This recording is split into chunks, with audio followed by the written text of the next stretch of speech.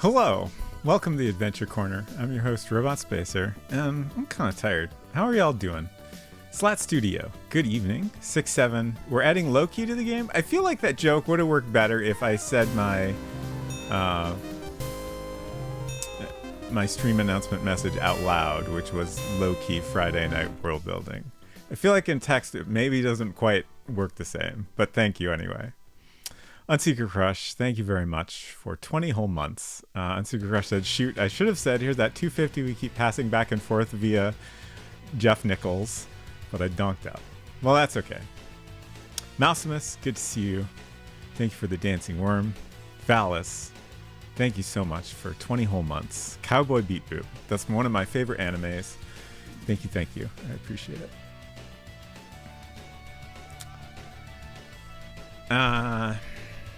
Yeah, so here we are. World building, it feels like it's been a million years. I have no idea what I'm going to do. I am not prepared remotely. I didn't think very much about what I would work on tonight, but we'll figure it out. It might also be a shorter stream, but I don't know. We'll see what happens.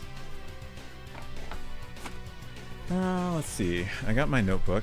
I got pens. I got Garfield, just in case. For morale.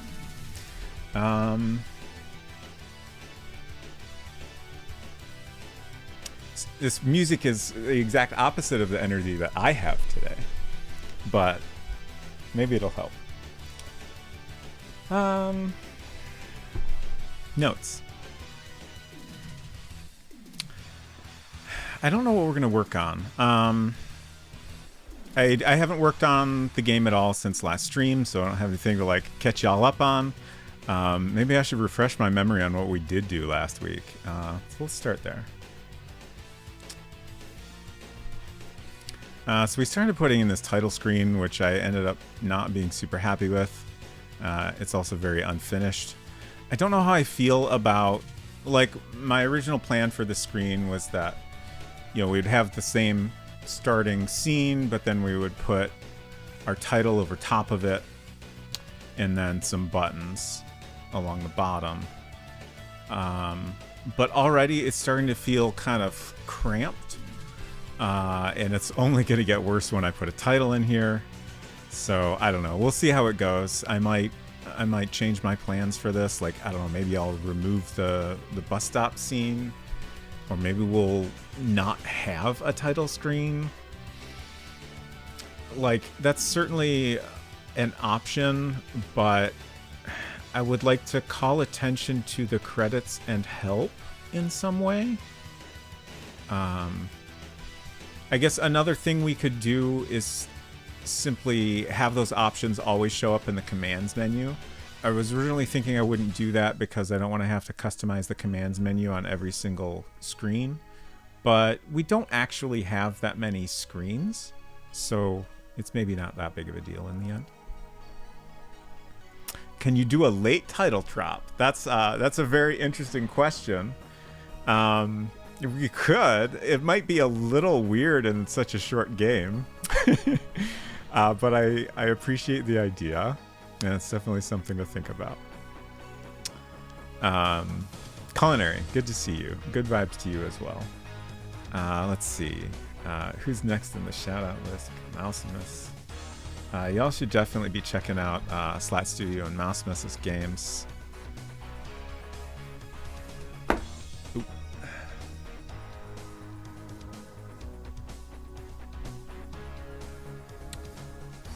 Culinary Disaster.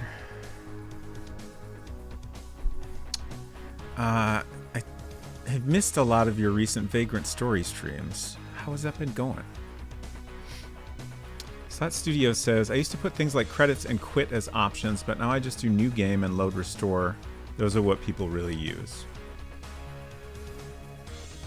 Yeah, I mean, it's fine if no one actually clicks the credits button, but like, I want it to be there. The built-in credits we have are in the About screen here, and this is not enough space to put all the credits, so that's why we did a separate screen for that. So I at least want to, you know, in some way draw attention to the fact that it is there. It's important. We're getting close to the end. We're armed to the teeth and kind of cleaning up areas I need to go back to. Nice. Is there a way to make the credits show automatically on completion? Yes. I mean, we could have them show automatically at any time, really. That's the thing to consider. I'm making a note.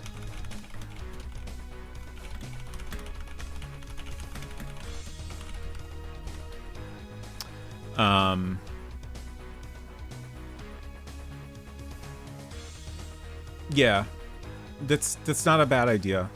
I think whether or not that works well will just kind of depend on whether it feels right to put that at the end of the game. So I think we'll just have to like finish it up and then experiment and see how that works. Silver Street, good to see you. Hope you're doing well.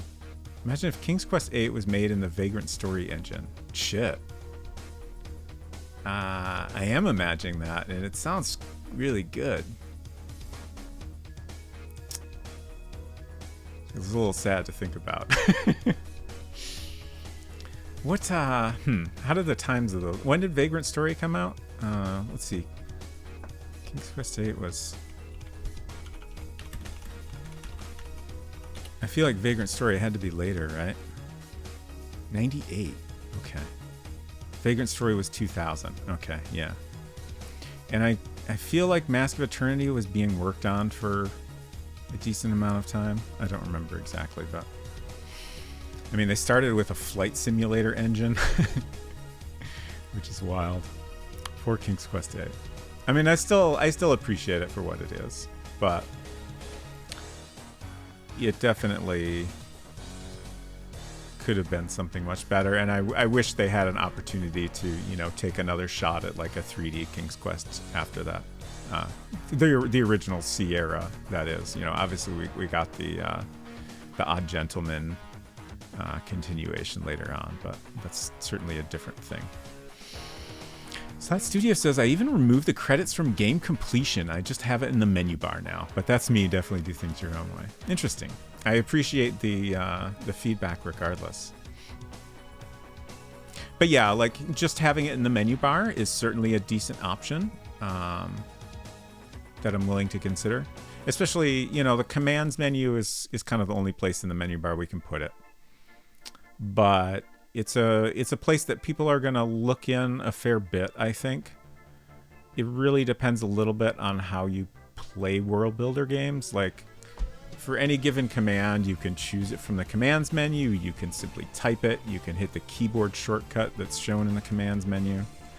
But I think most people are going to at least occasionally look in the commands menu to see what's there. That was still a rapid time of evolution in the game space. Yeah, very, very much so. So, like, I mean, 2 years doesn't seem like that much now, but certainly back then it was pretty significant. What else did we work on last week? Do y'all remember? Because I sure don't. I'm pretty sure one thing we did was add a inventory limit to force the player to drop an item at some point, just because we wanted to make that clear as a game mechanic that the player needs to be aware of, since it's kind of related to one of our puzzles. Last week, oh yeah, I meant last time we did World Builder. Thank you for clarifying. Yes, last week I did the text games book.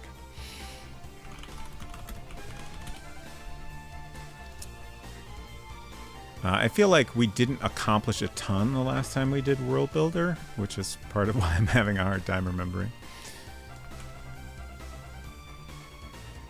Yeah, and then we had vacation. Like, I think I've done one World Builder stream since we were away.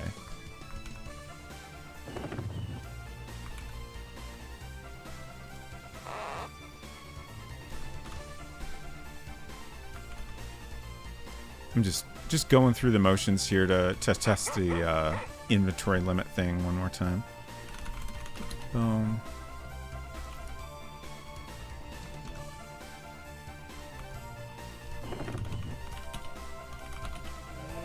Oh, hello, friend. Goodbye, friend.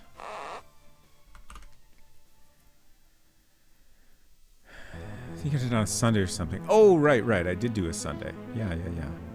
So it was short also.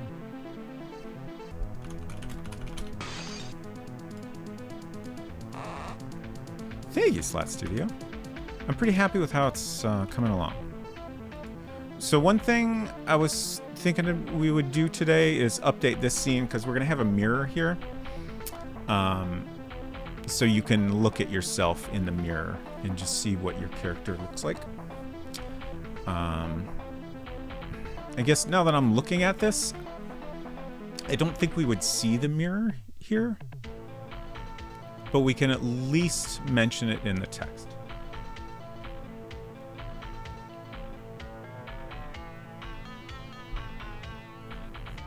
I'm also debating whether I might want to like rearrange things a little bit so you do kind of see a bit of it. It's probably not important, but I guess the main thing is I've been trying to set things up so that as much as possible you can both click and type to do certain actions. So if we were able to see a little bit of the mirror, then we would have an option to click on that to get our looking in the mirror scene. Whereas otherwise, you would have to type it. It's maybe worth considering if we want that to be a little more hidden. By which I mean, you know, forcing you to type a command. I don't know.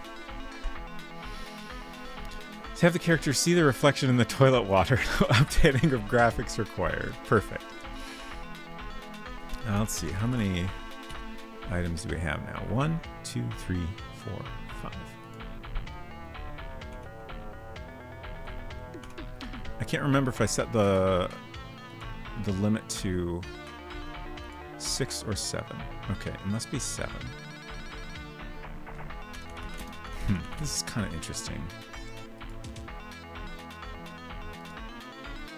Oh. Oh.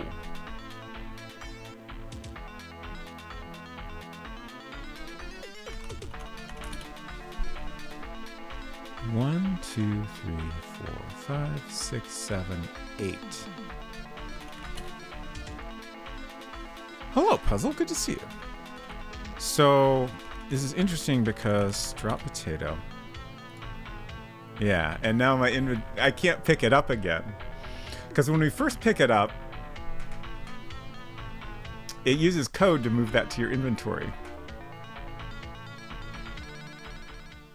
And I have just learned that if you use code to exceed your inventory capacity, it works fine.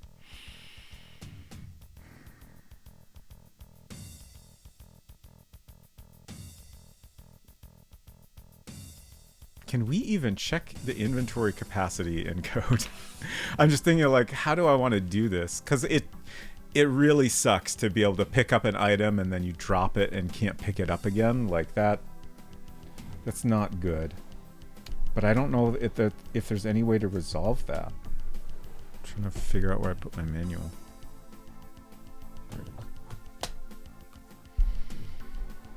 Oh, this is not game music. We're listening to MZZ's playlists again. There's no way to put music in World Builder. Really, you could have a little bit of sound loop that repeats, but it wouldn't be great. It would have to be quite short. And I don't know that you could even get it to like seamlessly repeat. It's like one of those Zachtronics game puzzles. Okay, so let's see. I'm just going to look at the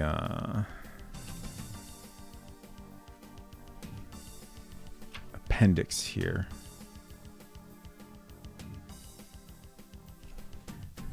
See, Here's a bunch of things we can look at. Random number, victory number, which is number of monsters killed, visits number, the number of scenes the player has visited. Then there's all these stats. But it doesn't look like those are all like accuracy, armor, hit points, speed, strength, spiritual accuracy, spiritual armor, spiritual hit points. So none of that is anything we're even using in our game. Then we have variables. So yeah, it doesn't look like there's any way to check the inventory in code. Well, let's check the... we have page 5, 7, 59, and 40. Just to make sure there's not anything mentioned on those pages. Okay, 5 and 7 are just introducing concepts, so nothing code related. Page 40. Okay. Oh yeah, this is just talking about how to set your inventory limit.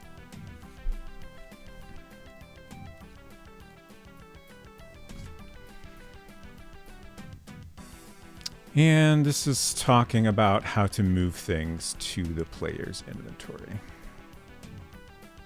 So yeah, no way to check the inventory limit. That's a significant bummer. And now that I think about this, I understand the way other world builder games work a little bit better. Frequently,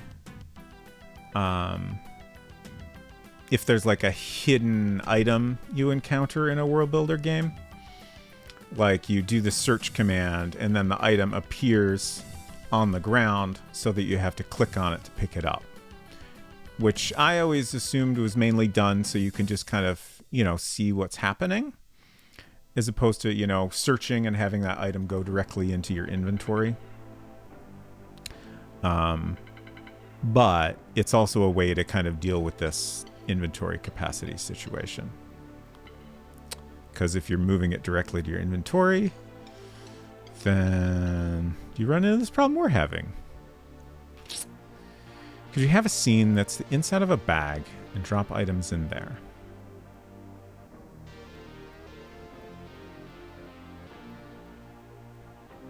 Yes, but how does that solve a problem?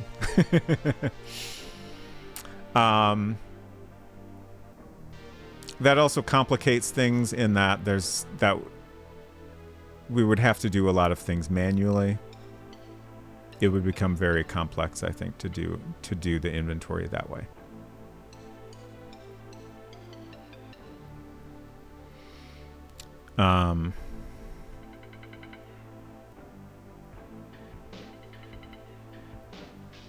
I'm trying to decide right now if I should simply not worry about this. I guess kind of the only options I have are not worry about it or get rid of the inventory limit. And I guess something we could do is kind of remind the player about how to drop items in a different way.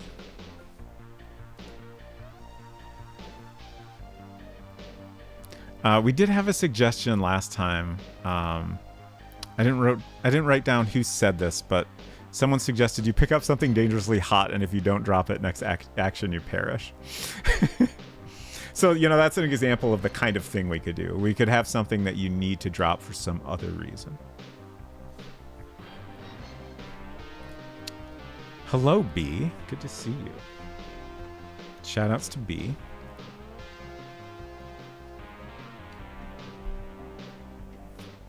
Speaking of shoutouts, did I do everyone's shoutouts? I stopped at culinary. Silver Streak. Silver just finished Darksider, so you're taking a break for a little bit, right? I'm trying to remember what you talked about playing next, or if you did. If you want to share that, please do. She heard a voice she somewhat recognized and then jumped in my lap to investigate. Wonderful. Robot Spacers Adventure Corner popular amongst dogs, maybe? At least until next weekend, if not until the following Wednesday. Oh, right, the Transformers games, which I'm very excited about. Transformers Devastation or War for Cybertron. Big childhood Transformers fan. I remain a Transformers fan, but a lot of like modern Transformers stuff has disappointed me a little. For example, most of the movies. Bumblebee was enjoyable, and I've heard the new one is perhaps also in that category, so I'm excited about that. There was one game I played that I thought was pretty good. I don't remember what it's called. I think it's older than those couple ones. It was like a maybe it was a PS3 game? PS2, PS3, somewhere in there. Probably PS3. Should add dog friendly as a stream tag. Okay. Do I have room for that right now?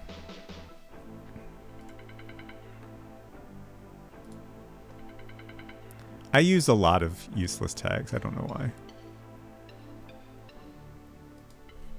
Dog friendly. There we go. Thank you for the suggestion. Okay.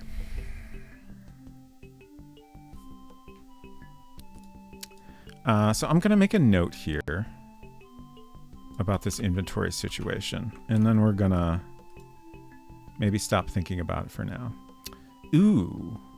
Okay. One moment, please.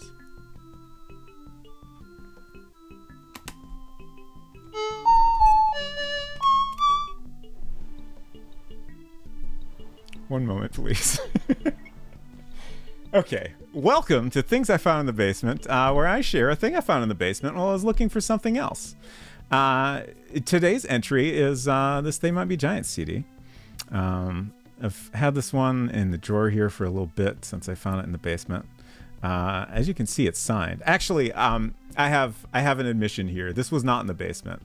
This was actually in the office closet, which is honestly kind of like a basement. It's a little scarier than your average basement even. But yeah, I just want to be honest about things.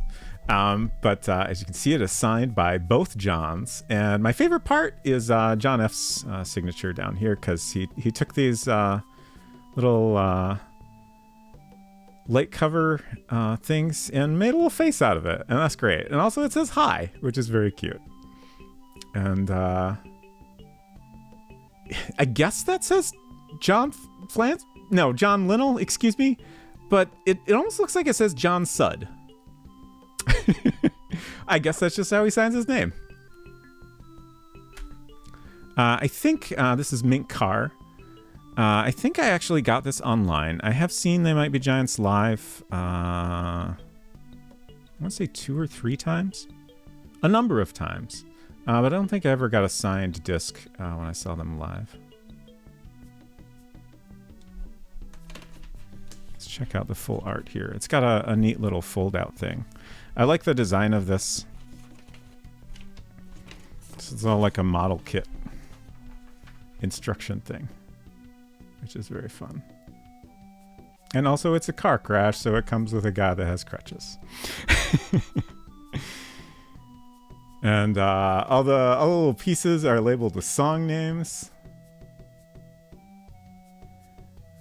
We have, man, it's so loud in here, you have to carry all your things. I've got a fang, glistening white triangular tooth, wicked little critter, he shoots, he scores, Cyclops rock, sweet like lead paint is sweet.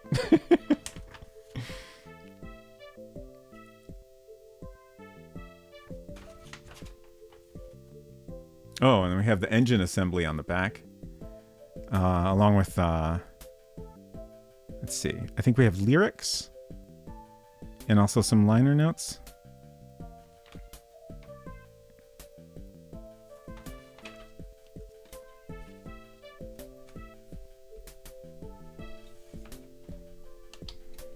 I miss, I don't specifically miss CDs, but I do miss physical, I miss music having a physical form with neat art and stuff. I mean, obviously, you know, we still have, albums have kind of become Record albums have become the popular option for that, which is honestly the ideal format for when you want a physical item. But it's just, most of my music collection now is digital, and I just have occasional things that are physical, and it's a little bit of a bummer. But yeah, thank you very much, Maxwell Cooperhammer, for sponsoring this episode of Things I Found in the Basement. Welcome back. Also, hello, Maxwell Cooperhammer. Hope you're doing well. Same reason I miss game manuals too. I like having neat things I can hold and read. Absolutely. The office closet is the upstairs basement. Yes, indeed it is.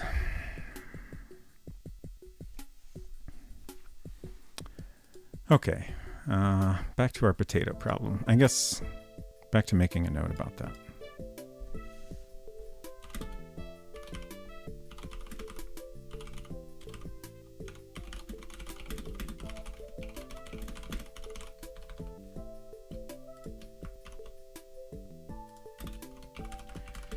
So I'm just writing down, moving inventory items and code skips the limit. Better to get rid of the limit. Introduce dropping in some other way.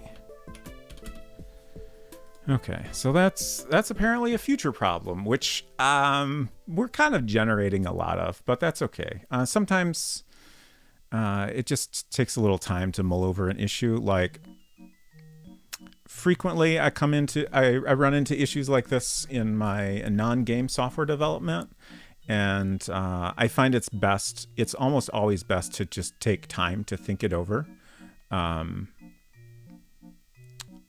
as opposed to rushing to, just solve the issue and check it off your to-do list.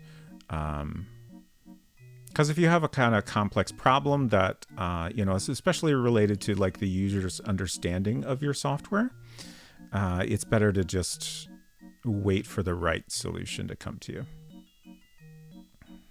Hinton, good to see you.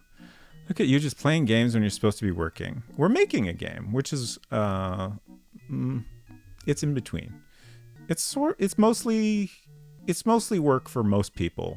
For me, it's mostly fun, but it is still work. Thank you for the follow. Welcome. Good to have you here.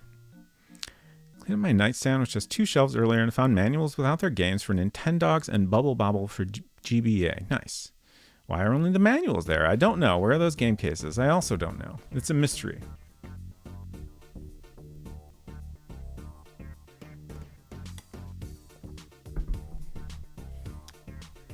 I keep forgetting that with this new mic stand, I think I can safely set a drink in the corner of the desk without too much concern that I'll accidentally knock it over.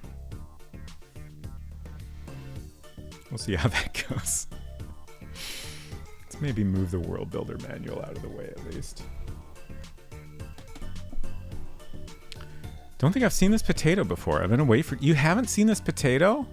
The little ground potato? That's a shame. We can't pick it up because we used code to pick it up before, and then we dropped it, and now we've hit the inventory limit when we try to pick it up normally. So it's a weird little conundrum, but we're going to think about it and work out the solution later.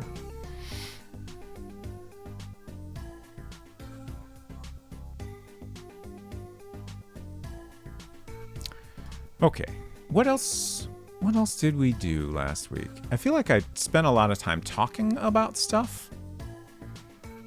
For example, I talked about the possibility of having a close-up when we talk to Brisket. Here's Brisket. Which, for one, I get to draw a close-up of a cat, which is honestly the main reason I'm considering this. For two, it allows us to isolate our code for talking to Brisket, which makes that a little bit simpler. And then also it just kind of makes that interaction work the way we've done other types of interacting with objects, we typically have done a close-up scene. So interacting with a person or cat in the same way feels like familiar. It feels like we're using the kind of the same language of communicating. So I like that idea. I think mostly I'm open to the possibility that I'll start doing it and realize there's a problem with it. So, if that happens, we can scrap it. But for now, I think we'll probably plan on doing that.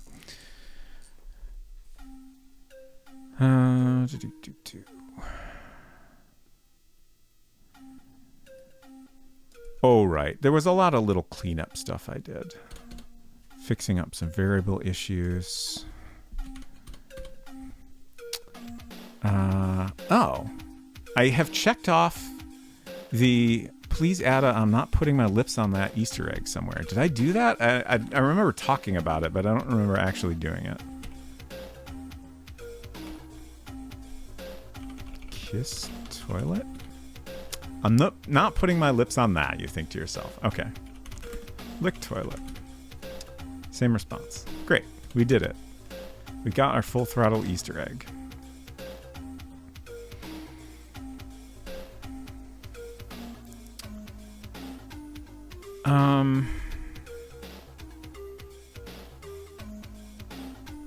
Okay.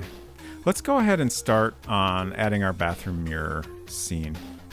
And then I'll probably switch to continuing to work on the art for that.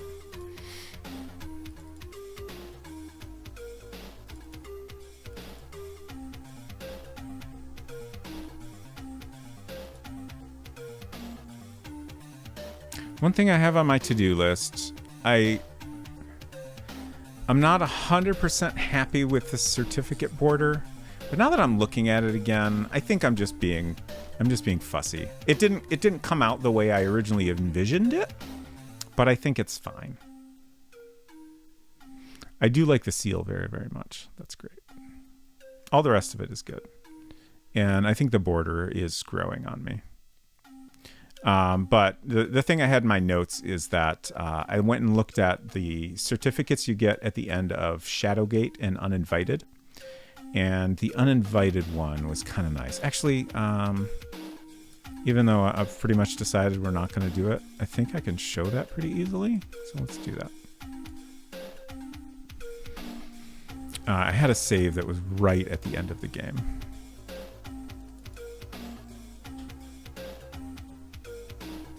The Shadowgate one was not an appropriate, certificate style border, so I don't think that one will work. We can't actually open the diploma scene directly, can we? Yeah, I don't think so. It was worth a shot.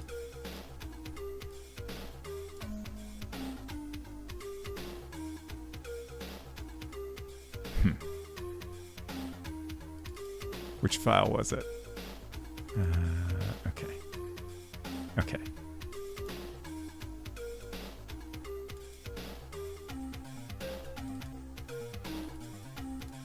Just trying to remember what I need to do here. We need to break the window. Okay, and then this guy comes out. My brother books it out the window. And then we need to use the cross on this guy, I think. Spoilers for the ending of Uninvited. Apologies, I should have mentioned that up front. Operate.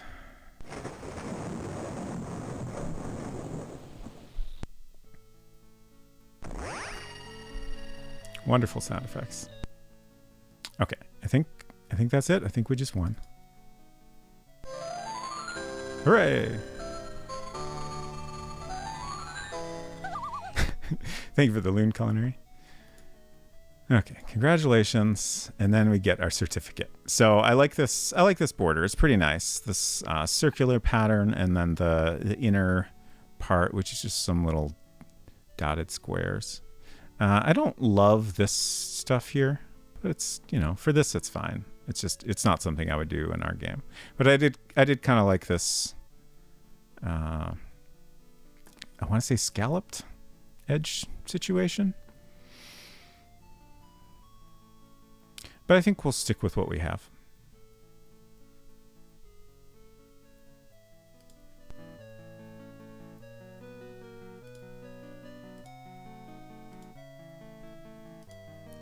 Okay, so I'm just going to go ahead and delete that from my to-do list. Not everything has to be 100% perfect the way I originally envisioned it. Okay, so let's go back into World Builder and add our mirror scene. And also a way to get to it. Did you ever get one of those awards in elementary school that's not a proper noun? What's not a proper noun?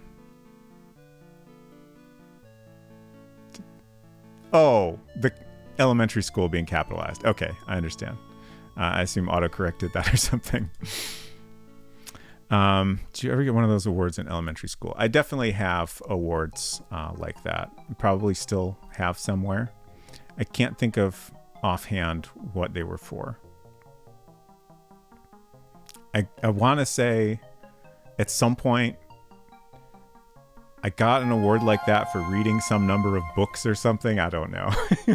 Like that's the kind of silly thing I remember getting that type of award for. Thank you for the follow. Welcome. Great to have you here. Oh, speaking of which, I keep forgetting to mention this. My last follower goal I set was 444, and we did hit that goal while I was not even streaming for a couple weeks. But thank you all. I appreciate all your many follows. I'm surprised that I've managed to get so many followers, but it's great to have y'all here. I think we're at like 460 something now. Wild. It keeps happening.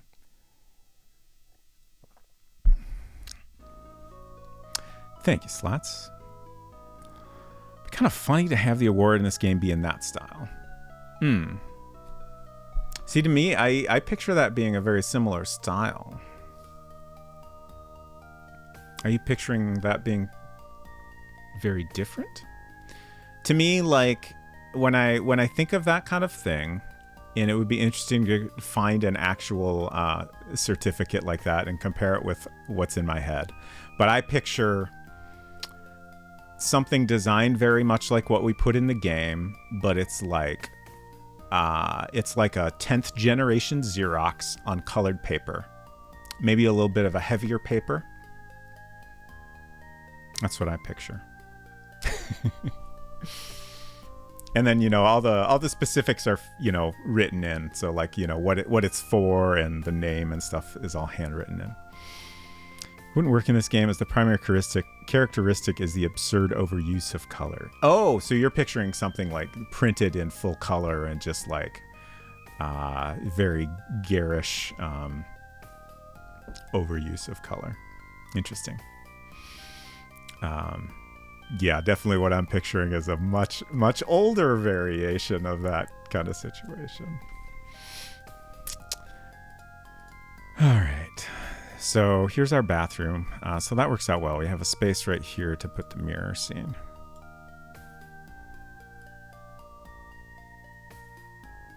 Scene data. So we don't go anywhere. So when I was talking about music earlier, this scene sound here is the one way you could potentially do something resembling music. So you could have a scene sound that is music and then set the frequency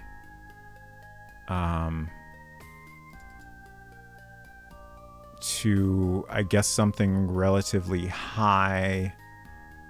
I assume if you set it too high, it would simply repeat it over and over. So you could get something that's looping constantly. I don't know that it would be seamless.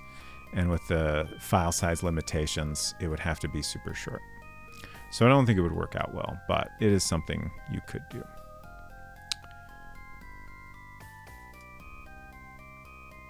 Purgatory would be a beat that never drops. Okay, so I think we're just going to name this Mirror. That seems perfectly fine. Let's look at our description here. You're in a small bathroom. There's a small sink and a toilet here.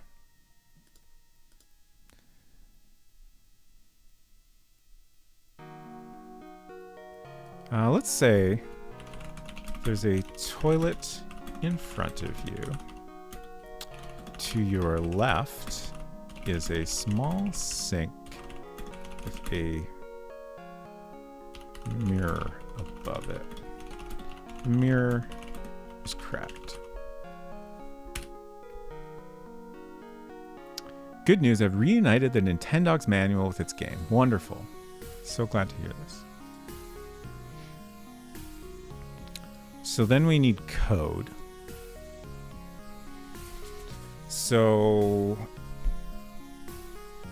obviously look in mirror should work, right? I think we'll also allow use mirror. Let's look at some global code to compare.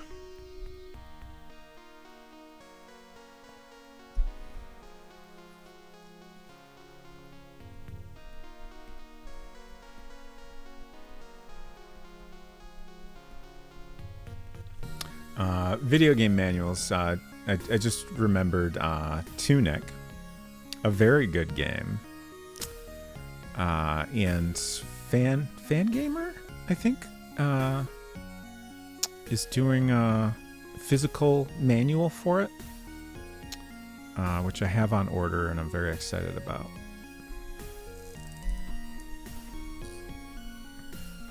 Also threw away the disintegrating Hello Kitty DS Lite carrying case that was also in the box. Because it was literally disintegrating. That's fair. Okay. I was just curious what verbs we allowed for some of our inventory items. We have open, use, look. So I think use and look are the two we want to support for the mirror.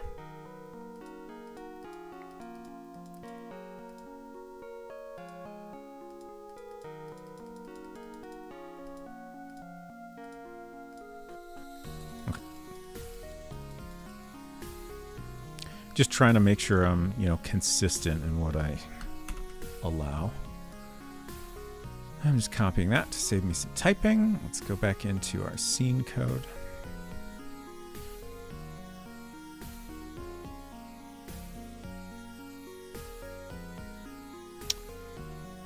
Oh, so we have lots of toilet code here. Lots of important puzzle-based toilet code. And I think we'll put the mirror right here. Actually, no, that's fine. Okay. We'll keep all our toilet code together, even the little goofy Easter egg. So we have open, does not apply here. Use, look, read does not apply. And then mirror. We don't need to check if you have anything because the mirror is always going to be here. And we move the player to mirror. We don't need to print anything. Toilet code, I'm sure your code isn't that bad. It's code for the toilet. This is not a judgment call on my code. Some of it's not great, but it is the best we can do in World Builder. So, it is what it is.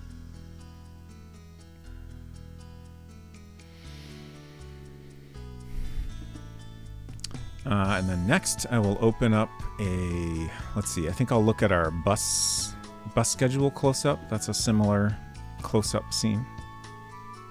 Just to once again make sure I am handling things in the correct way. This is for putting the cloth on the schedule, which we don't need to worry about. This is code for backing away. In the bus schedule, we also allow you to go south.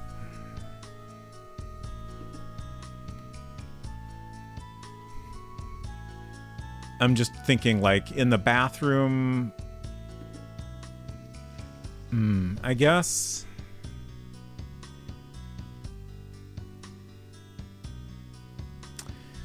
The way I've pictured the bathroom, when you go in the bathroom, you're looking straight ahead from the doorway. So the toilet would be on the east side, on the east wall. And then the mirror would be on the north wall. So backing away from it would technically be going south.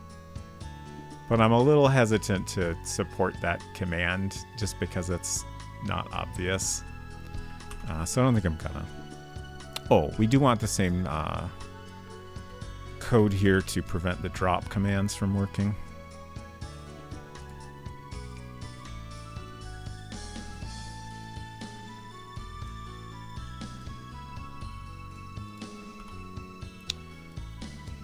So delete that. If you type drop, it says you should step back from the mirror first if you want to drop something. That's fine. And then here we allow you to step back by typing done, close. Close doesn't really make sense, but whatever. You're closing the scene. It's more of a way of describing the interface than an in-game action. Return, put away, I don't think is appropriate. Although we do allow it for the schedule. I'll just leave it. It's fine. Back or step back. Yeah, it's fine. That we don't need to do anything. Bathroom? Is that right? Just bathroom? Yeah, okay. And then I was thinking we have some code that like keeps track of where you are. So for example, if you look in the mirror and then say use Lil Sweetie and then go back from there, you will end up back in the bathroom rather than looking in the mirror. But that's how we've done everything else, I'm pretty sure. So that's fine. Like, I don't think it's that confusing.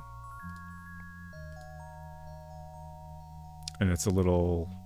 It adds some complications to take you back to the mirror in that scenario. Okay.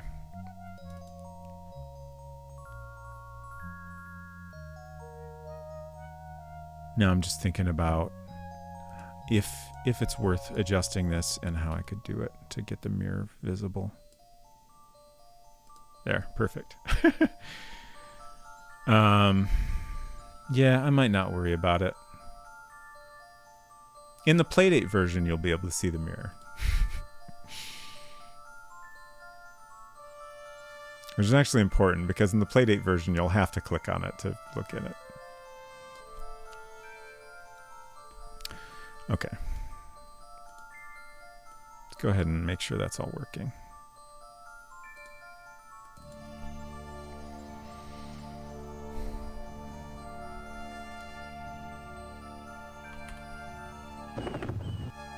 Let's cheat. Cheat, chat, whichever you prefer. Okay, you're in a small bathroom. There's a toilet in front of you. To your left is a small sink with a mirror above it. The mirror is cracked.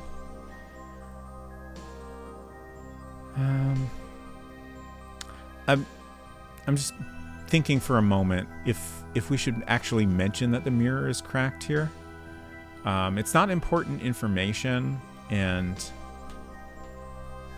generally I've tried to like skip details like that in the overview of the room unless it is something important.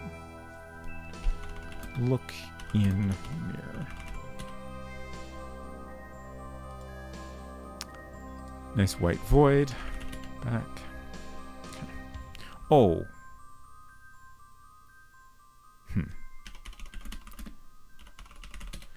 I guess I didn't do this for the bus stop. I didn't customize the commands menu.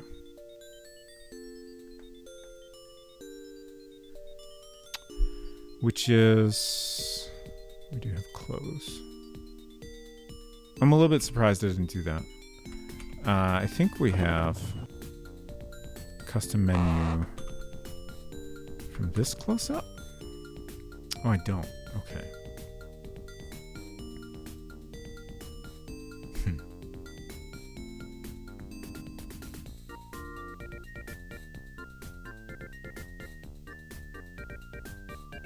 I'm just thinking about this. For example, if we use... Wait. Let's go. Get all our items. Pick up the sweetie. Use the sweetie. In this scenario, we have a custom menu, which gives us a close option. Or... like if we pick up the book and open the book, we have a close option. That's the only option in that case. Just to make it easy to get out of there. I think I'm going to do that for the mirror. And I'll worry later about whether I want to do it in those other two close-ups. I think I stuck with the standard menu there just because we decided to allow you to go south. And if you customize the menu, you need that command. You need the south option in the menu, or Command S won't work. It's complicated.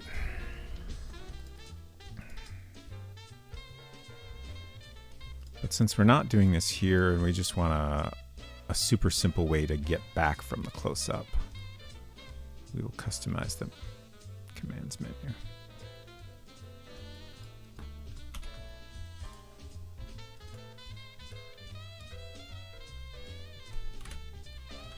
Oops. All right. Can't use arrow keys. All right.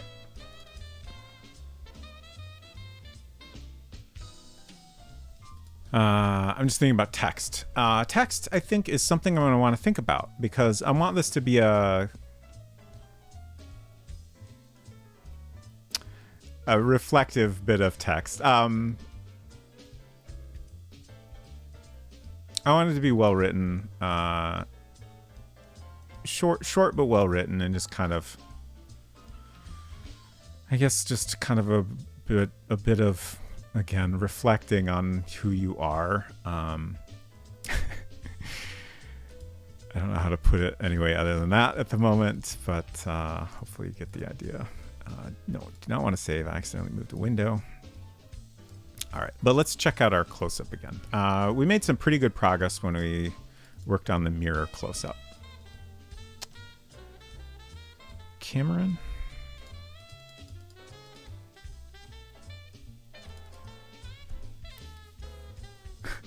When they tell you to flush the buffer, it's not literal. Thank you for pointing that out. Okay, so here's our drawing of Cameron so far.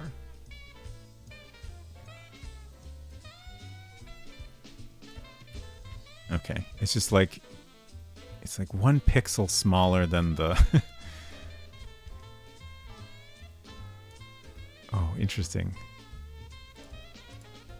Just trying to select the whole thing with the smallest possible selection. Okay. Oh no, it misses the bottom. So I've made it just a pixel too tall, and it's not possible to select the whole thing.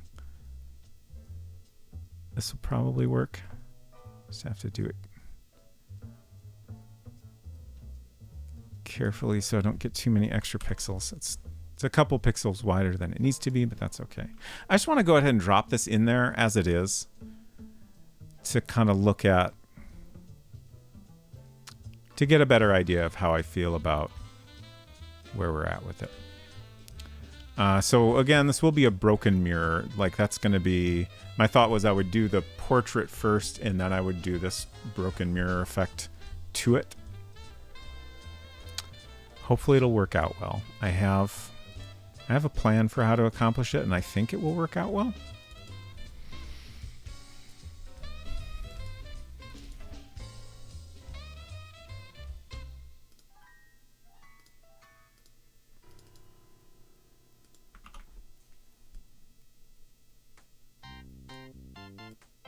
So I think this scene is going to be a rare scene that is fully pixel art, bitmap pixel art.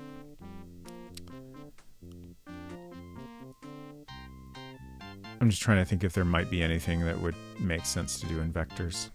We could potentially have the background be in vectors, but that gets a little tricky because since this is a large bitmap, it gets broken up into multiple chunks. So if I, put a rectangle with a pattern, send that to back. Since the portrait is broken up, it's not opaque. the neck is opaque, but nothing else is. The only way I think we could solve that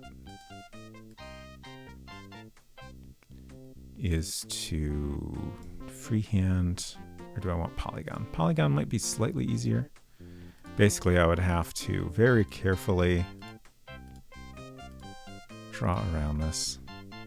I guess I'll go ahead and do this just to get an idea of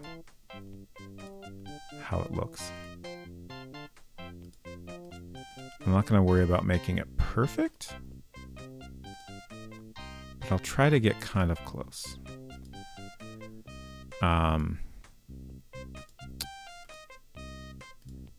It's very tricky to line up a vector perfectly with anything, which is why I don't think I want to do this. But we'll see how it turns out.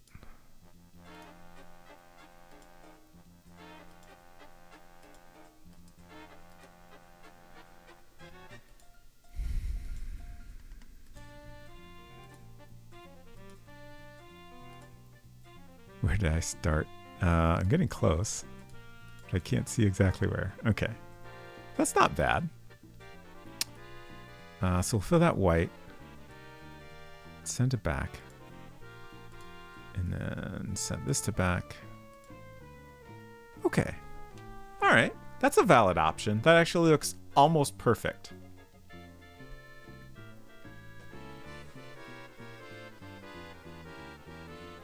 Okay. So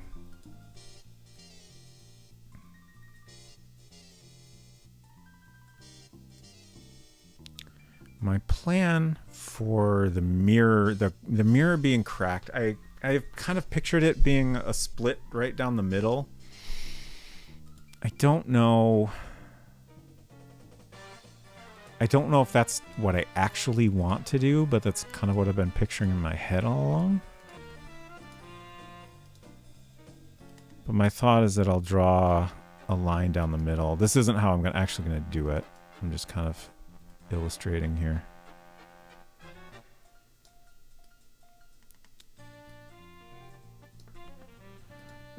When I actually do this crack, I'll do it in I almost said Photoshop, in Mac Paint. So I'll have a line like that, but then I want to, if you have a cracked mirror, it's not going to be just a line, right? You're going to see this kind of weird bit of doubling up of the image, most likely. So I think what I'll do is I'll kind of draw a selection and then copy it and then, move it over in one direction or the other. But I'll have to play around with it to, figure out what actually looks good in the end. Maybe I'll experiment with that right now just to make sure I can accomplish an effect that I'm happy with. I'm also trying to decide if I'm happy enough with this portrait. I don't think it's perfect. When I finished this, I plan to spend more time on it, but now that I'm looking at it again, it's maybe good enough. It's more polished than most of the art in the game. So I don't want to go too overboard with it. If I make it really, really perfect, then it'll stand out too much from the rest of the art in the game. Art looks nice to me. Thank you.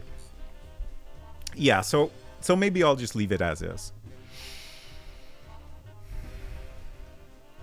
So I'll go ahead and save this just so we have something in there. And let's play around with this mirror effect. First, I want to look at some examples of an actual broken mirror. Whoops, it's too tall.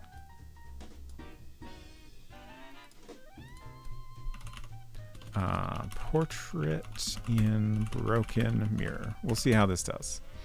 Don't let me down, Google. I feel like most of these are probably going to be much more shattered than I want.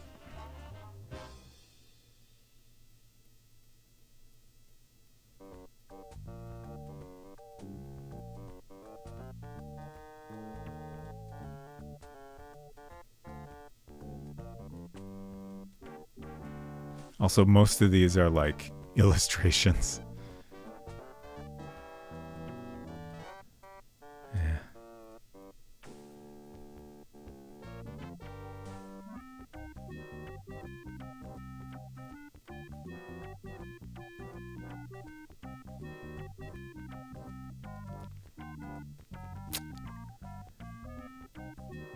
This is maybe the closest we've gotten here.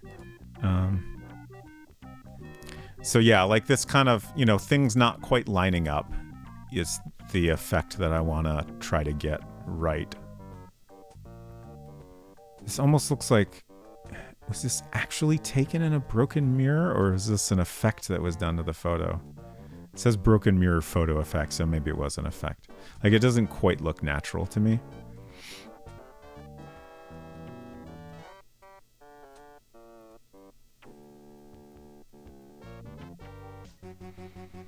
Okay.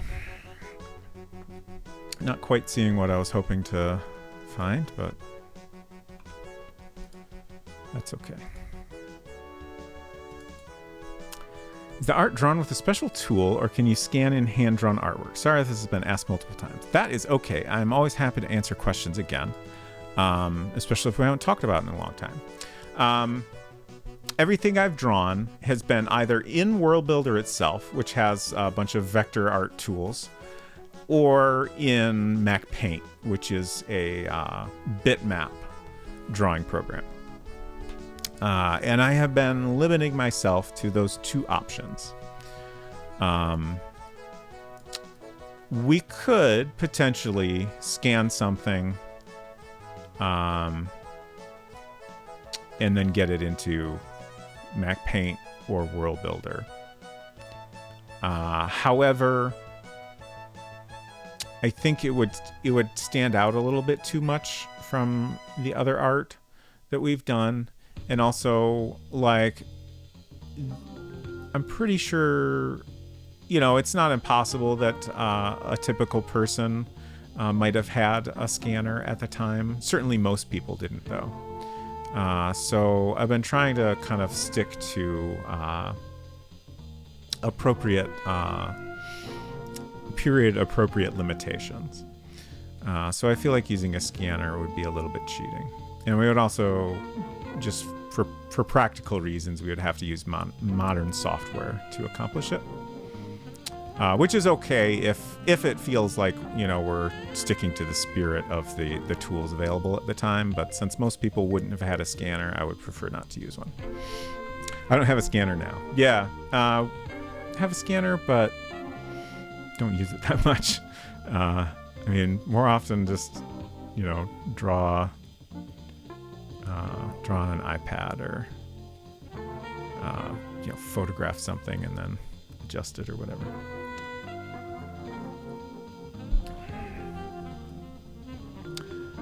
Okay. I wish this wasn't quite so tall. It makes this a little bit complicated. I'm debating whether to shrink her neck slightly. Slat Studio says, going for authenticity. I like that. I'm doing similar with vector artwork. Nice. Your old scanner is toast? Is it? Oh, right. It has some problem, doesn't it? I remember that now. It kind of works, but not good.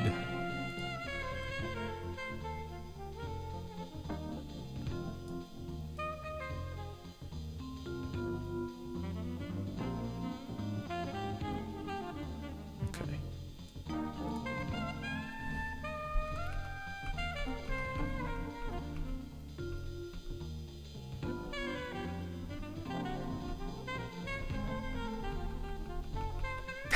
Sorry, I'm just trying to decide. I'm not going to do it right now. If this ends up being a pain in the ass, maybe I'll shorten it. But wiggle those shoulders. Okay. So let's go ahead and save as, just in case I accidentally, like, do something foolish. There's a couple ways I could do this. I could draw the crack.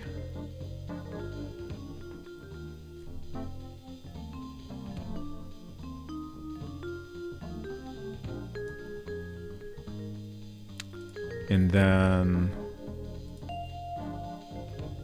Oh, I tried to use like a polygon selection, which is what I would typically do in Photoshop or whatever, but we don't have that here. Okay, and now that I've realized that, I don't think I want to do this way. Let's revert. One thing I think I need to do is make a copy of this.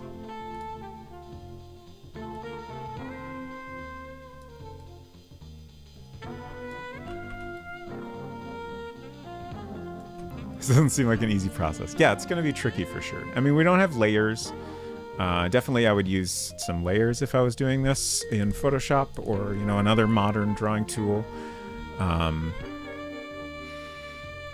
We don't have a lot of things, basically. But we'll get there. So here's one way I was considering doing this, is simply using the lasso tool to give us our break. And now that I'm doing this, I'm realizing the issues with this. But I'll go ahead and finish this and see how I feel about it. This might be a viable method. Either I do the selection like this first, or I do the line first. And I think both ways kind of have their own drawbacks.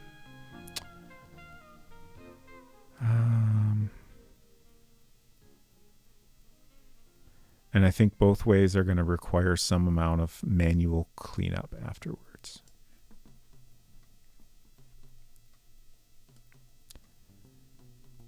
Thank you for the upsetting emote combination.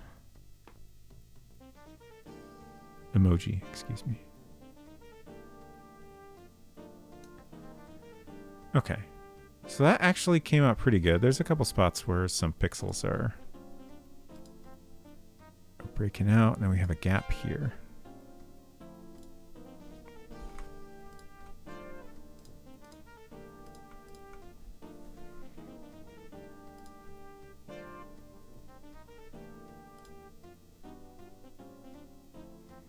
But that's pretty good. So then...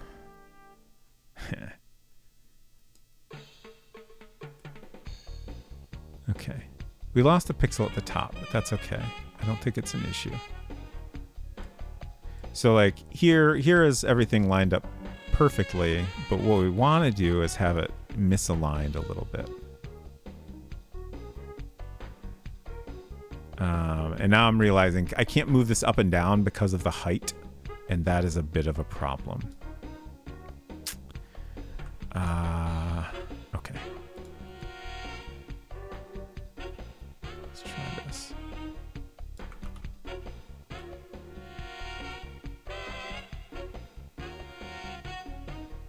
It's maybe a little too too offset.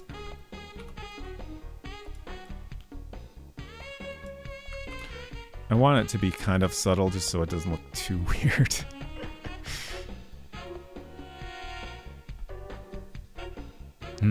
That might not be subtle enough. Let's try going down slightly.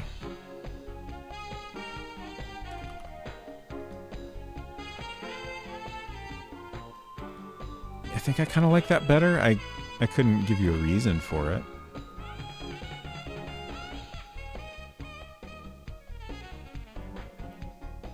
This is so tricky because, like, I want it to look a little bit weird, but I don't want it to look too weird.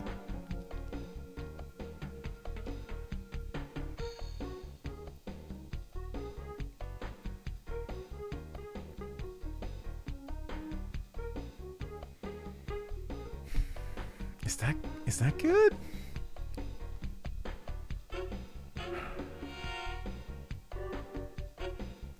I'm also trying to think. I feel like something else is missing here. Maybe like a highlight on the edge. I think that makes sense and would probably look nice. Okay, I'm gonna go ahead and drop this here. We can always do this over again. Let's clean up this. I should have removed this beforehand, but that's okay.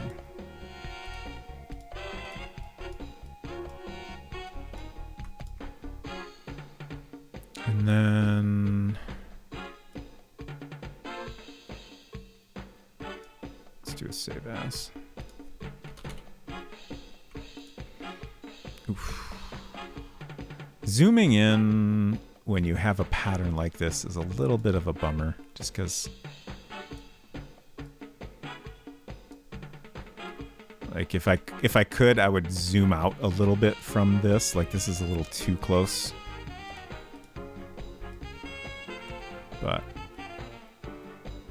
that's not an option.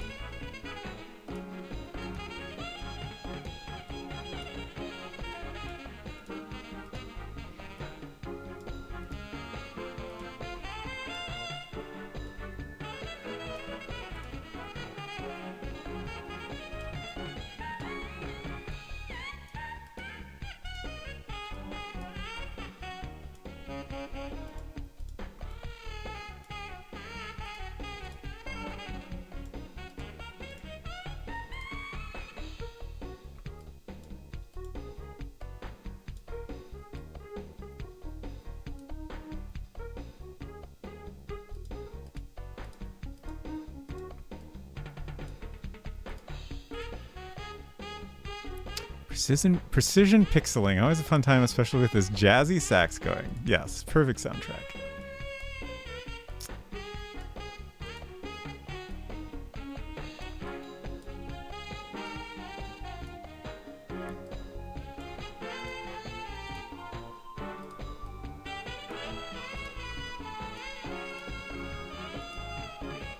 Feels like I'm in a promotional Mac Paint video or something.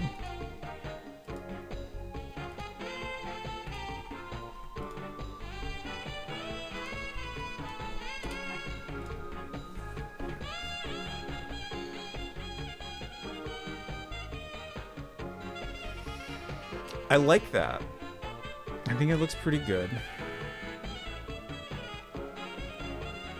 The only reason I'm hesitating is I'm wondering if this like straight crack, single straight crack down the mirror is like realistic. Like maybe we want another crack that kind of comes off like this or something. Thanks, Val.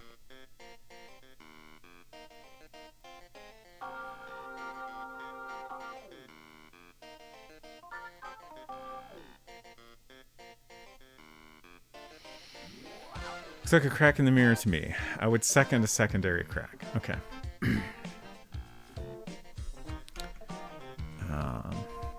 Next question is, where do I want the secondary crack to go?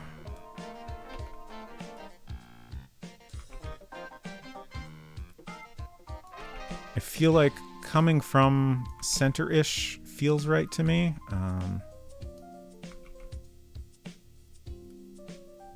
Just trying to figure out exactly what angle I want.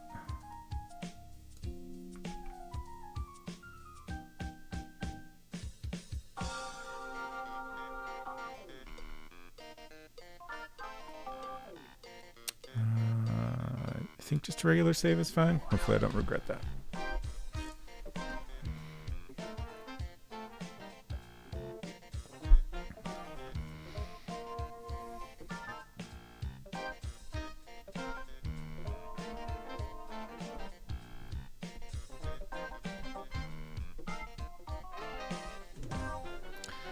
I'm also thinking about, like, I definitely need to finish drawing her shoulders at some point. And I should clean up this down here. Let's go ahead and do that right now, while I think about this secondary crack situation.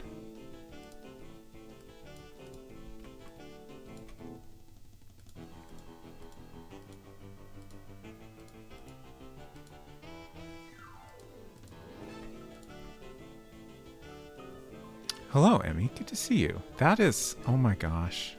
Oh my gosh. You did it. You did the 3 emote crocodile. I love it. It's so good.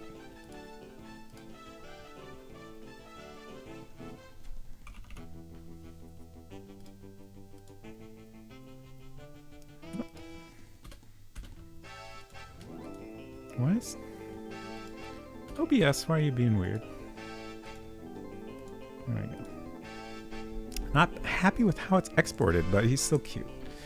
What aren't you happy with? But yes, he's very cute. Okay, I'm zooming in and I can see what you're talking about now. Okay. World building is pretty good. I'm trying to do this cracked mirror effect on our portrait of our main character, Cameron, here. How are you doing today? I still haven't updated to get Donkey in there. I'm curious about the ears. The fact that there aren't ears makes her side hair look like floppy goat ears to me. Yeah, that's a fair point. Like I said when I started today, I didn't initially intend for this to be finished. But maybe we should add at least a hint of ears here.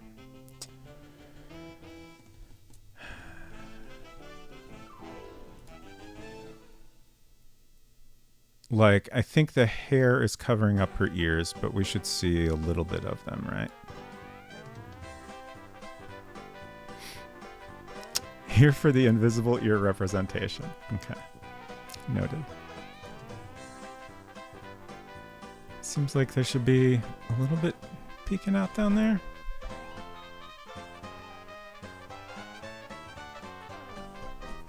Thank you, Silver. Oh, shoot. I accidentally forgot I don't have multiple undos. It's okay, I can fix it. It's just annoying.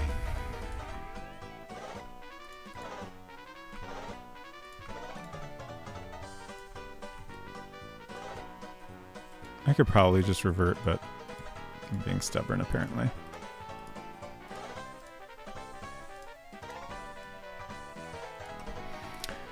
Don't want to criticize because I like the art, just something I noticed. Yeah, it is good feedback. Thank you.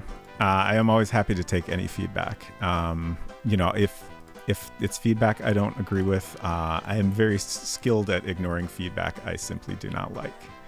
So no worries at all. That looks weird now.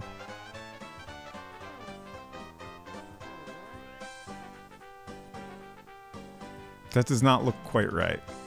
I wonder if maybe one of the ears should be like fully visible. At least one. Like the way this hair is, it's kind of going in a direction as though it's kind of tucked behind her ear. So maybe this should actually be visible. I had some reference, but I don't think I found a perfect reference. So I was just kind of like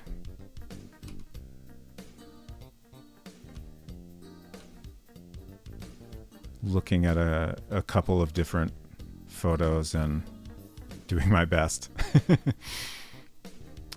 But yeah, the references, we did base this on Cameron Howe from *Halt and Catch Fire*.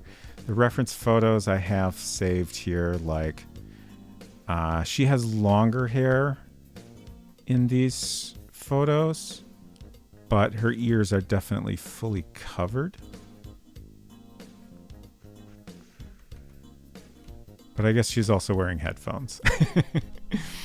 So maybe that's part of why we can't see her ears too much.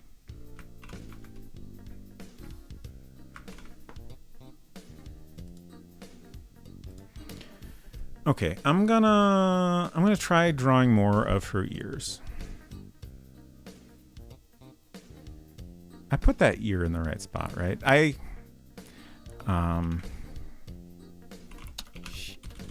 just human face anatomy.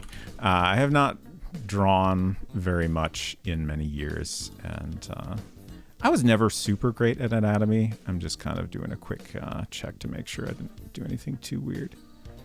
But yeah, like top of the ear should be roughly in line with the eye. Okay. Yeah, I feel like that's pretty close.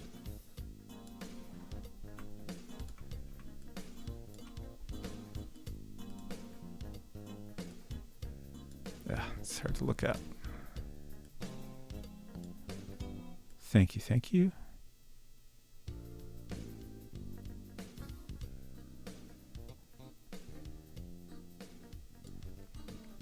Please let me know if there's anything else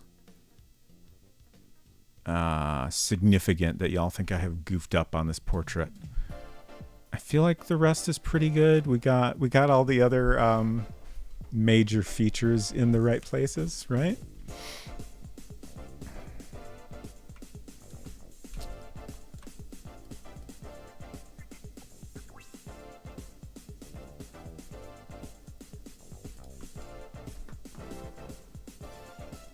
I can't decide if I want this ear to be more visible than that. Like, I feel like it maybe should be in front of this hair coming down here, but behind the hair that's up here.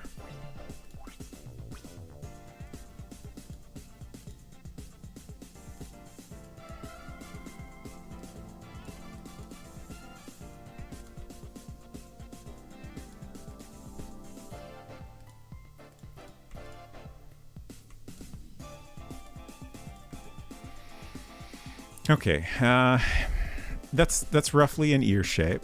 I guess now I got to make it look a little bit more like an ear, regrettably. I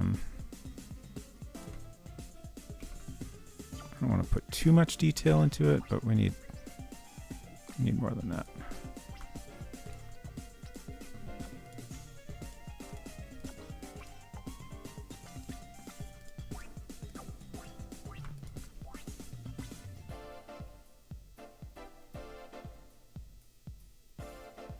Just thinking about color. Maybe I want to do most of the detail with just shading.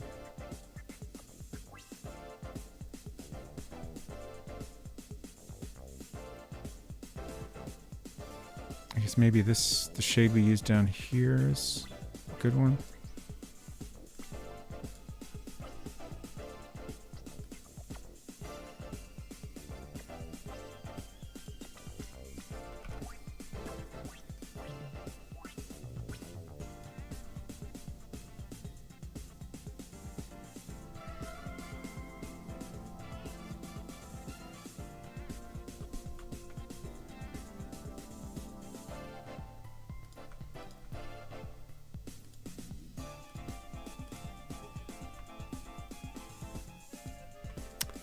Why must everything in Mac Paint be so difficult?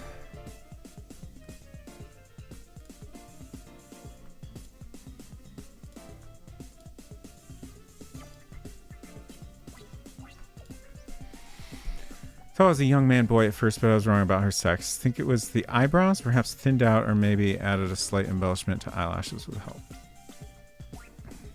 Yeah, I mean, that's reasonable. I think it's fine if it's not obvious. I like the bushy eyebrows. I think they're good.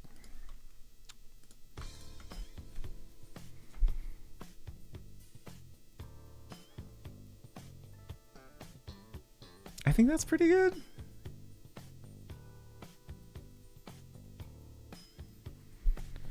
Let's try the other one now. Are these... Okay, so that one's lower. Oh, but we have the broken effect going on, so...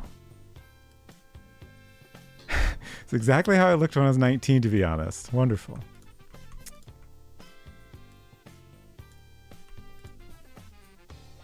So this side of the face is slightly higher, so this earlobe should be about there.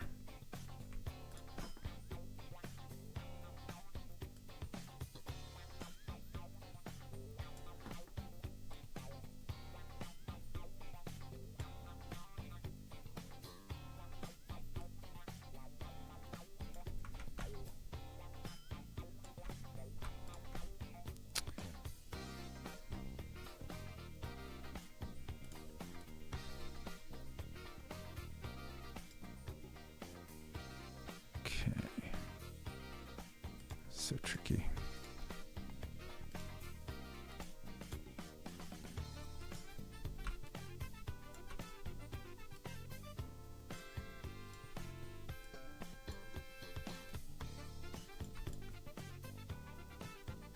Okay. I don't think I want to do too much more than that. Again, I want this hair up here to be covering that ear, but then this hair in back should be behind it. Let's... Got a little bit of a tangent here I don't quite like, so let's bring this down a little bit more.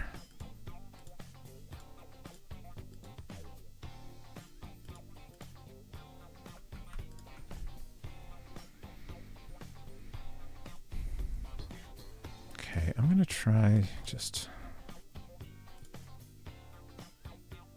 That's maybe too much.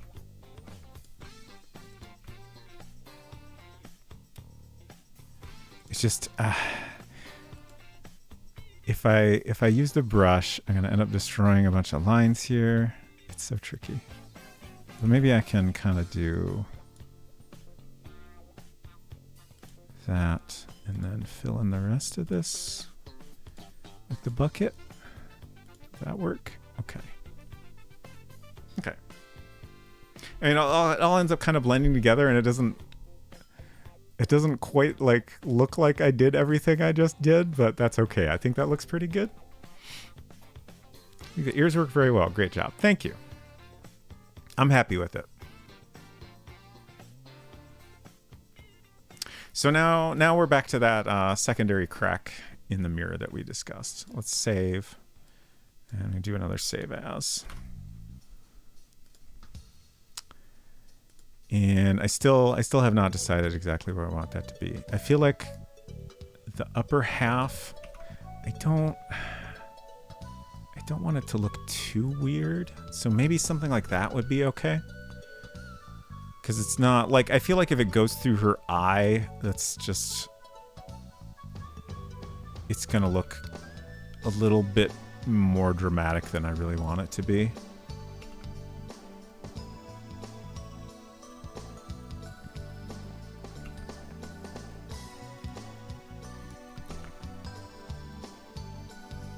So yeah, let's try something like that.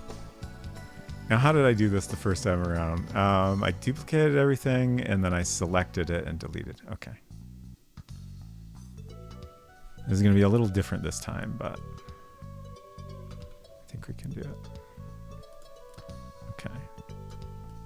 Now let's go ahead and get rid of this sketch. We don't need this in this file anymore.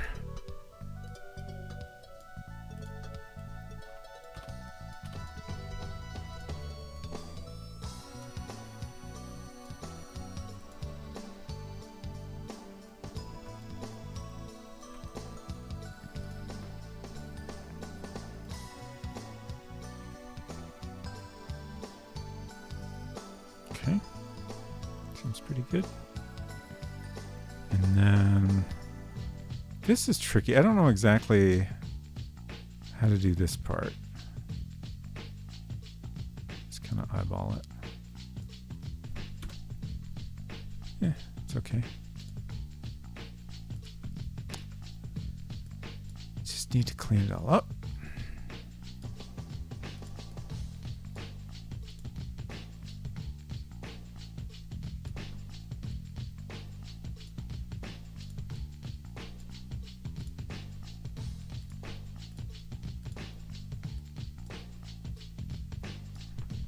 Yeah, speaking of music, I keep saying how I've been wanting to make some of my own playlists of Mac game music, old Mac games. And I did finally get a chance to start on that. But it is definitely a process that will take a long time. The first complication is a lot of the games that I have fond memories of don't really have music, or if they do, it's just some like short little thing. Like, Dark Castle has some music on the title screen, but it's, I don't know, maybe a 15-second clip that plays over and over. So like, that's not good stream music, right? It's also kind of like low quality.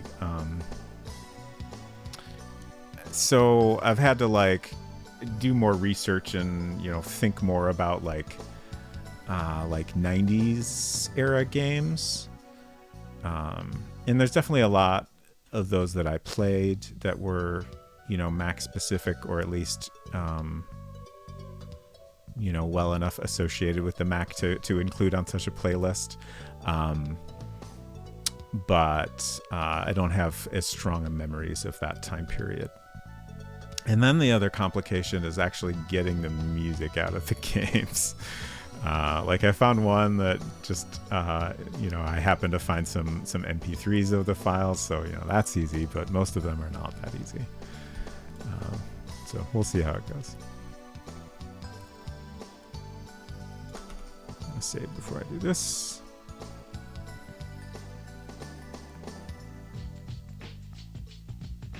Oh, right. And then the other complication is like, what is stream safe? I don't know if there's a good way to answer that question, but what I've been assuming is, if it's old and like, a game that's no longer sold, it's probably going to be fine. But then there's like, I would love to put some Myst music in a playlist, but I don't think that's going to be safe to do. Like, that's a game that's still sold. You can buy the soundtrack on, all the current services and stuff like that. Hey, Bolt, good to see you. Hope you're doing well. I was lurking in your stream a little bit earlier. How's Uncharted been going? Uncharted 4.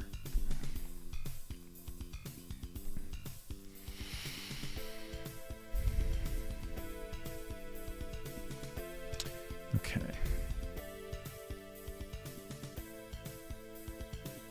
Just trying to figure out if I clean this up a little here. It was good. There was a Monkey Island reference. Really? Can you remind me of that? I feel like if you explain the reference, I'll be like, oh yeah, I remember that, but I can't think of it offhand. That's great though.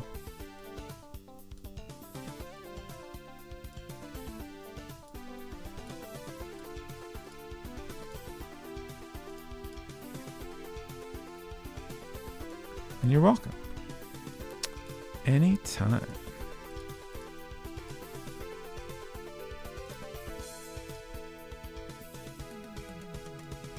There's a puzzle where you are deterring pirates. Yes.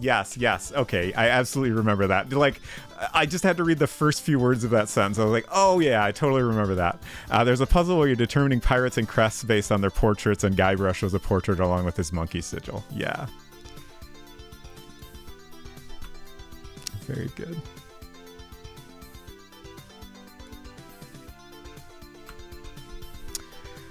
Quick, does anyone know what 107 degrees Celsius is in Fahrenheit? I don't, but I can type in Spotlight and find out that it's 338 degrees Fahrenheit. Why Google it when I could quiz a chat full of international types? Well, I'm sorry I wrecked your fun, I guess. Okay. Save again. Is this going to work out?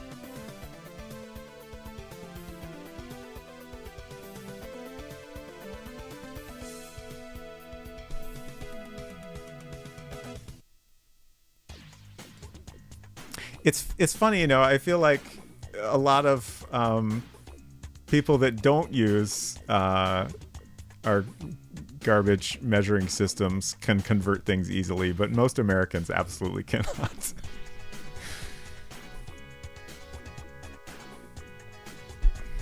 At least that's my experience. Going to bake a fussy little cake from a Japanese YouTube recipe. Nice. Did you say what it was, though?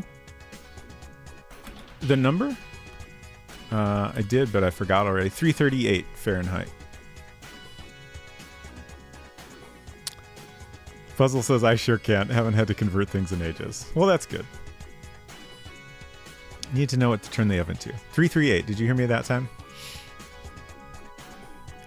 Bolt says, I think negative 46 is where it overlaps. Okay, interesting.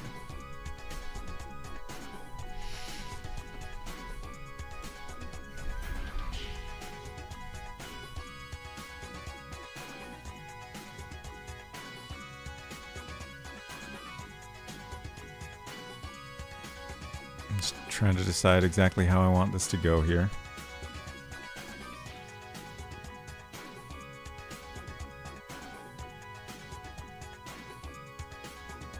Ooh, that looks pretty good, maybe?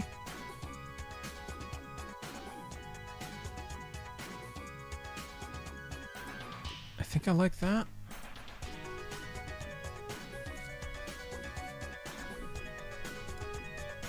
Honestly, the crack should continue. So we'll go ahead and extend that.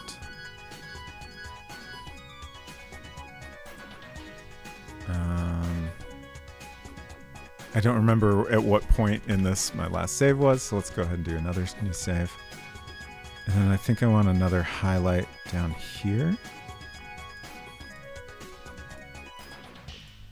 Oh gosh. My line's kind of lost here. Let's see, I'll do this part here first. I mean, I guess I can make it be wherever I want it to be.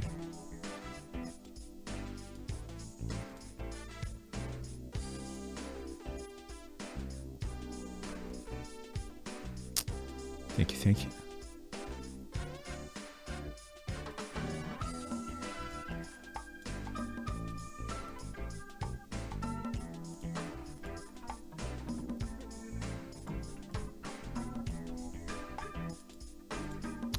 I do want to, I think I mentioned this once already, but this idea of being able to look in the mirror was very much inspired by Tachyon Dreams by Cosmic Void. There's a part in there where you can look in the mirror and see your character's face in a nice close-up.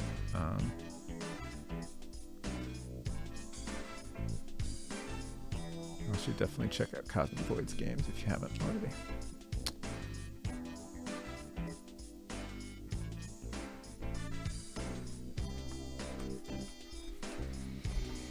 I feel like there was another game I came across recently that did something like this also, but I can't think of it.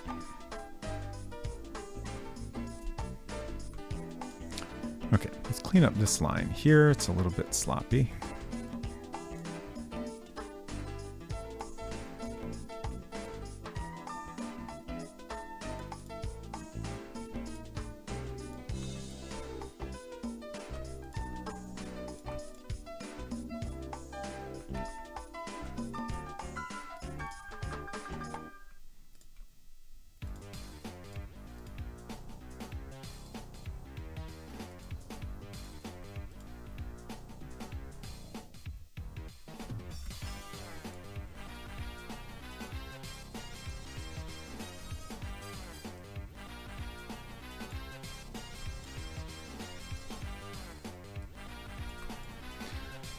So I'm a little concerned with how exactly we get this into World Builder now. Like her head. Well, now that we split it up, her head is now too tall to even fit on the screen, so we can't select it all at once. And then we definitely want these lines to continue all the way to the edge of the mirror, if not the edge of the window. So I'm trying to think of the best way to do this. There's not any way to select it all. Yeah, we can't just copy the whole thing. You could raise her shoulders a bit. Yeah, but even if I do that, you know, I still have the cracks and stuff to deal with. I do need to finish drawing her shoulders, though. I think what probably makes sense is to... Sorry, I just got distracted by this situation here. Okay. Probably what makes sense is to, like, just, you know, copy the top half and then copy the bottom half, and I can just like pick a point, like, you know, this line at the bottom of her mouth, for example, to split it on. I think that'll be fine, because it's going to get split up into multiple chunks of bitmap no matter what I do. So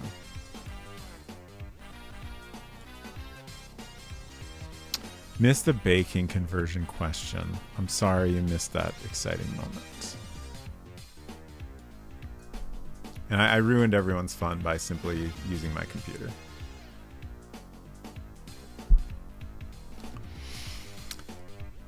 Okay. Shoulders.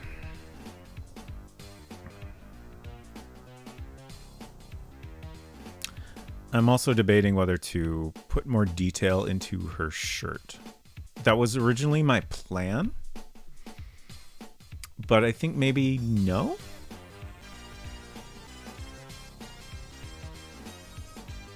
Just to put more of the focus on her face.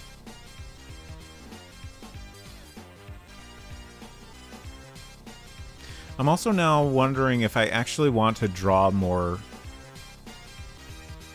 of a line on her shoulders. Like, maybe what I can do is just have a vector background layer that has a pattern, and then there's just like there will still be a division between like the white of her shirt and the background pattern, but it'll almost look like it's ideally, like, it'll look like there's a bit of a blur on the edge. The shirt isn't the focal point. Yeah, you're on my projector, so I'm probably a minute behind in chat. Sorry. Okay, no worries. Your one chance to be helpful. I mean, you're helpful lots of other times. Okay. So are we done in Mac Paint? Now are we done in Mac Paint? I still don't like this.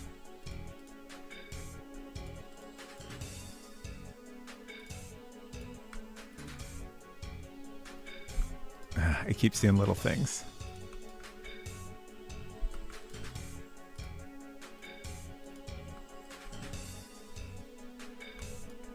We'll get there.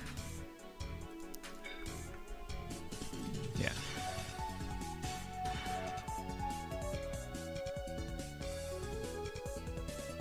All right. This might be your last chance to raise any feedback on this portrait. So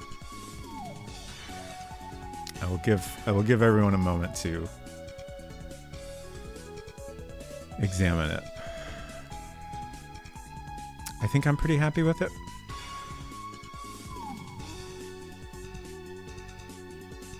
I'm gonna clean up this neckline a little bit here.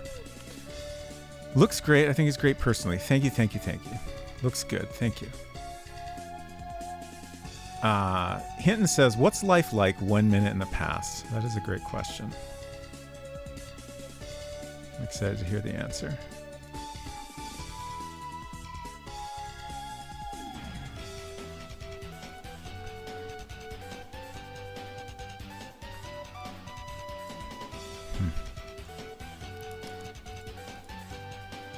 It's so tricky to clean up these weird like pattern collisions.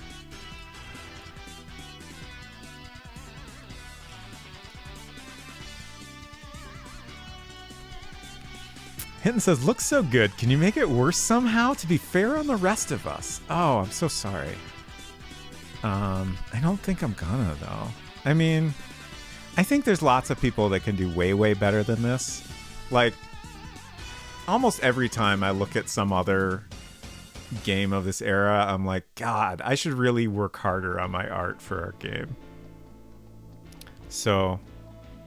like this is I think a little closer to the level that like I would like to achieve. So if I have one image that's actually what I was going for, then I'm pretty happy with that.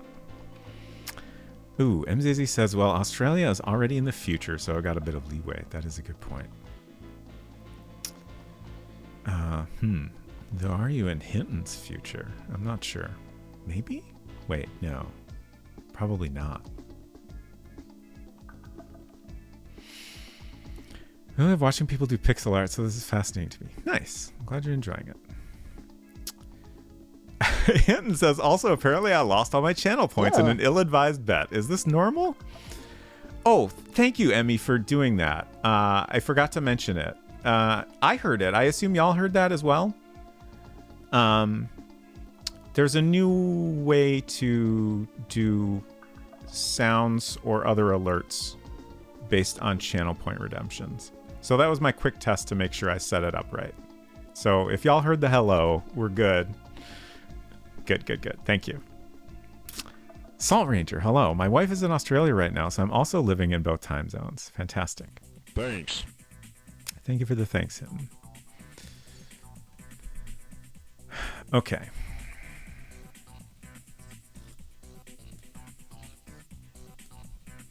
The new Twitch way of doing the channel point redemptions is exciting for me because it means I can move everything over and delete one of my overlays, which makes me very happy. There's too many. I have alerts, and then I have 2 different overlays for doing sounds. It's a mess. Okay, we're gonna try to move this over now. Just deciding where to split it. Oh wait, I found something else that bothers me. This is gonna keep happening. I'm sorry. Okay.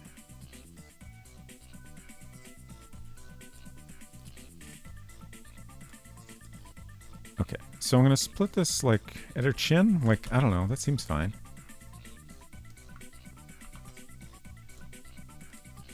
It really doesn't matter where, I think. Hopefully.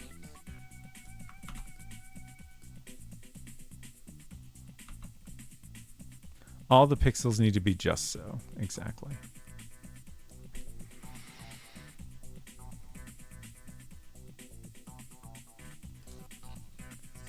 Okay. Ooh, Slat Studio asks, if I choose to flush my coins, do I get a swooshy sound effect? Absolutely. That is the one thing you get.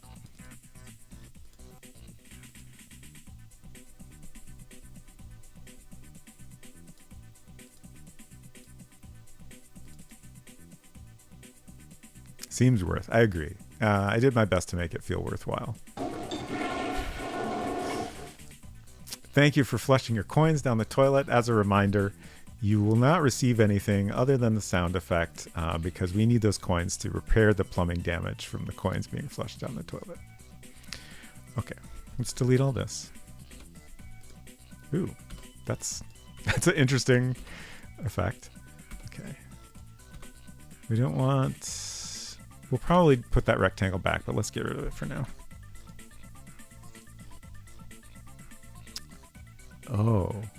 Oh, shoot. I don't want that so wide. That's basically wasting data. I did not think to select carefully. Oops.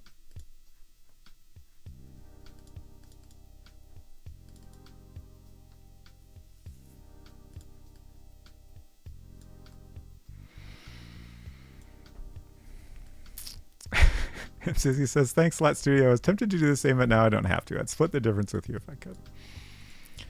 I don't think there's any way I could do that. I can give people their points back, but I don't think I can do other types of point adjustments. Okay, so what I want to do, before I just kind of carelessly made a very wide selection, but I want to try to get everything as close as possible. It's not perfect, but it's okay. Actually, now that I'm doing this, I think I want this line to go up at least as high as here.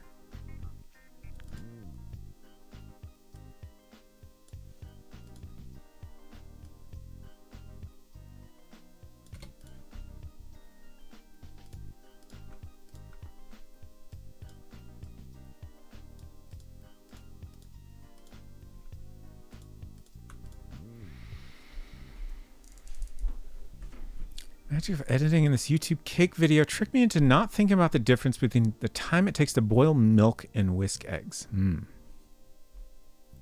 this is, I'm saving up the biggest flush. If you're able to somehow do a bigger flush, I will be very impressed.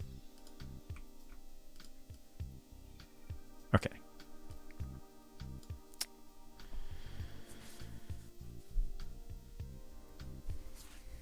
Hidamari cooking video for a mini chiffon cake. There's very little information in English aside from the ingredients. Exciting. All right, let's try this selection again.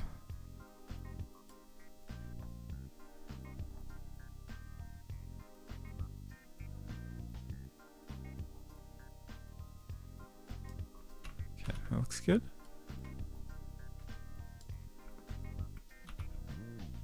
Ooh, lovely toilets. Thank you. Retro Island Gaming. Nice. That's a good toilet.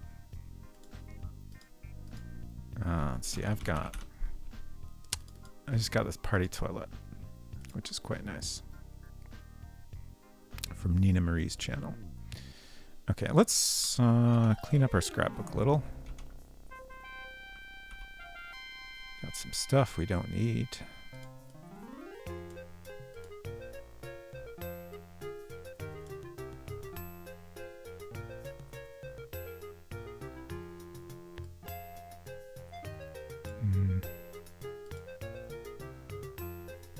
This is so hard to do. Okay. We can't waste pixels. They're expensive.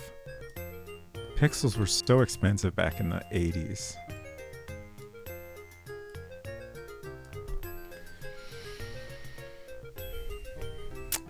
Room temperature eggs usually lead to a more cakey texture, and yeah, you don't want to curdle the eggs. Yeah, that does seem bad.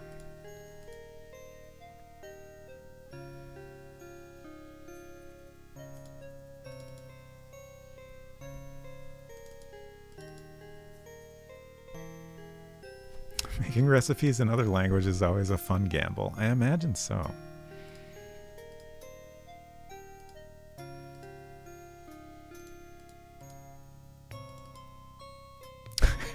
Slat Studio says, I feel bad now. Penny pinching on the pixels, and here I am just flushing coins. I mean, that's okay. It's fine. I mean, we don't live in the 80s, so we can afford them. But we do want to be able to distribute our game on a disk that could run on an actual computer from the 80s. So that's the main reason we're concerned about the cost of the pixels.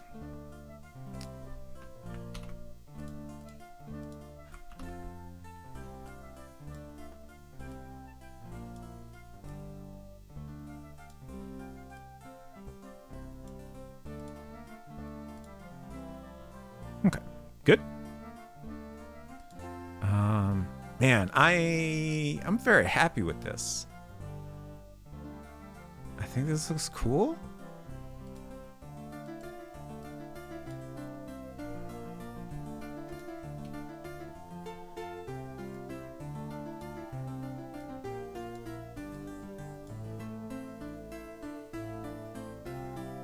Just trying to,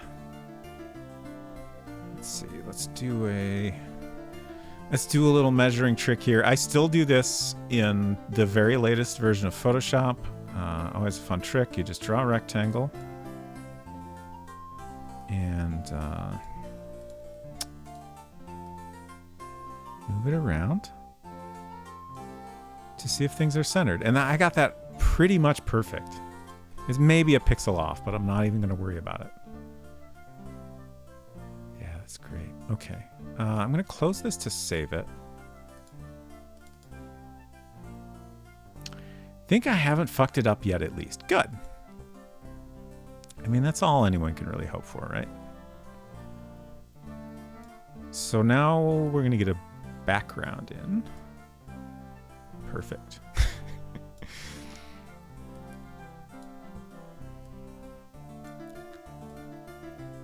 No pen. Set it back. Okay, so now it looks terrible, but we're going to fix it.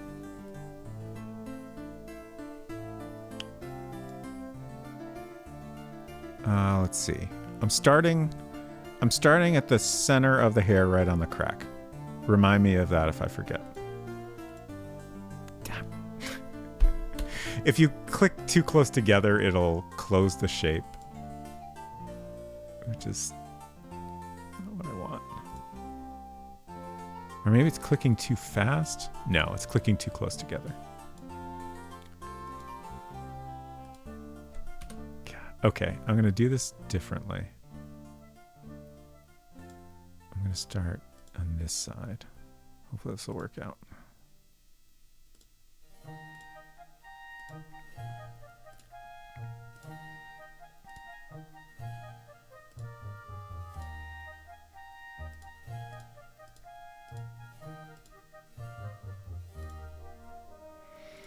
$11 already? How do these things happen?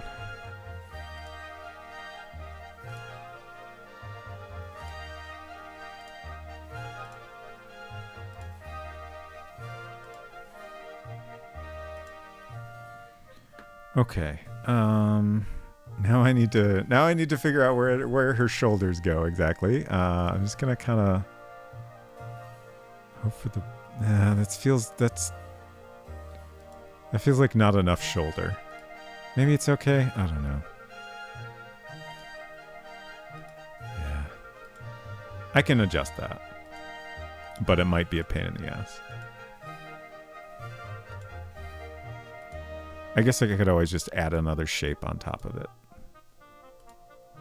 to make it a little bit less of a pain.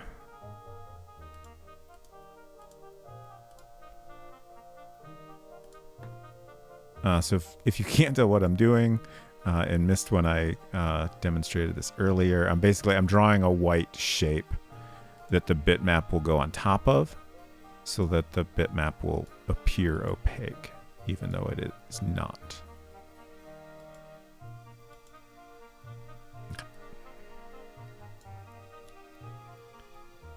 So then we send that to the back, and then we send our background to the back. And there it is.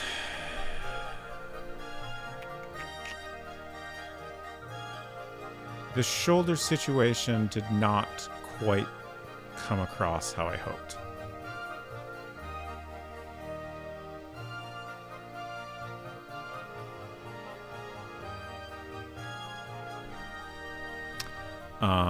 I think having this line fade out could work, but I need to actually have it fade out. Like I need to remove some pixels from the end of it, I think. So I'll try that and see how it looks. But first I want to, I feel like her shoulders are sloping down way too much.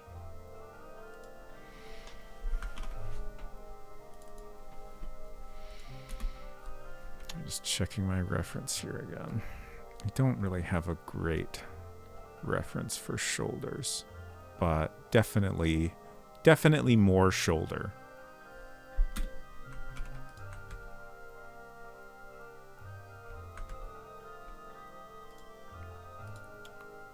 So, okay. I'm going to close this to save it again. That's the only way you can save.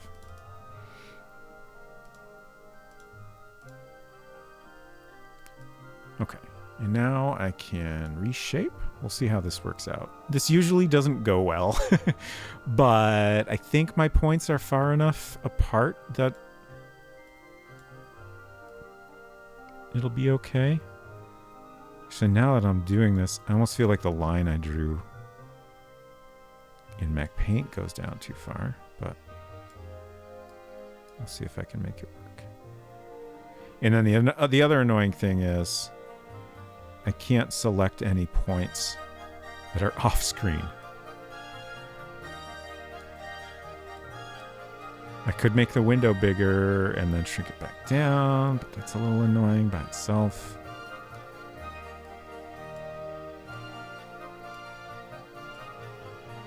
Let's see. Okay.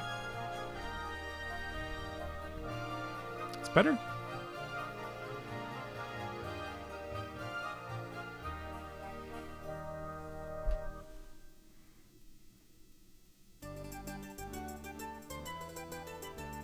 I'm also trying to decide if there should be any more in the background than this. Like, I'm pretty sure it would just be a white wall behind her. Like, I think it's fine. I certainly wouldn't put much because I don't want to distract from the portrait.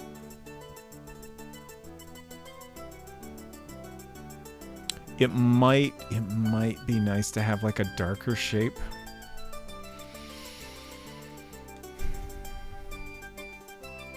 Like the background that way, not calling too much attention away. Yeah.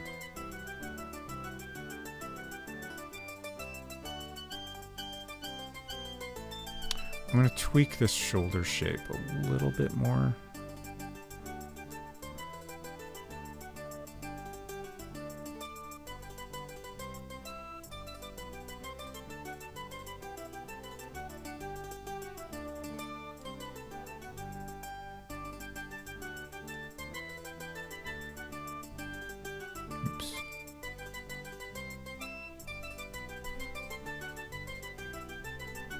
Okay, I'm happy with that.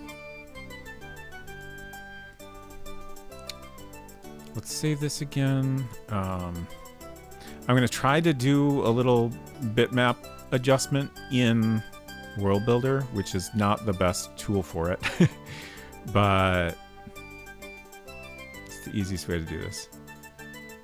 Just seem not to have the outline all the way down, and the shoulders are that purposeful. Yeah, it was a purposeful choice I made. I'm going to try to make it look better right now. If it still doesn't look good, then I can go back and add more of it. Have it go all the way down.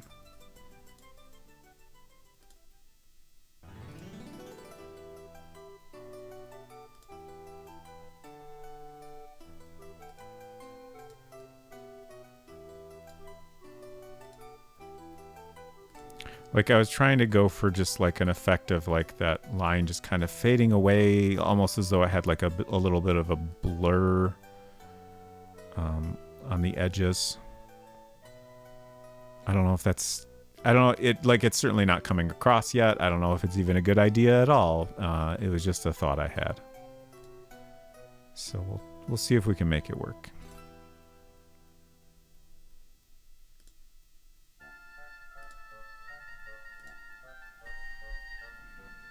Okay. That's more what I was going for. Does it look good? I don't know. Please share your opinions. I could leave it like that, or I could, add a line so the shoulder line is, a solid line all the way down. Technically, this is less in another language and more like IKEA instructions in video form. Oh, okay, got it. Thank you, Unsecret Crush. I forgot how long whipping egg whites takes with the hand mixer. I'm out of water. And it is past 11 now, so perhaps it's time for a break. Let's do a poll. Let's do a poll just for fun. Which of these represents a poll? This one? New poll.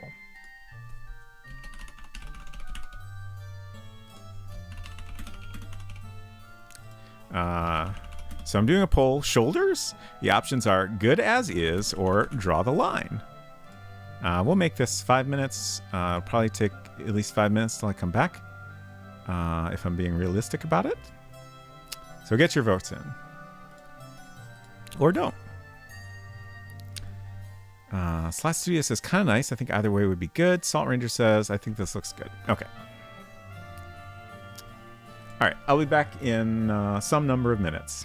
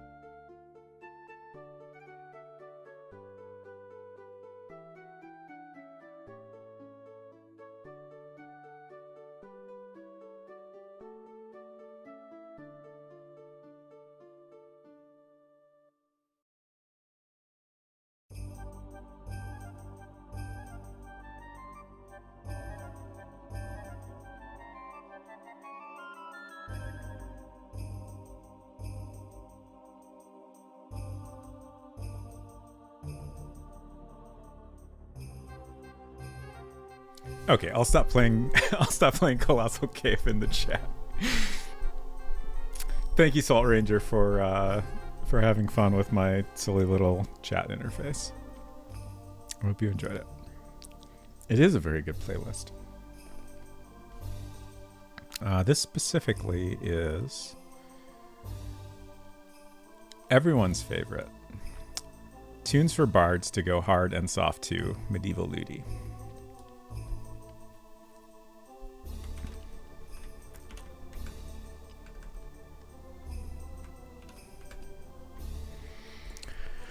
Okay. So, the poll was unanimous 4 votes for leave it as it is. Not a single vote for drawing the lines in. So, we'll simply be done with this screen. We do need some text. As I was saying, I think this is something I want to think about to make sure it's well written. I absolutely cannot write anything good on stream. Verdant Tree, hello! Welcome, y'all. Thank you so much for coming by. I hope you had a great stream, and I hope everybody's doing well. Baldur's Gate 3, ooh, lots of folks playing that today. How are you enjoying it so far? I've never played a Baldur's Gate, but I am intrigued by it. It sounds like the character creator is quite expansive.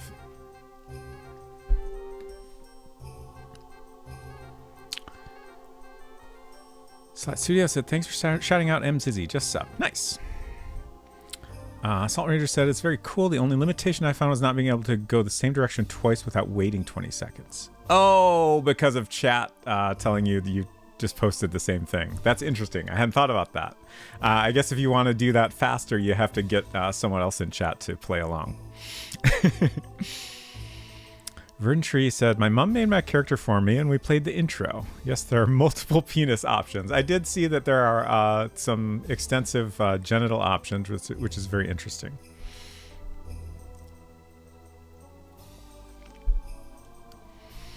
But if any of y'all have not been here before, I'm Robot Spacer. We are making a game in World Builder, which is a program released in 1986 for the original Macintosh. It was created by William C. Appleton for one of the first English language point-and-click adventure game called Enchanted Scepters, and then later released for other folks to make games in. So we've been making a game in it. It's coming along pretty well. We're starting to get close to the end, but I'm sure it will take many more weeks till we actually get there. But I think it's a neat little game. We've been taking lots of feedback from chat and ideas for how to create various things in the game and stuff like that. So it's been a lot of fun. Okay. I need a note about text for mirror screen. I will do that later. Let's go ahead and check out this screen in the game now. Let's type a little bit of text in here. It's you. More or less. I actually kind of like that, but I'll probably do a little bit longer description.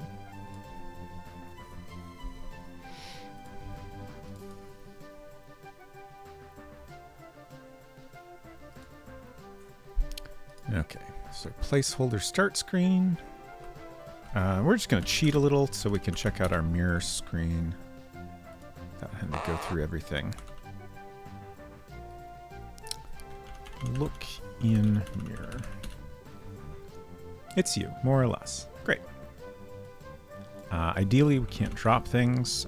Drop rapier, sharp wit. You should step back from the mirror first if you want to drop something. Good. Shouldn't be able to go anywhere. What else could we try to break things? Can use our weapons, but that's okay. It doesn't really have any effect anyway. Okay. I think that's good. Great. Honestly, I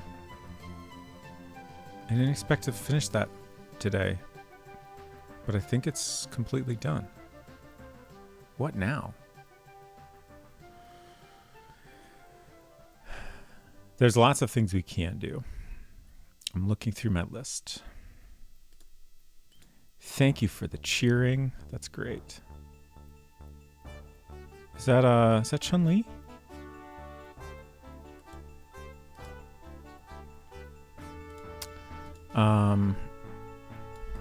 It is. Nice.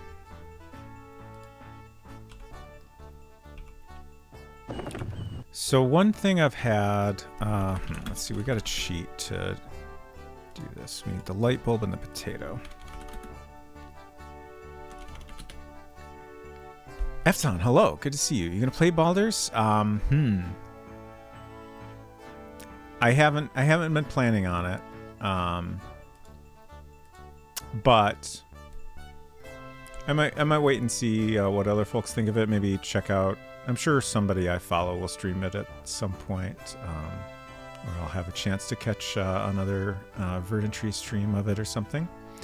And that might help me decide. There's so many games I'm already like have on my list to play. Like I'm still working on Zelda. That's a big game, and it's been going very slowly. So like that's kind of my main off-stream game right now. So we'll see. Looks pretty good. Nice.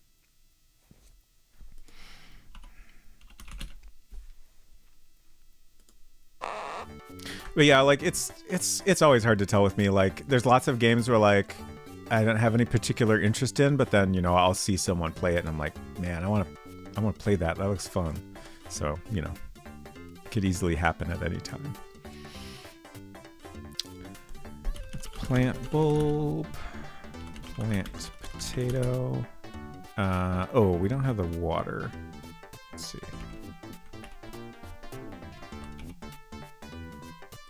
Watering can, sheep house.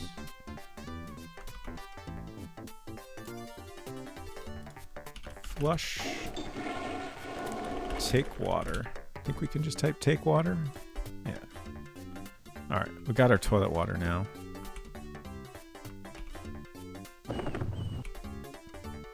How's tonight's progress been going? I popped in and saw the mirror. Looked good. Thank you. Yeah, that's I think that's all we've done tonight. But made good progress on it, and I'm very happy with how it came out. So I would say it's going great. Salt Ranger said, it happened to me recently. I watched someone play Conan Exiles. Interesting. I bounced off at hard when I played it like 5 years ago, and now I'm playing it like a full-time job. Okay, let's water plant.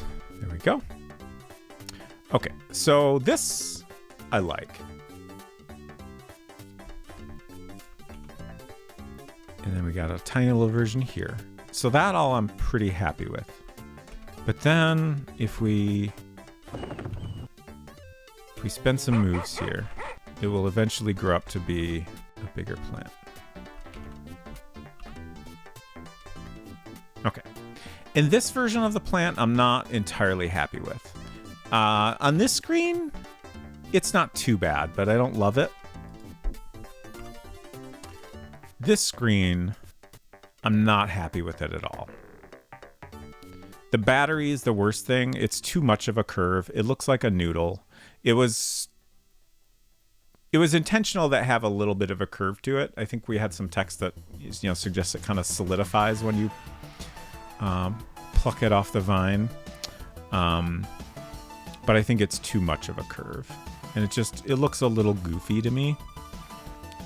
And then the plant itself, I think maybe the worst thing is that it's kind of lacking detail.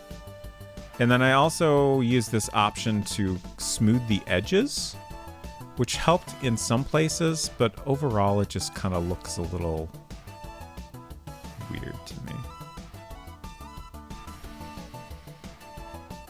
So I've been trying to not be too much of a perfectionist, but I think this bugs me enough that I want to fix it. I can't decide if that's something I want to try to tackle right now. Let me look through my to-do list and see if there's anything else worth working on.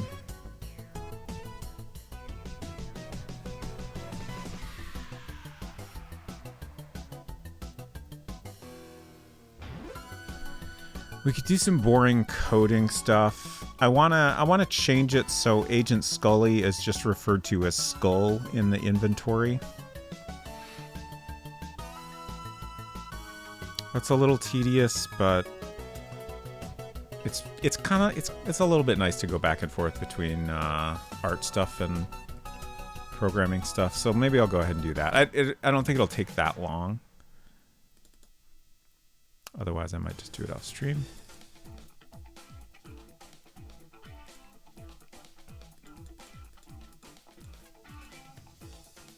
You know what? Let's make a backup of the game. I'm not sure I did that. For a while, I was making a backup every week, and I've kind of forgotten to do that a lot. 714 is our most recent.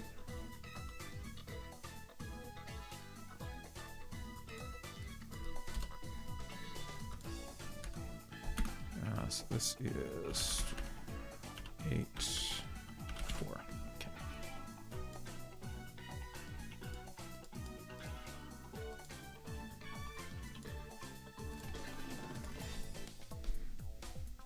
Conan, another full dong game. Interesting.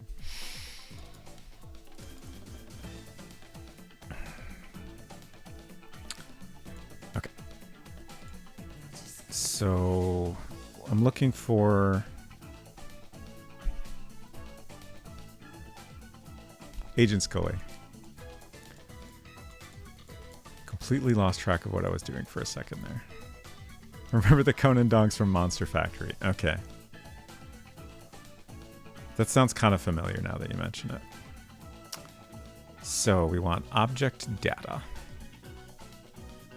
No. We want to click this name button. That's what we want. Okay.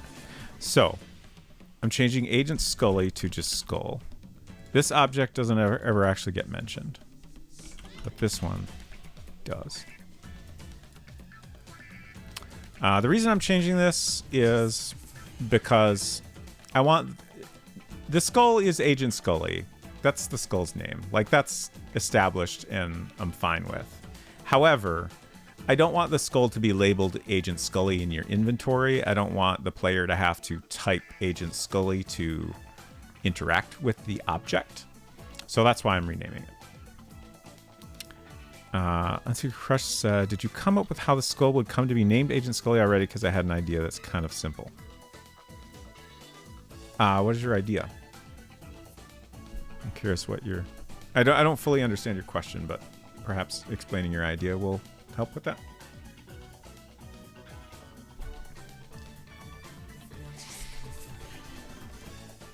The idea was just that the main character decides to call it that because she likes X-Files. I see.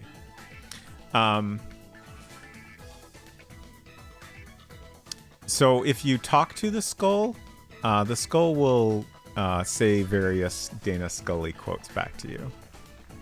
And then I think maybe if you look at it, we'll have some... I'm pretty sure there's already some description that calls it Agent Scully there. And we might tweak that now that we've changed how the item name is to make it make a little more sense. Puzzle says, as a Gillian Anderson fan, all I can do is say yes. Great. Okay, so I've updated these items now, but that's going to break a bunch of code because updating the item names does not update our code. I'm just going to check the object data. I think that's all fine. There's nothing we need to update there. The good news is I'm pretty sure there's only 2 spots in the game where we refer to this item in code. Again, there's no like search or find and replace or anything like that. So if we change an item name, we simply have to, look through every single scene or remember in order to update our code. So the first place is in the global code. I think we'll do that last. And then the other place is in the upstairs hallway where the object is initially found. Good night, Slat Studio. Thank you for hanging out, and I hope you sleep well.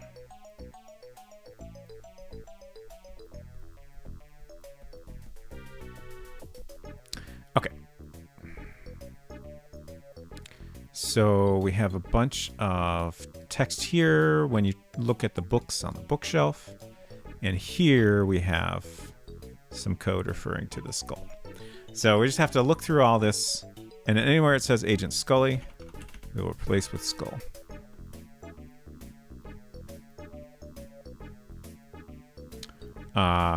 Except for these here. These two are, we're allowing the player to refer to this object as Agent Scully. So we don't want to change that.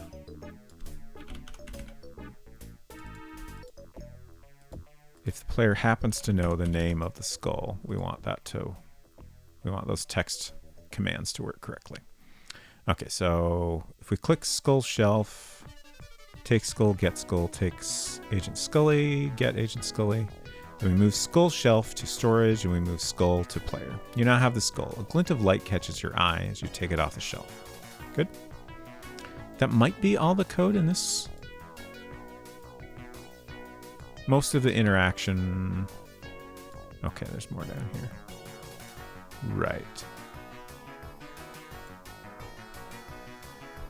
Okay, so this is if you're searching. We have some different things that happen depending on what items have been taken already. So if Agent Scully's shelf, that's the skull that is sitting on the shelf, is in storage, then we do some things different.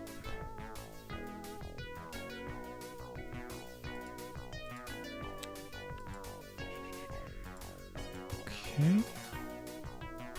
I think that's everything here now.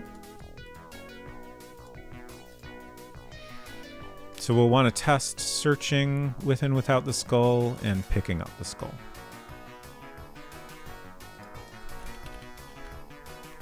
Oops.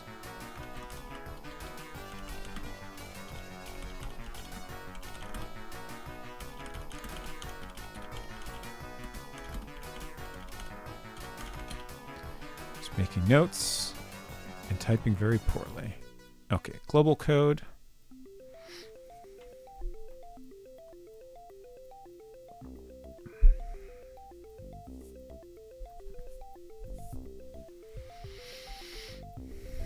Mzizzy, if you're still there, I was wondering how big one of the pixels on our Macintosh screen is on your projector.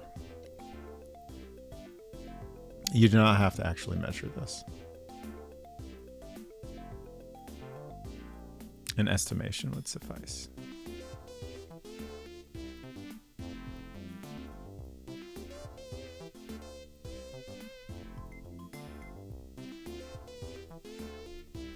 The global code is a little bit big now, so it takes some time to load.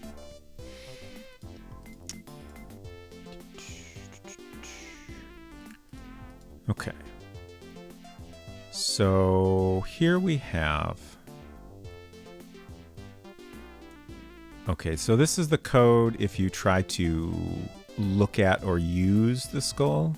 Use doesn't really make sense, but we allow it because there's other objects that you can interact with that way, and just try to be flexible even if it doesn't completely make sense. So we just need to change this reference here, and that should work correctly. So if you try to look at skull and you have the skull, it says it's a human skull. The skull's name is Agent Scully. You're not sure how you know that. I think we'll leave that as is. I'll post a picture in your Discord. Exciting. Thank you.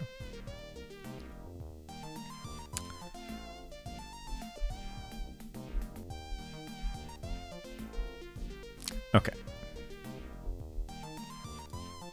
And then elsewhere we have some code for if you are trying to talk to Agent Scully. So we have if text equals talk, and if text contains talk and skull, and skull if the player has the skull, or the skull is in the scene, or the skull on the shelf is in the scene. Okay. I'm just going to make some more notes about things to test. Look skull, talk skull on shelf, on ground in inventory. Lots of different situations we want to work correctly. Okay. And then again, here we have a variety of wonderful Dana Scully quotes, all suggested by Adrift on a Sea, that you can get in response.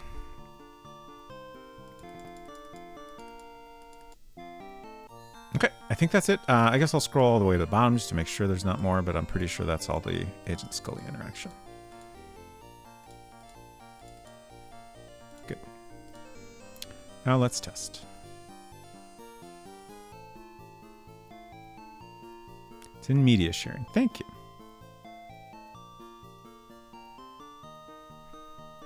I'm gonna go look at that while I wait for this to finish saving.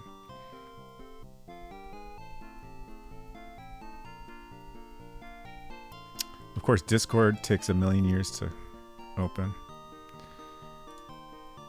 but it's not as slow as World Builder. Oh, that's so big. Exciting. Thank you for sharing.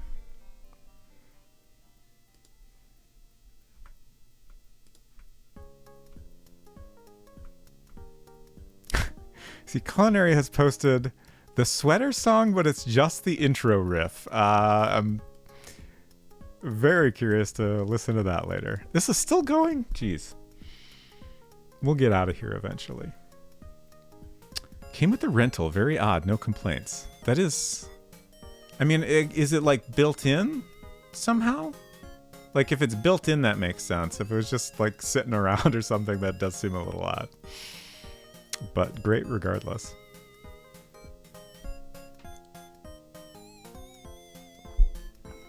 Like I've seen projectors that are like, I don't know, mounted on the ceiling or, you know, something like that. Okay, we made it out. Let's go test to make sure I didn't break anything down.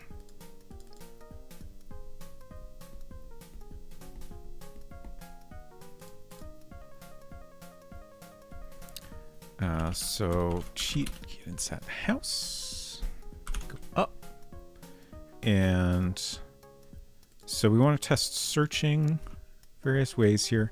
You notice a book sitting askew and a skull on the top shelf of the bookcase. So let's take the book, search again. You notice a skull on the top shelf of the bookcase. You now have the skull. A glint of light catches your eye as you take it off the shelf.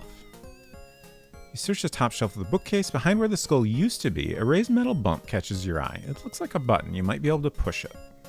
Okay. So that's all correct. Let's look at the skull. It's a human skull. The skull's name is Agent Scully. You're not sure how you know that. Let's talk to Agent Scully. Sometimes I think the world is going to hell and we're the only people who can save it, the skull tells you.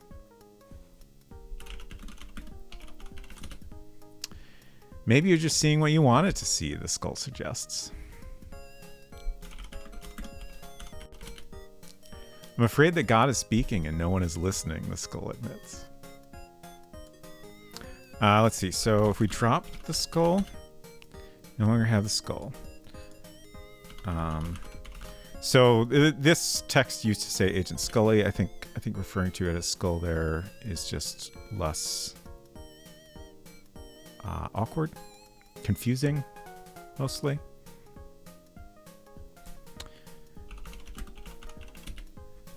And then we should be able to talk to Scully even on the ground.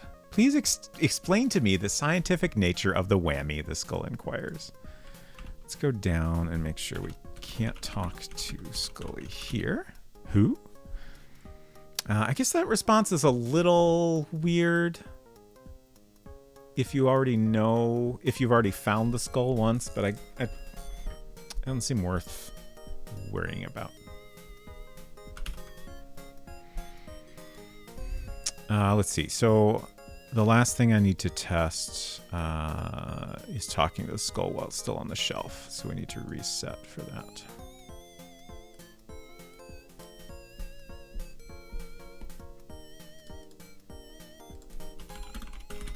Oops.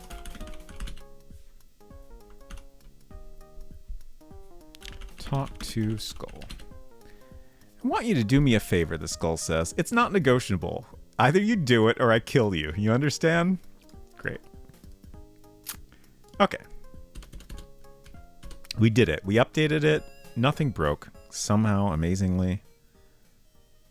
And we can cross that off the list. Maybe I should start drawing the brisket close up now.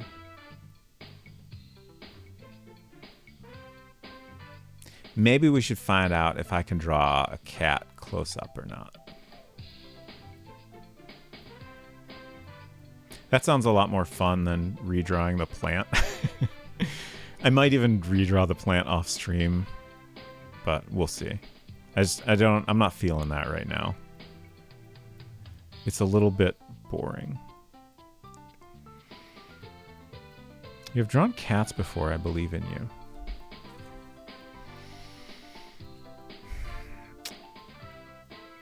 See, what I'm imagining is a semi-realistic close-up of the cat's face that is kind of the same level of detail as the portrait in the mirror we just finished up.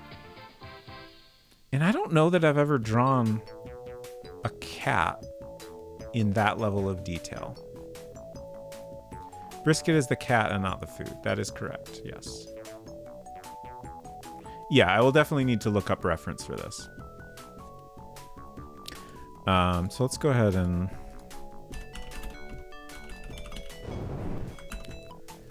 look at.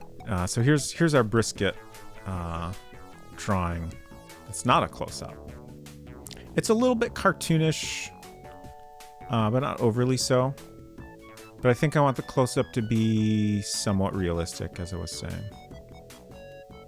But it should also kind of fit with this. I have an idea. I'll look on my shelf. Interesting, interesting. Oh, Unsecret Crush said I'd recommend looking at manga cats. For some reason...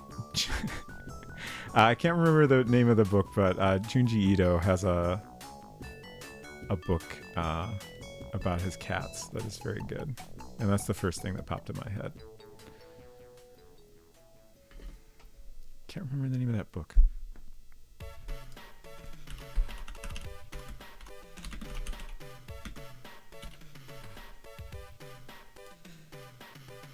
Junji Ito's Cat Diary, Yan and Mu.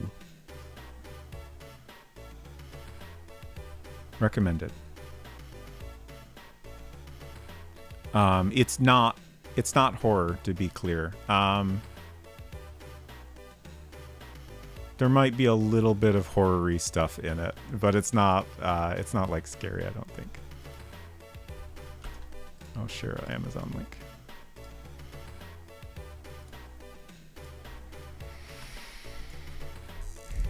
Very, very different vibe from everything else he makes. Sailor Moon has a cat. This is true. There's a last page of a Nana chapter where Nana-O pets a cat and there's a good face close-up. Okay, nice. But don't remember which volume. Silver, I saw your message and I saw the word surgery and I was like, oh God, are you okay? But I see now it is simply computer surgery. I'm glad to hear that. I returned after sudden computer surgery. I'm glad the surgery was not on you. A case fan went out suddenly. I actually had a spare. Good. I'm glad it worked out. Cat manga is wild because he keeps his unsettling art style in place, but it's just cute cat stories with him and his wife. Yes, exactly. That's a very good description of it, I think. Much better than what I was conveying. But yeah, that is very accurate. It is absolutely his style, but it's cute and fun. So it's a little jarring, at least if you've, read his other stuff, and there are definitely some images that, look kind of horror-y, but they're generally not anything too upsetting or anything. Sailor Moon cats are very cartoony though. Yeah. That's true. Silver is a computer, but well, he's an AI that I guess lives in a robot computer frame. I don't know. It's complicated.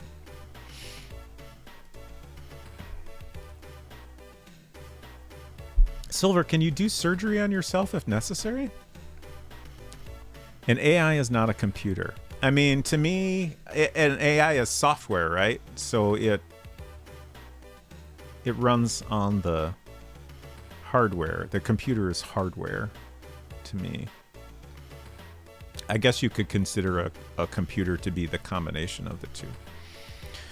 Silver clarifies, I am not a computer. I am a sentient program. I just happen to make a robotic frame. Yes. Oh, Hinton says, yeah, exactly. Software is a computer. Okay. Interesting. Anyways, so we're going to do a close-up of this cat.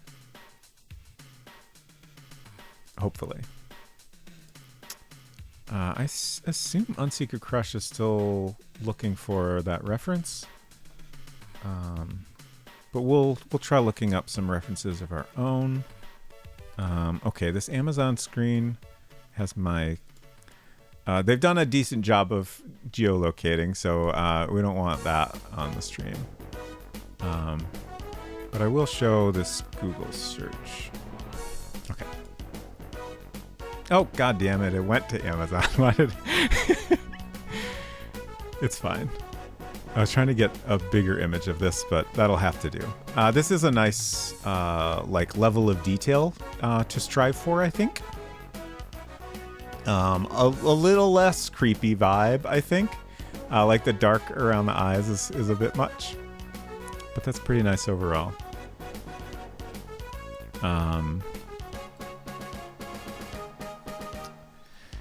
Oh, Unseeker Crush said, I need fucking Google image search for my brain. I have had this thought many, many times. To the point that I started to think, like, maybe I should... Colin error! Things got a little chaotic with the music and the alert sound, but Colin error, thank you so much for 5 whole months of subscription. Happy weekend to you as well. I appreciate your support very much. I hope your stream's been going great. Hollow Knight. Did you give up on Myst? I know you were thinking about switching away from Myst because you seem to be struggling with it.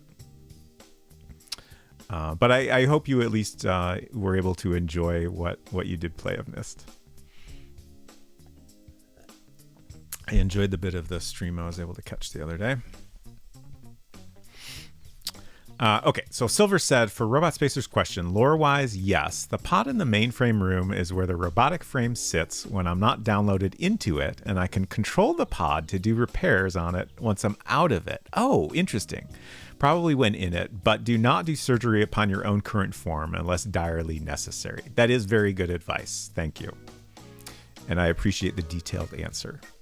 Switched halfway through, but we'll go back next time. Okay, cool. Okay, cats. Cats.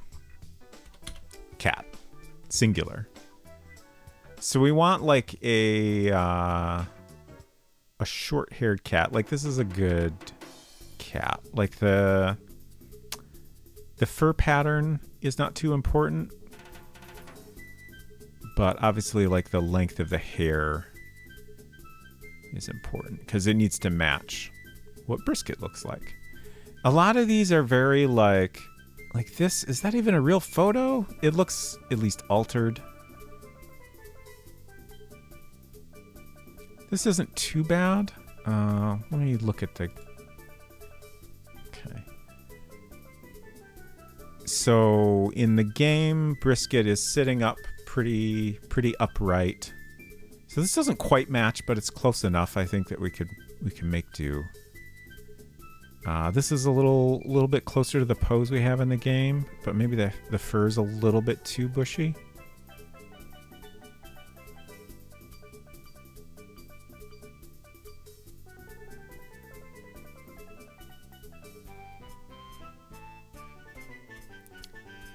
A cat in a toilet?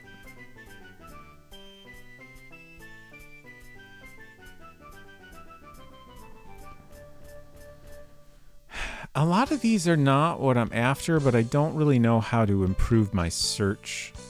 Like, photo of a cat, I guess I could try. Normal, non-digitally altered photo of a cat. Like, I think that's not going to work out.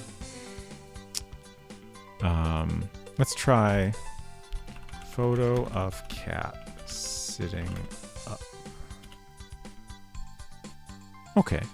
That's kind of what I was hoping for. This is pretty good. Let's go ahead and open that in the tab. It's a little bit of a better angle. Like, this is too straight on.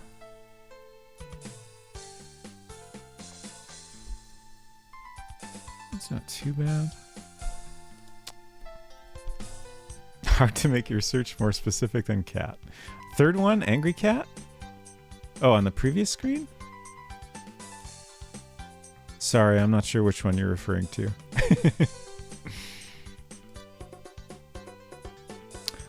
Love cats either way, so this is perfect. Wonderful. Happy to provide cat content. I appreciate cats very much. I see a cat and I'm like, God, I want to pet that cat. But I'm allergic to most cats. My eyes get very itchy when I pet a cat. So I do my best to ignore them, and they often respond to that by doing their best to get attention from me, and it's all very difficult.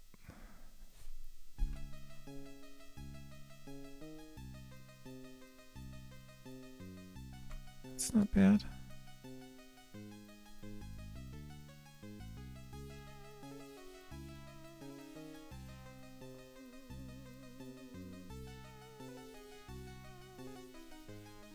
None of these are like, oh yeah, that's perfect. But I guess that's okay. I mean, I can take the reference and try to, tweak it to get what I'm after. Hopefully that'll work out. That one's kind of fun, even though it's like we would have to flip it.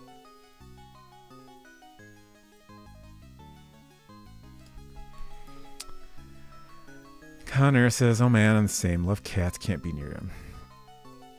Silver says, oh no, I'm sorry. I cannot imagine allergies to animals. It'd be antithetical to my being. I'm at least not allergic to most dogs in my experience. I've definitely occasionally come across some dogs that are a problem. Puzzle says, one of my friends has the very same situation. He loves cats, but is rather allergic, so can't really be near them comfortably.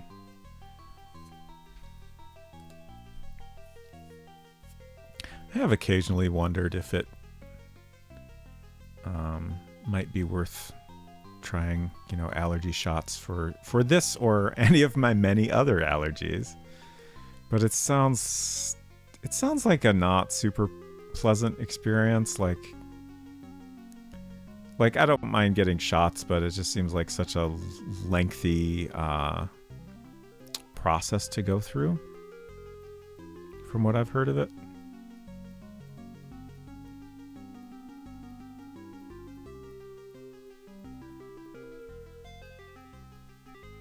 Eventually I'll stop looking at cats. This one's kind of nice, even though it's a little too straight on. Maybe I won't stop looking at cats. This is just a look at cat stream now. That one's kind of cute. This, it's not quite right, but this cat looks serious, and it looks annoyed, which is definitely the vibe that we want for Brisket. So I'm going to open that one too. I'm going to have too many tabs to go through here. I should probably stop now. Connor said, never had a cat as a kid, then fell in love with my wife's family cat. Then a year or two later, I became allergic.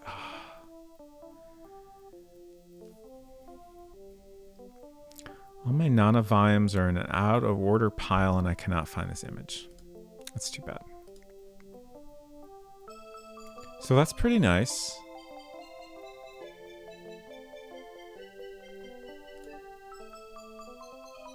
That, I think, is not... That's... The face is too straight on. That's pretty good. But it's not as good. So we'll close that one. Again, that's too straight on. I feel like this is not the correct type of cat. It's too different. Oh, this is an animated GIF.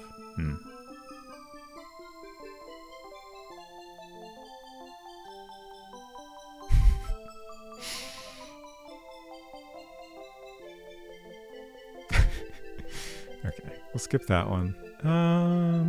That's a little small. It's not helpful enough. That's nice. Again, it's a little too straight on, which is a bummer because otherwise I really like it.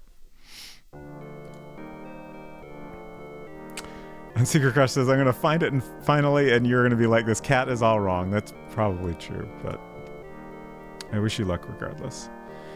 So the shape of this cat's face is wrong. Like, this seems like a... Ooh, Egyptian Mao breed. I was going to say, like, this seems like a breed of cat that is very different from, like, what I've tried to draw as, like, a fairly typical...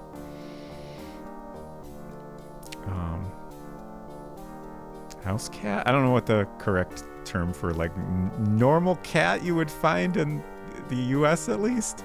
Like, this is the kind of cat I was going for. So these are both good. I guess this angle is better, so we'll probably use that one. But I'll keep this other one open. The pose, like, Brisket's body is off to the left here, but the face is pointing the right way, so I don't know if that matters. Let's see if we can get this bigger. No. There we go. Okay, great. Domestic short hair. Thank you.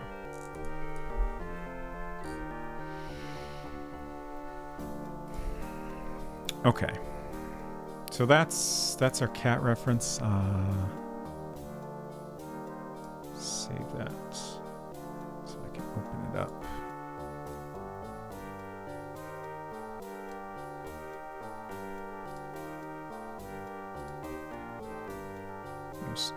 You can't see what I'm doing, but I am opening my reference images and trying to figure out where to put them.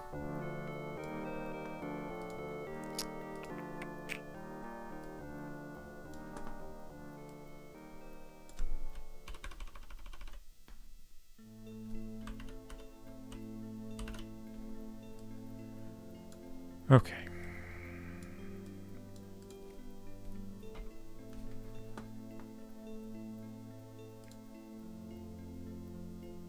Too many icons. There we go.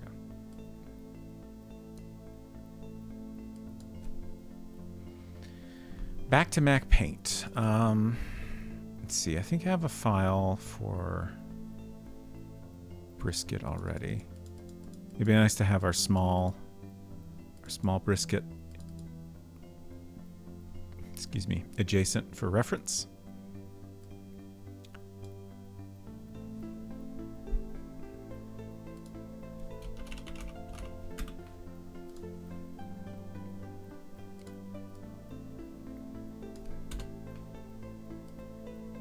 Tail is a mess. We'll just get rid of it.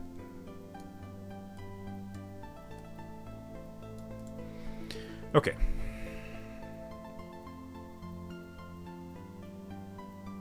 I'm trying to imagine the size of the head in the frame.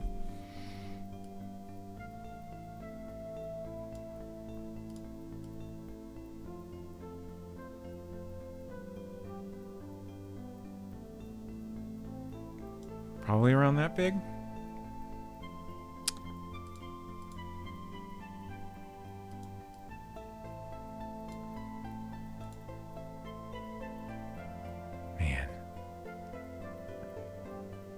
I wish I was 100% happy with this reference. This is gonna be tricky, I think. I'm gonna I was thinking I would keep that circle there as reference, but I think it's going to be more annoying to have it there.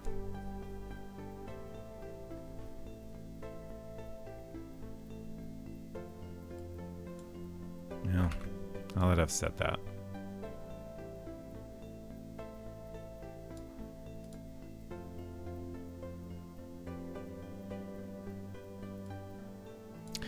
Like this is extra tricky for me. Oh, maybe I should sketch on paper first. That's yeah. The thing I was saying is this is extra tricky for me because I'm not used to drawing cat faces at all, and it's extra hard to draw it in MacPaint. So here's our brisket full image previously.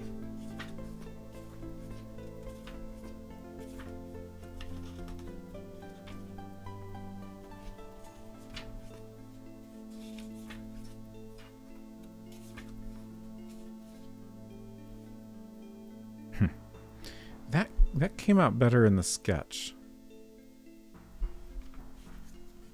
It's a little better, at least.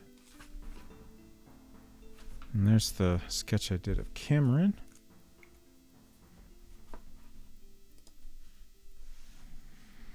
Do I want to start with pencil? Just don't have a pencil I'm super happy with. This one might be okay. Giving up, can't find it. As much as I love it, I'm not in a good reading, not a headspace light. Okay. That's fair. I appreciate your efforts.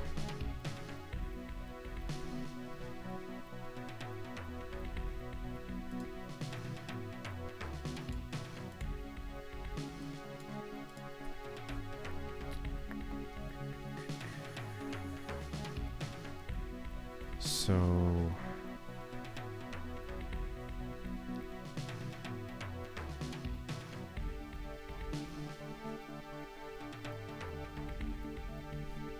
brisket. My small brisket reference is important.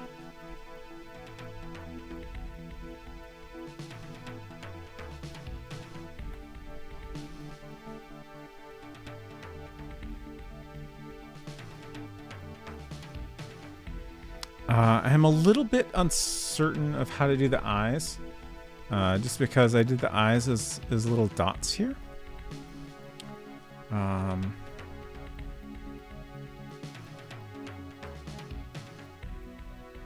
And I wonder if I draw more realistic eyes in the close-up, if that will look odd to go between the two.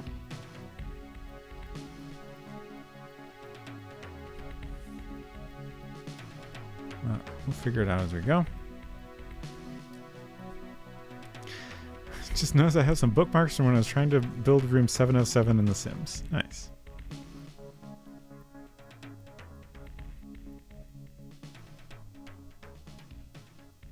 The eye shape is tricky.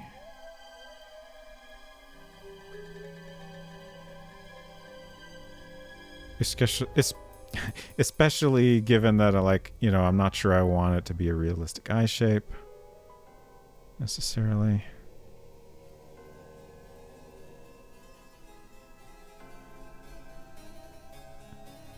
I kind of lean I feel like if I do dots for eyes in this close up, it's gonna look goofy and not good.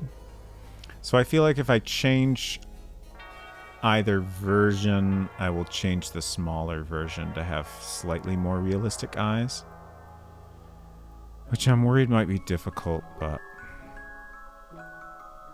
I'm sure I could figure it out. I do want to take another quick look at Junji Ito's cat drawings. Did I get rid of that?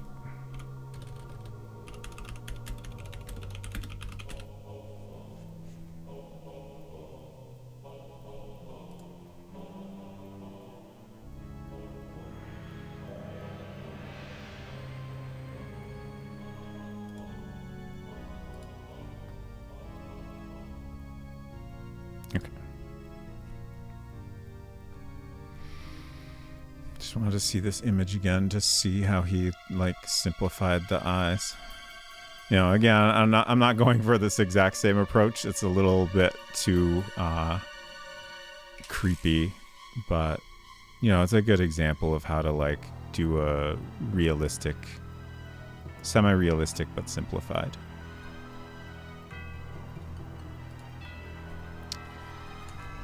Cat eyes are really just big marbles, which are like big dots. True. Yes.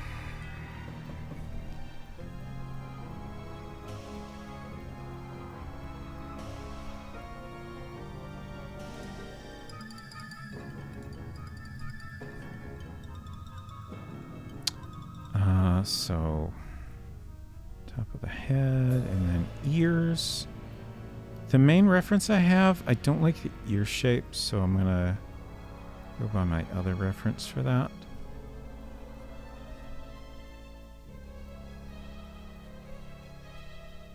Oh, whoops, I'm on the wrong.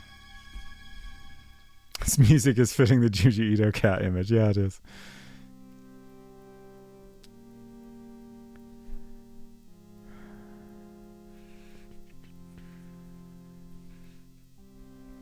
Eraser.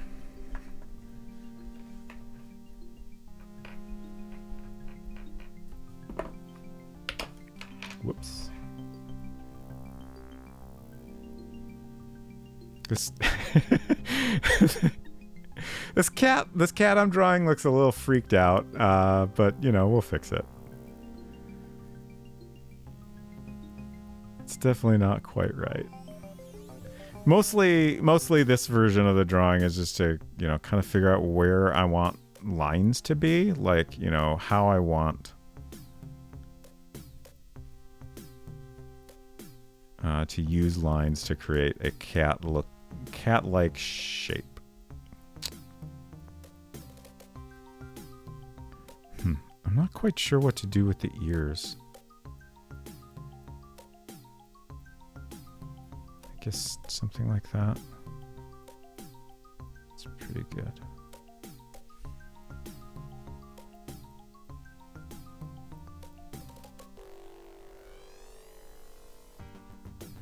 When I said I'm not quite sure what to do with the ears, I meant like the detail of the inner part of the ear. But I think just a line like that is pretty good.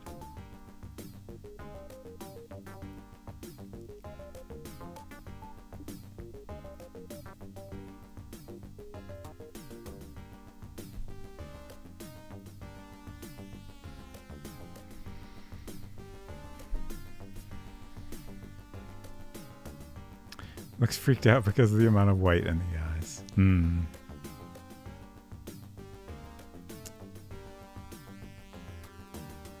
trying to get my small brisket reference here so I get the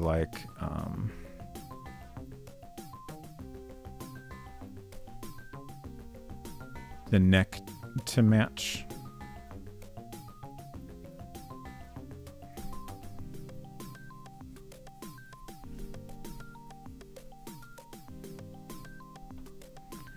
Trying to like get the I want it to look like it has shape and isn't just like a circle with cat-like details slapped on it, and it's tricky, especially because the reference, you know, it's a photo of a real cat, but it doesn't quite have the shape that I'm after. I don't know. Maybe that means the shape I'm after is wrong. I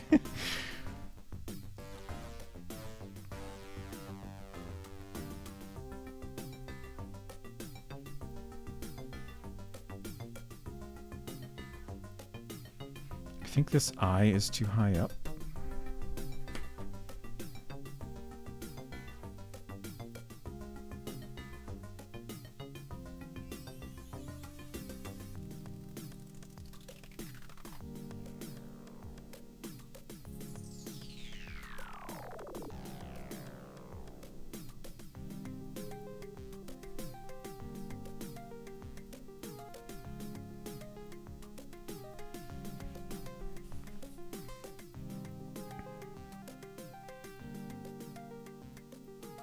It's improving.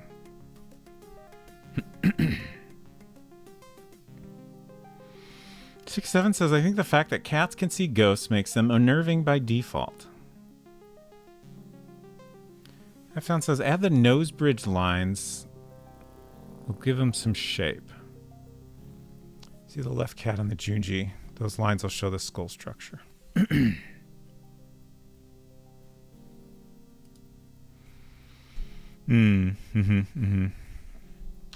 Yeah, I was trying to get a little bit of that in on this side here.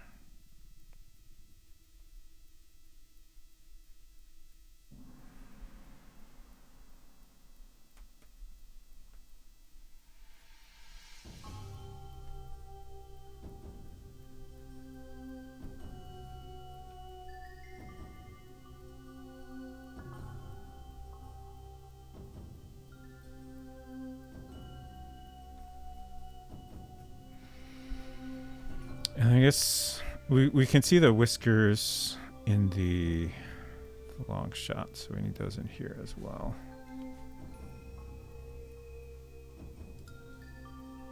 So we have 2 whiskers. A normal amount.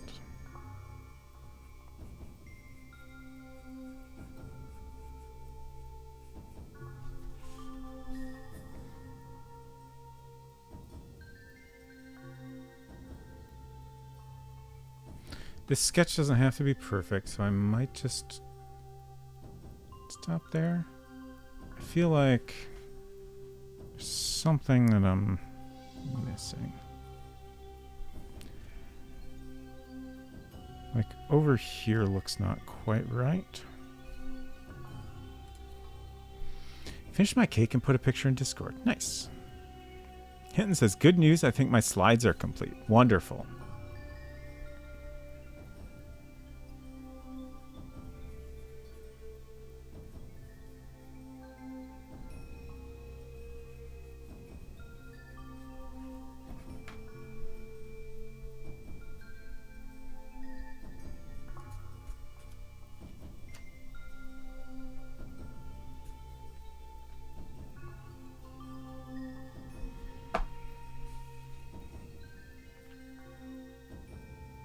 I guess one thing is that when I put some shading in here, that'll help me define the shape better. Like especially on this side, like I think I want a little bit of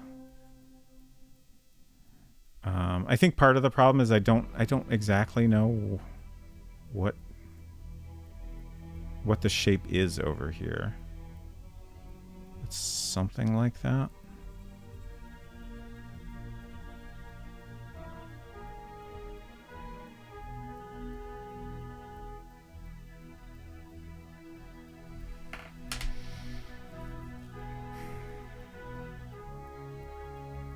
I mean, I went from that to what we finally got in the game, so we can do this, right? This is close enough.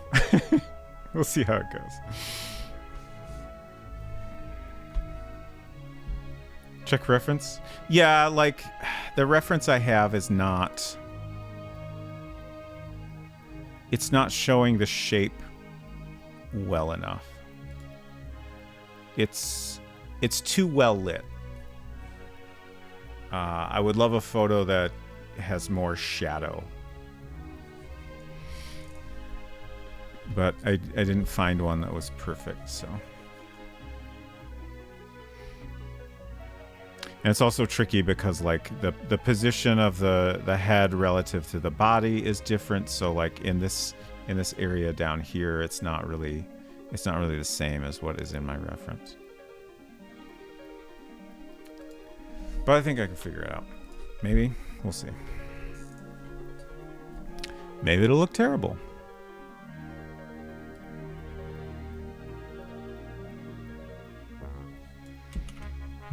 Once again, I'm like, I kind of like having this circle here as a starting point, but also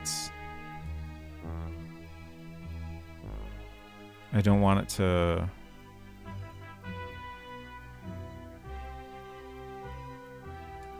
get in the way too much.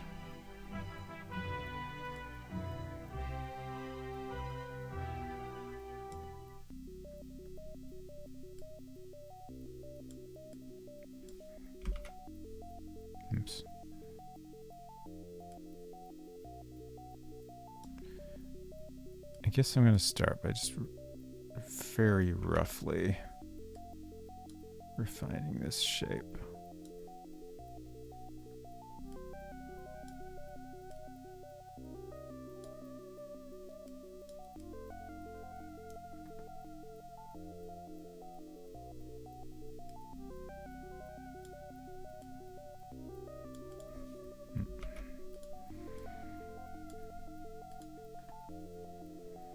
Let's see. I guess I want to do a little bit more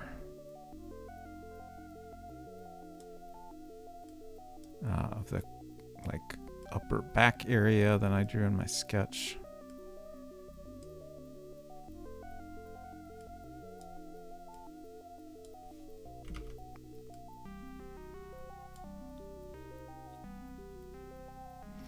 Whispered you a link. Okay. I wish whispers don't pop up in OBS, which is annoying. It just makes them hard to get to.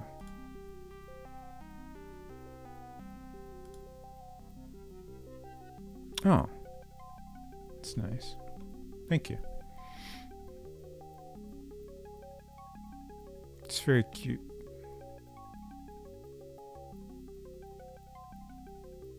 It's much better than my drawing. It's a different angle?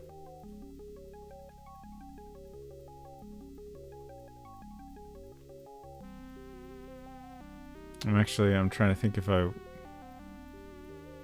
might want to change the angle. Like, it doesn't necessarily have to be the same angle in the close-up.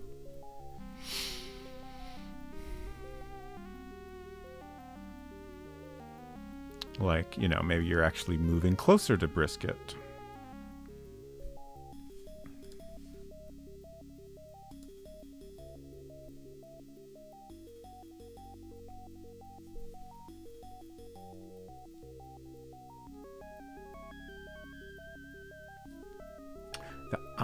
The eyes are much wider.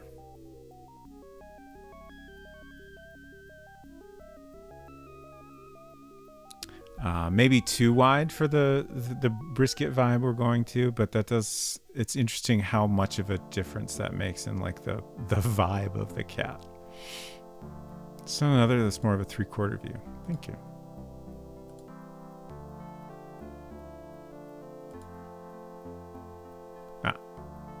Interesting.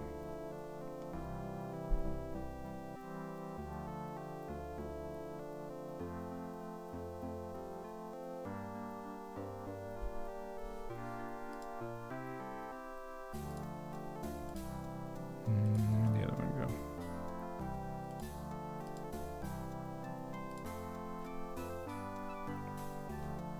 Just saving these so I can have them all open.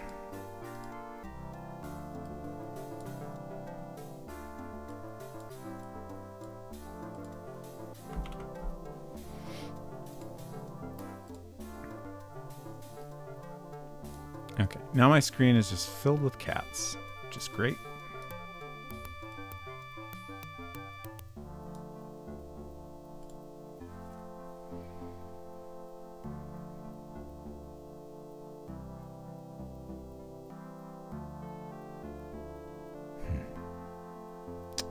Tricky.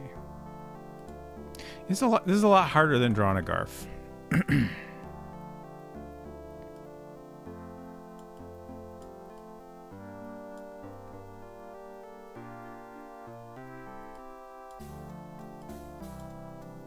Dang it.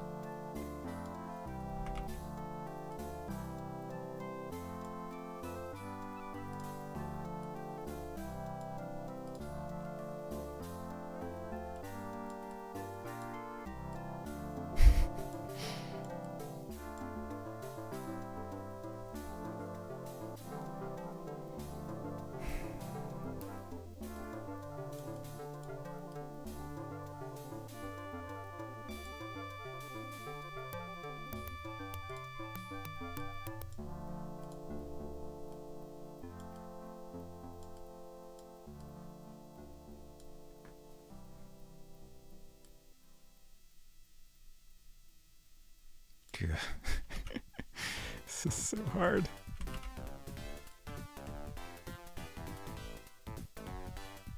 Yeah, they're perfect. Love it.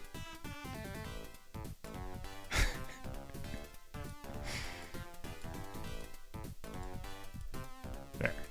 Done.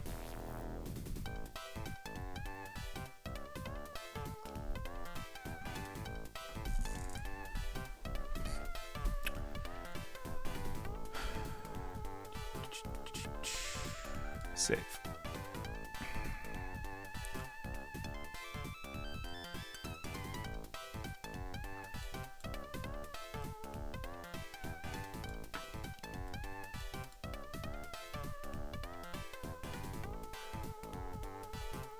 Let's see how this works out. I'm gonna draw some ovals for eyes here as a starting point.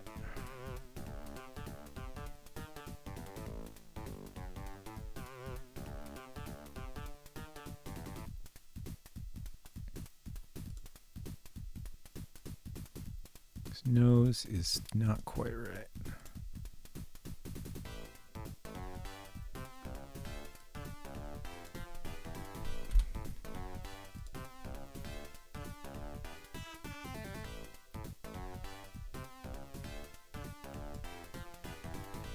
Now it looks like I've drawn a ghost cat or something, but we'll fix it.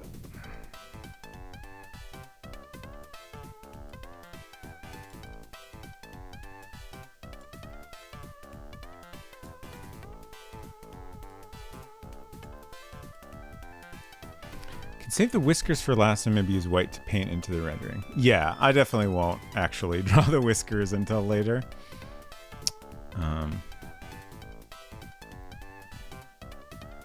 But yeah, that is a fun idea to do them in white.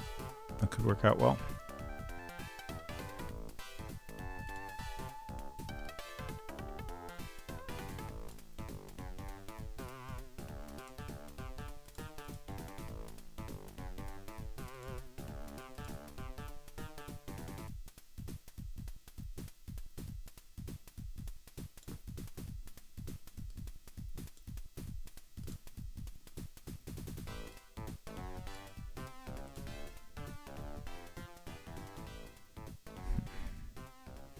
I'm trying to decide if I want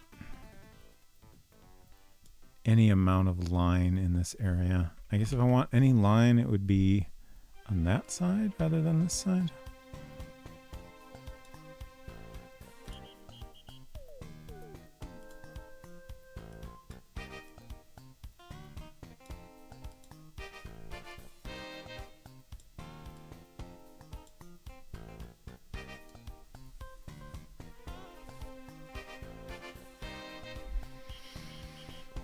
I think it's getting there.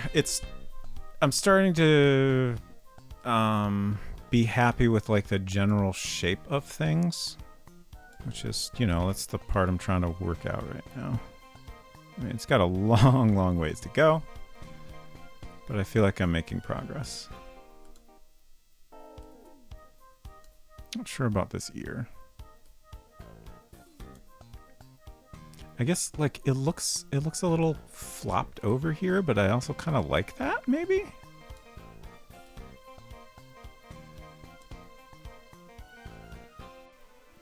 I don't know, it gives it an interesting character.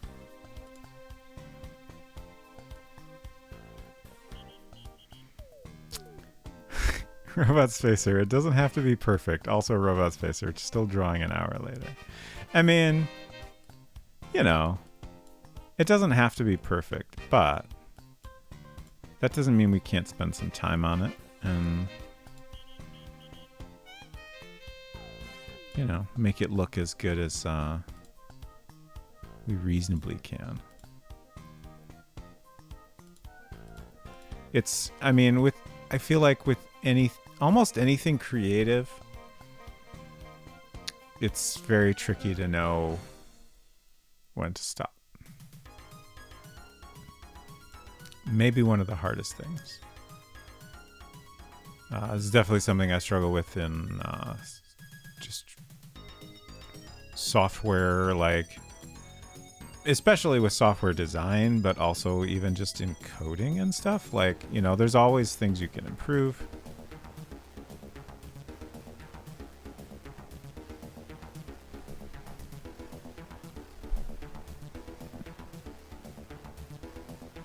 I almost wish it fit the style of the game to just stop here. I don't know, it's got a fun kind of vibe to it, but it definitely doesn't work. Let's save. And do a save as, just in case I goof anything up. Hinton says, I stop when Amy tells me to go to bed.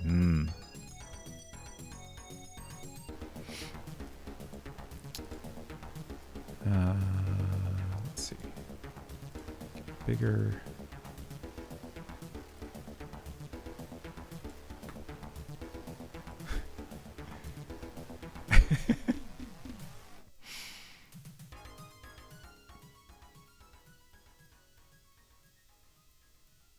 I might need a reference for like like obviously that looks too silly, but like we have this reference here, the big pupils, and then most of the other references, I guess actually this one's kind of in between. But a lot of these are much more narrow. That one's a little bit bigger. Okay.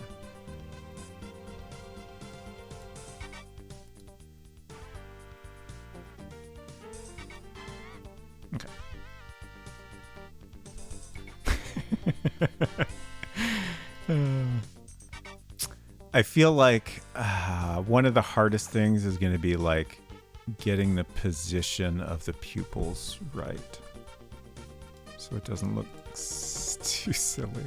I mean, I'm okay if it looks a little bit silly, but Brisket is a very serious cat, so we don't want it to look too silly.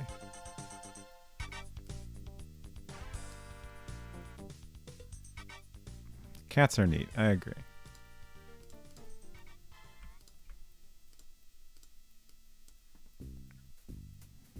This one just saw you murder someone.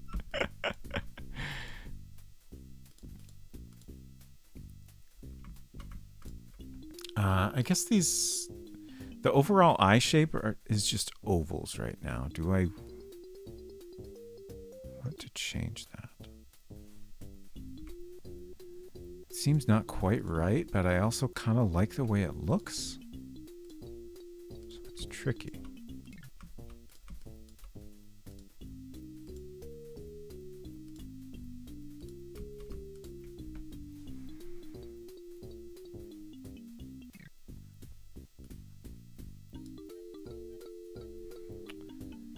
So I think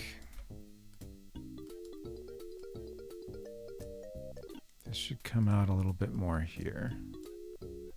And then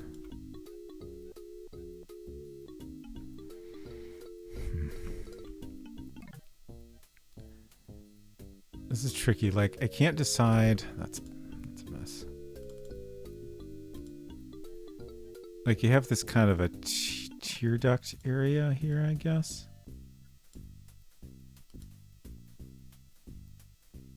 That came out very sloppy, but you know, you get what I'm saying. Like, you know, there's this area that kind of, you know, it's like an important part of the eye shape, but it's, you know, it's outside of the eyeball. I feel like I need at least a little bit of that to make it look correct. I'm just not sure how I want to draw it. And then like the main reference I'm using, let's look at these other ones.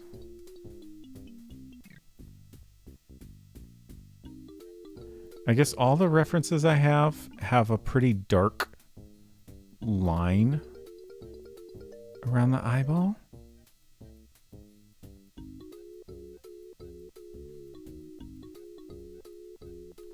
Like it's not nearly as dramatic as the Junji Ito drawing, but you know, there's still a thick dark line around the eye.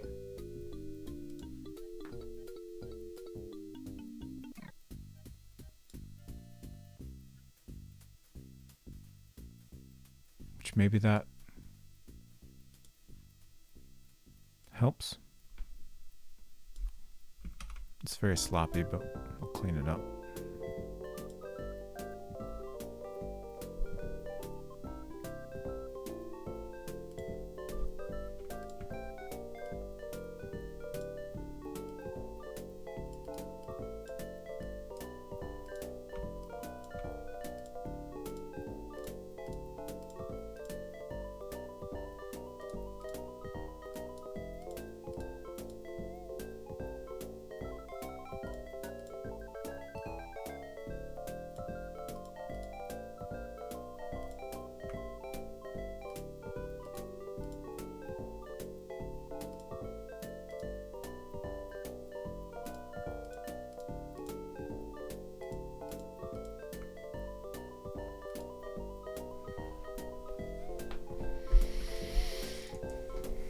I like where that's going.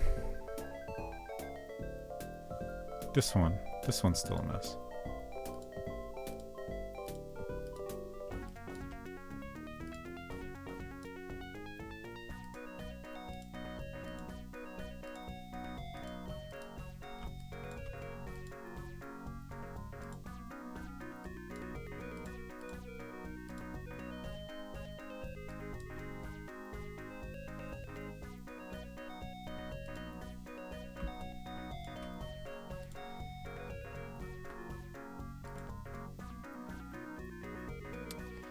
I wonder if I will make myself sick if I eat this whole cake at once. You said it's a mini cake, right?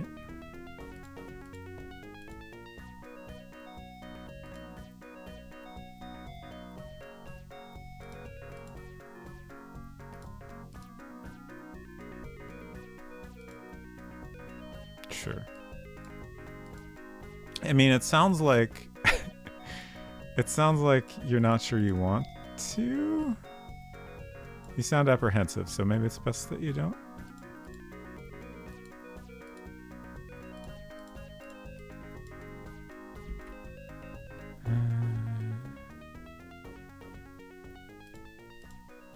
Can't figure out how to do this.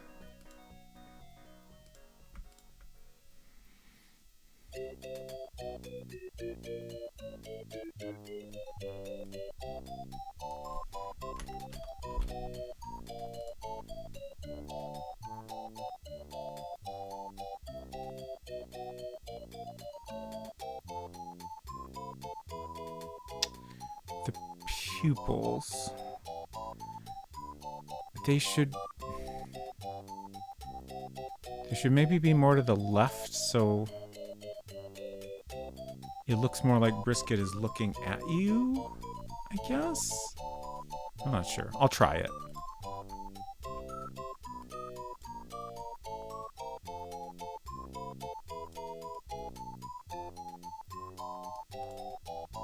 Yeah, I think I might like that better. You're right, just half of it then. Sounds like a good amount of cake from a mini cake.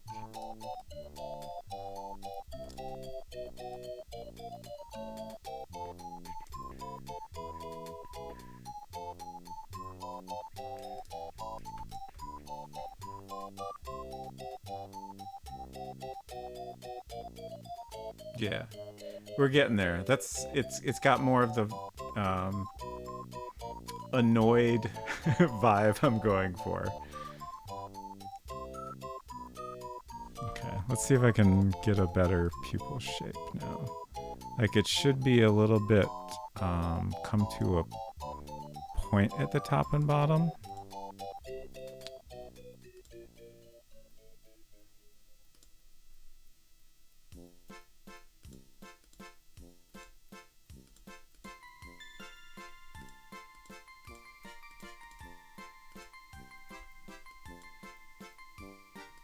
Getting there.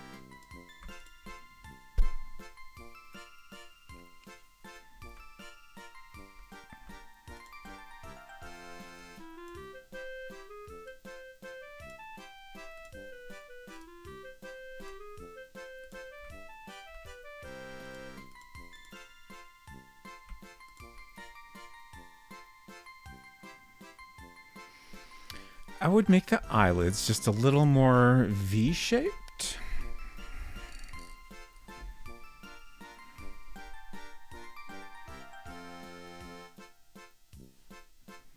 So like, you're talking about like this slope here. Let's undo that. Let's save. So like, more of an angle here is what you mean.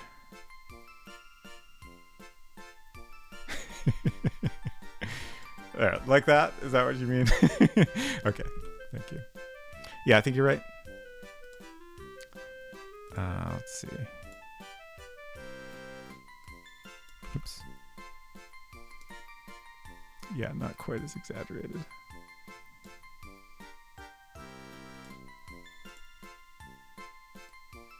Oops.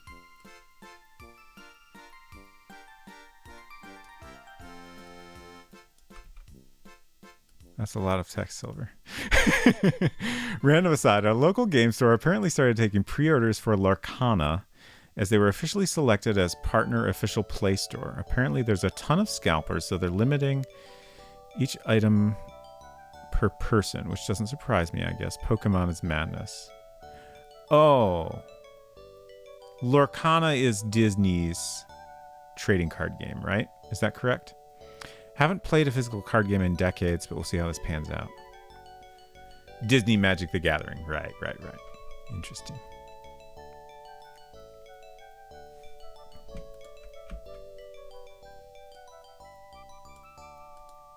I've never played or like really even collected a trading card game. There was a time period where I bought almost anything that fucking had Star Wars on it. I don't know what was wrong with me. I have a lot of cards from that, but I don't think they were more like just pure collectible cards. Maybe there was a game. I guess there was a game, now that I think about it. But I never played the game. That's about the closest I've ever gotten. Floop the Pig? Oh, Adventure Time Card Wars. Yeah.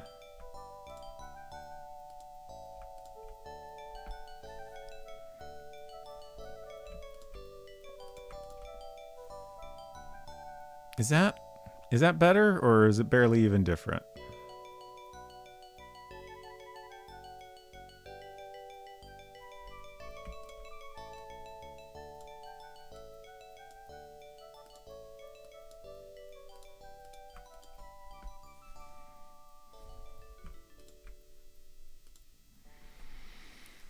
Silver says, I play Magic the Gathering Arena every once in a while since it's very well made and encourages you to not input any money into it. But yeah, I've never been big into collecting physical things. He had some interest in the art. Rules seem very well made, and a set of 2 starter decks was only $32, so why not? Yeah, I saw some of the art and it looked pretty neat.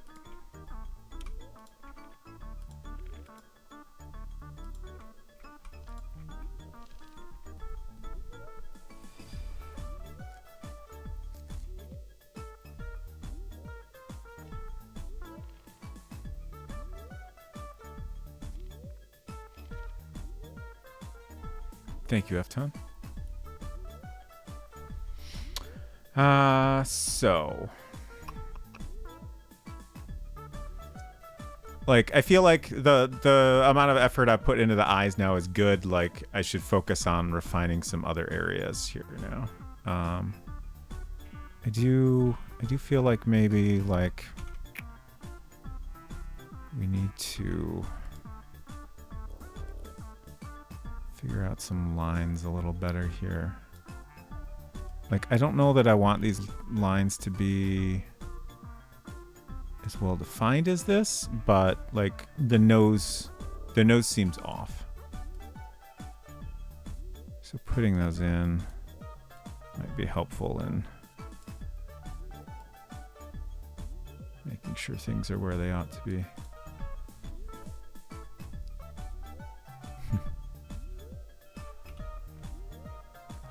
I don't know that I like that.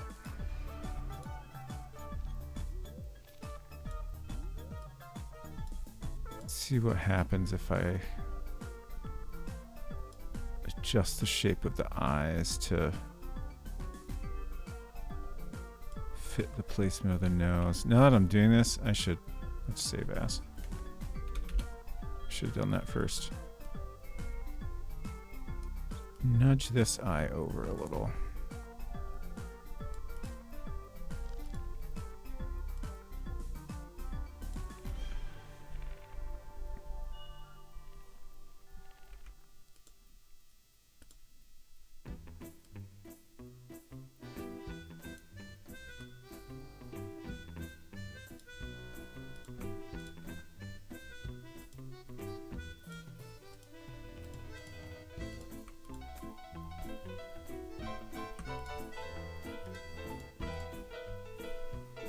Okay. That's a little better, I think.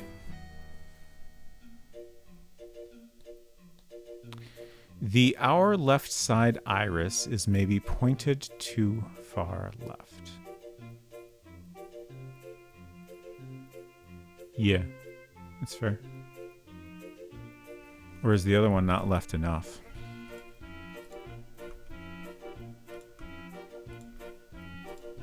I'm gonna bump this one over a pixel and then bump the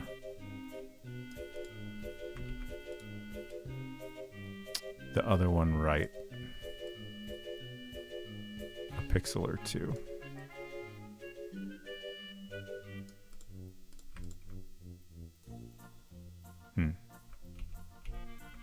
Maybe?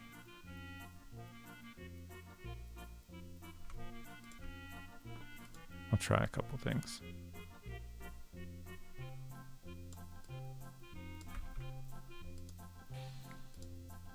Yeah, like that they lined up better there. I just want to try going the other way now.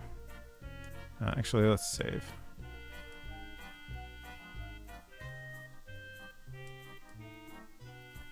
Dang it.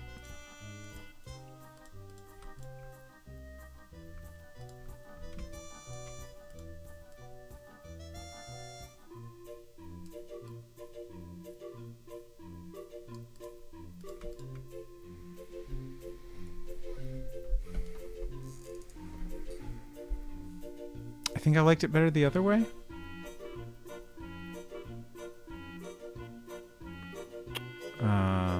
Like it looked a little more like Brisket is looking at you than this does. This looks like a little more staring off into space. Yeah, that's better for sure. Okay.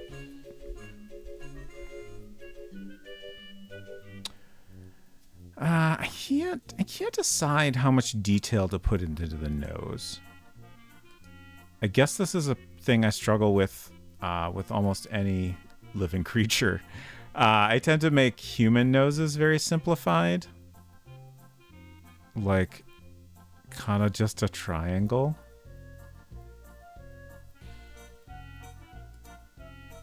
So, I'm inclined to do this.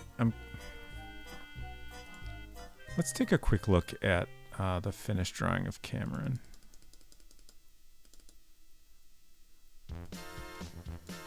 Okay.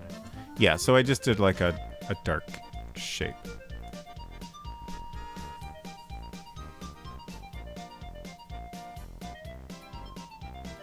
Again, I'm going for a similar level of detail to this, so I'm just kind of looking this over to get it into my brain.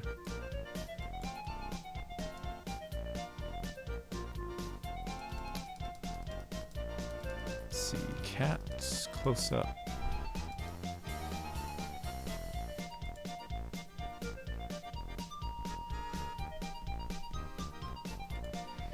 I wonder if we want these dark areas to be more of a pattern. I don't think I'm gonna commit to this until later. But they do seem like they're possibly a little too dark.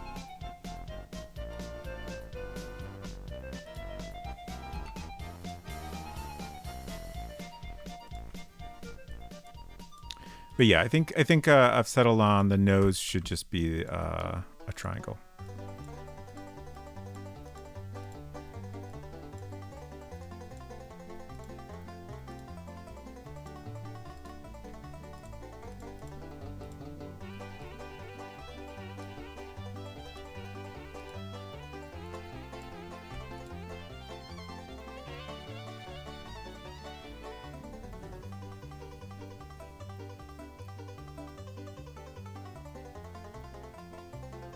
I guess I didn't do the mouth quite right. Like, there should be a line that comes down.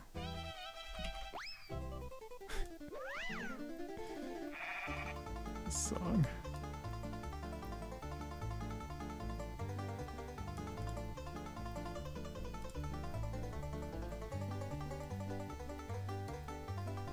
Yeah, like that.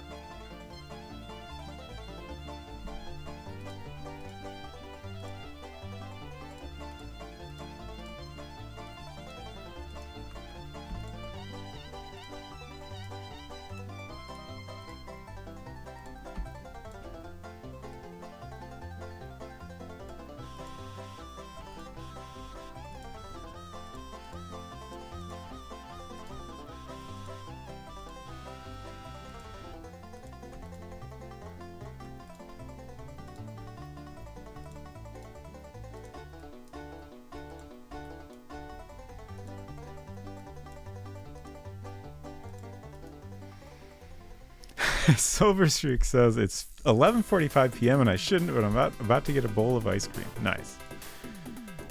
Love this for you.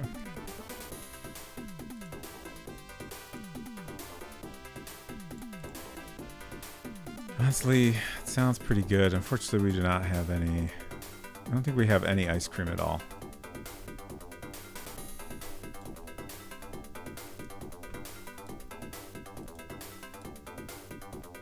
We do have some very good watermelon popsicles, though.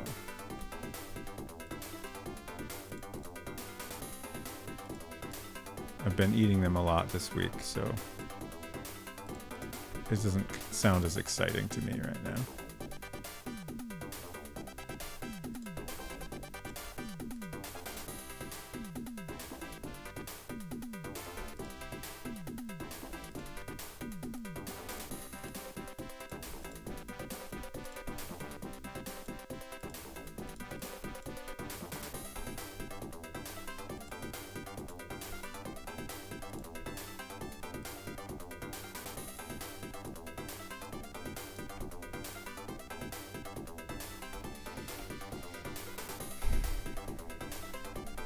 Like, I'm just pausing to think because I'm spending a lot of time perfecting these lines, and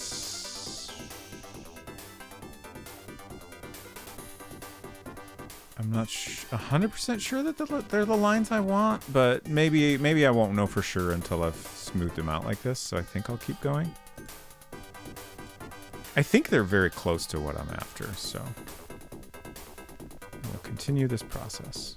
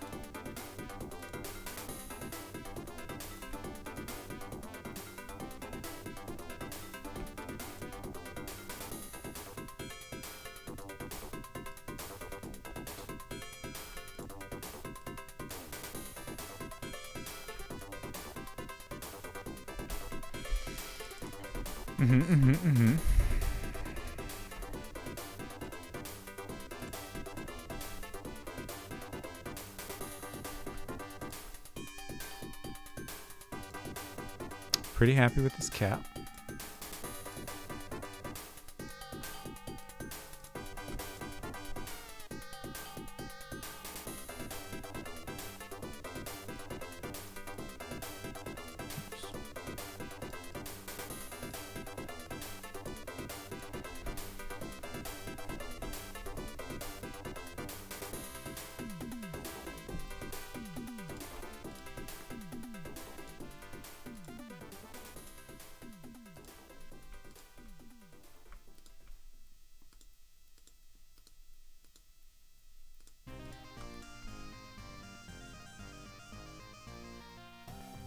Okay, I think what I want to do now is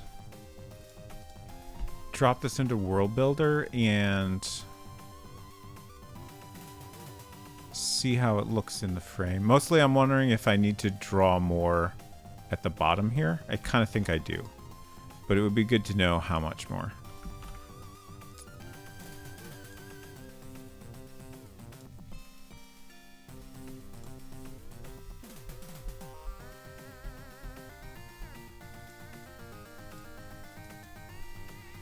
So we'll need to create this scene.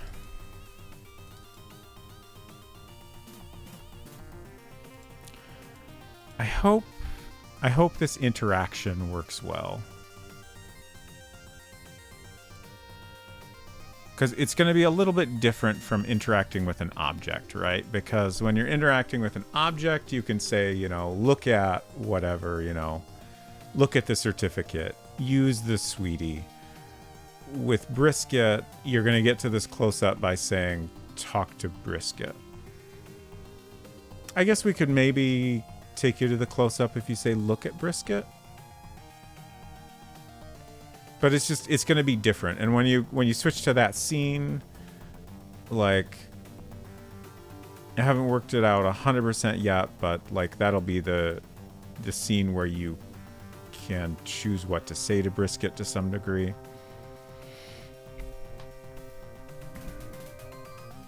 I do wonder if I should start coding that before I finish up the drawing. Just because if it doesn't work out, you know, then I have this cat drawing I spent all this time on that we can't actually use. But, you know, maybe that's okay.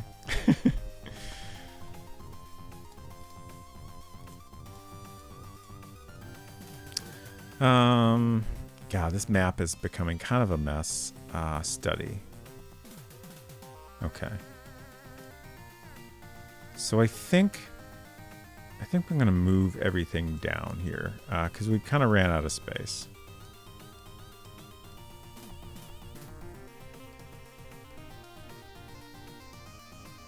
Silver says, not only have I obtained ice cream, I found an entire unopened tub of Cool Whip in the back of the fridge. This is very exciting for you.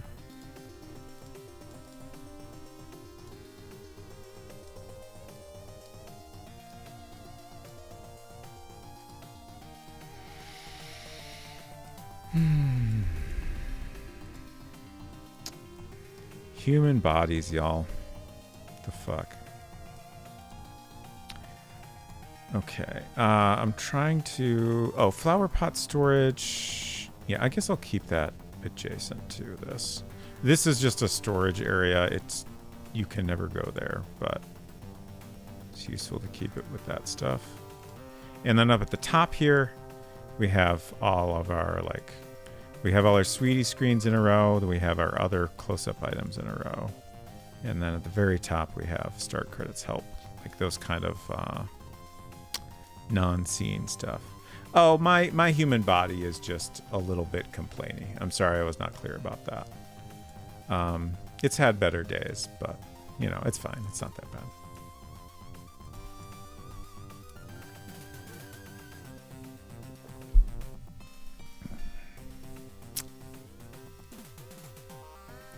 I'm just trying to figure out if I moved everything down that I needed to. I think we got them all. Yeah, I just remembered another thing that I've thought about occasionally, which is that I've never been 100% happy with. Well, let's go ahead and. Well, I'll add the cat scene and then I'll talk about that.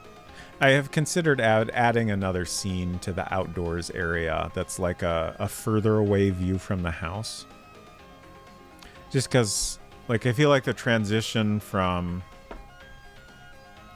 bus stop to, like, the close-up of a house is not a smooth transition. And also, I would love to have a really nice drawing that shows more of the house.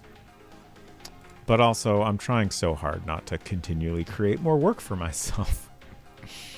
it's a thing that's bugged me for a long time, and I keep thinking, hey, I could do that. That's not that big of a deal, right?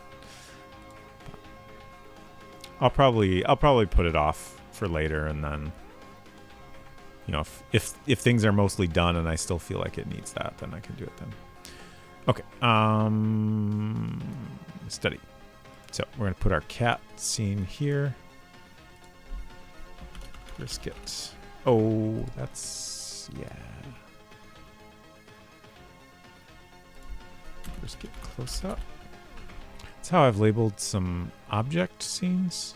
Oh, I guess I did a dash. Okay.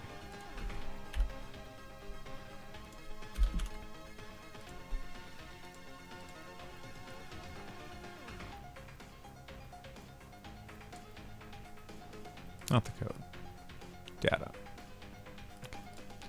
Block all those off. No sounds. I mean, I guess we could have Brisket periodically meow. Do we have any? It'd be nice if we had a gentle purring sound. I would love that. I don't think we do. I think we've used the one cat sound that we have, which is like a violent cat is murdering you type of sound effect. Let's Hello. see. Thank you for the hello, 6-7. Also, hello.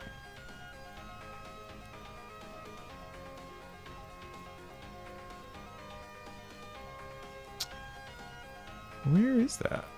Mad Cat. There we go. So that's the sound you hear if Brisket murders you. That is not a purr, no. I don't think we have one. Oh. We have an owl hoot?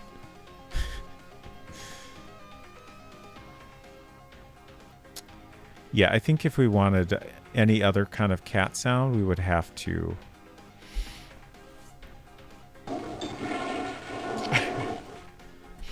On Secret Crush, thank you for flushing your coins down the toilet. I think if we want any other kind of cat sound, we have to record it or find it in a royalty-free library or something. Which I'm not opposed to. I do not have a cat to record, so I cannot do this.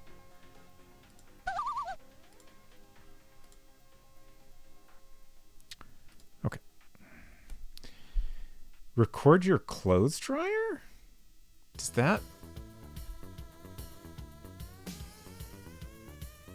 that sound similar to a cat? That doesn't seem right.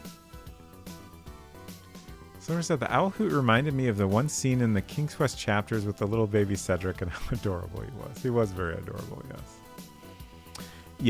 Yeah, we did not have a clothes dryer that sounds like a cat for sure. I'm trying to... I don't know that I've ever heard a clothes dryer that sounds like a cat. It's very interesting. Maybe a more modern one. I've never had like a super fancy modern clothes dryer, so... I always thought cat purr sounded like an electric motor to me. Ah, okay. Yeah, I can see that. I can see that. When I imagine a clothes dryer, the noises I hear are more the like tumbling of the stuff inside the drum than the motor.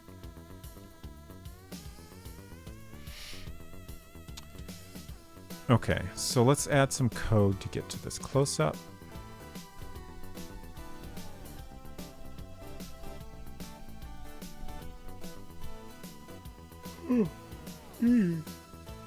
I'm not yawning.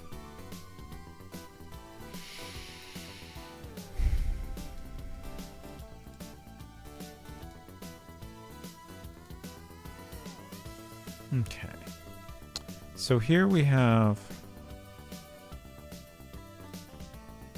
a block of code that will run if Brisket is present. I'm not yawning, you're yawning. Exactly. And Secret Crush says, I have some small aquarium pumps with motors and impellers. Don't know if those would get the right sound. Yeah, there. We just got to record this hype sleep emote. Perfect. Okay, so I think we're going to drop our code within this block because we definitely only want to be able to talk to Brisket if Brisket is present.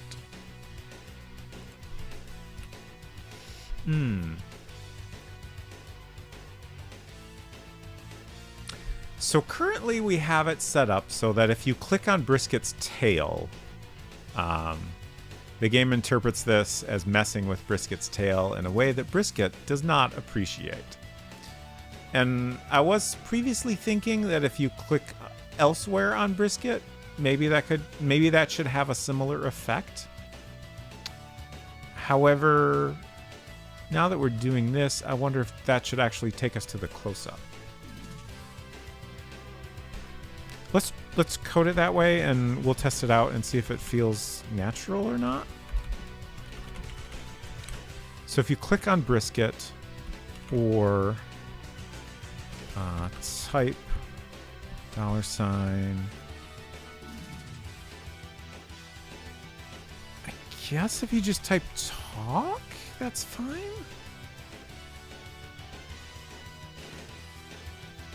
No, we'll check for a noun. And I guess we'll also support look. Or do we want a different...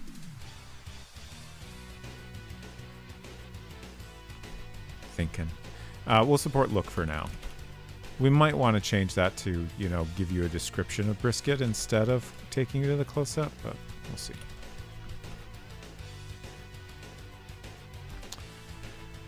Oh no, Hunseeker Crush says, my tummy hurts, but I will not lay the blame at the half a small cake I ate. I think my tummy already hurt a little. The cake is innocent. I'm sorry to hear your tummy hurts. Okay, so this is the thing I talked about last week. We're checking for clicking on Brisket twice here, just so we can check for multiple words in the text input.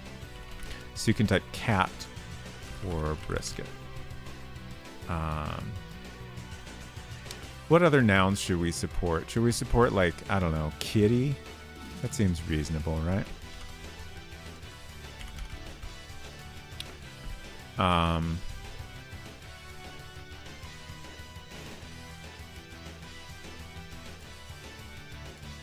So you can type talk cat, talk to cat, look Brisket, look at cat, talk to kitty, etc. Any combination of these two groups of words.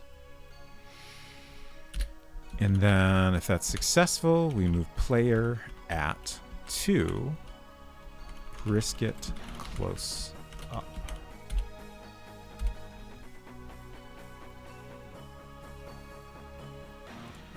Should be good.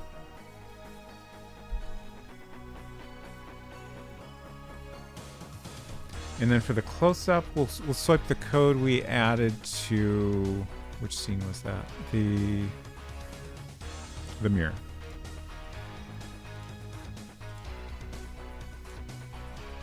Because a lot of this is going to be the same.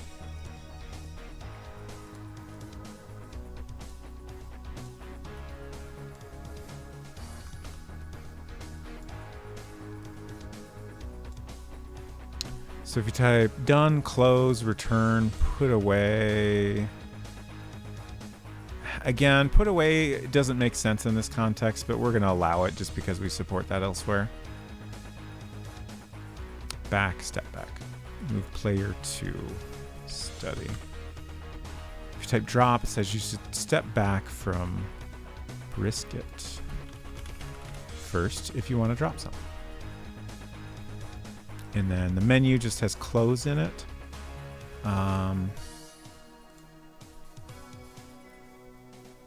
For now, that's fine. We might want to help the player a bit by adding some appropriate options to this menu. Like there could be just a talk option. I've written out my plan for most of the dialogue with Brisket, and kind of the way I'm expecting this interaction to work. It's definitely going to require some experimentation to see if it feels right. But my thought is that for the most part, you'll just type talk to continue the conversation.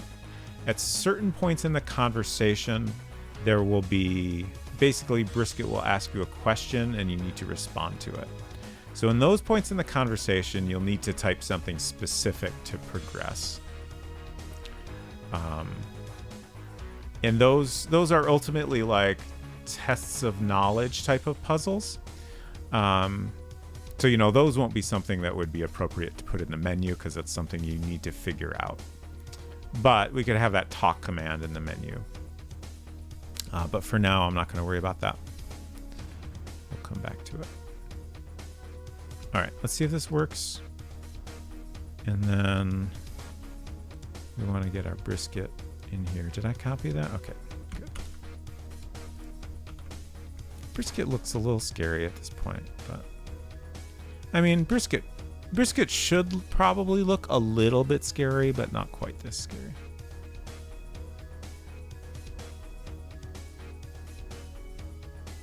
I'm just trying to decide on the placement here. Like this, the way I have it now, like this whole graphic is centered, which I kind of like the positioning of that, but let's see how it looks if the face is centered.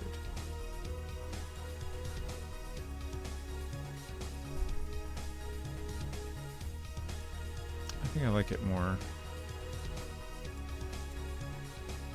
little bit more like that. So I need like, I don't know, this is probably 100 pixels. Is that right? Maybe not.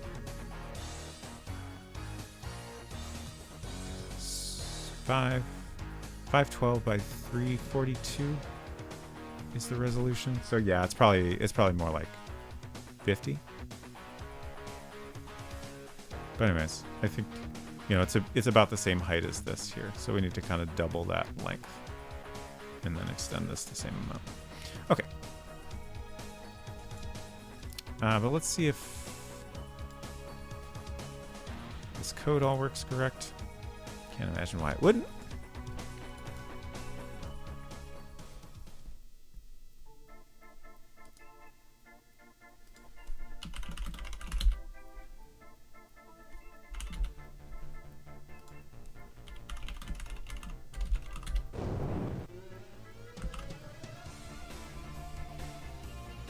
Okay.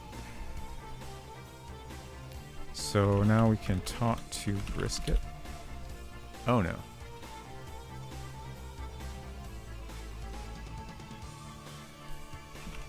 Talk to Cat? What did I do?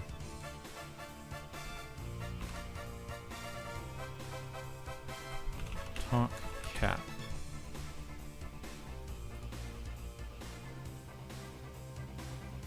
Okay, so we can click on the tail, but why isn't the text command working right? I must have screwed something up. I can't imagine what.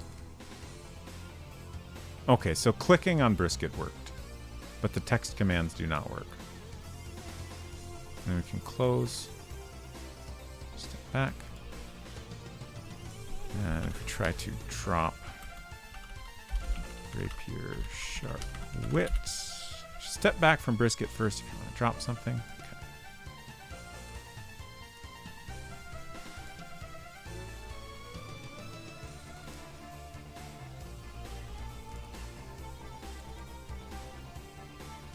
What the heck did I do? Study is the right scene.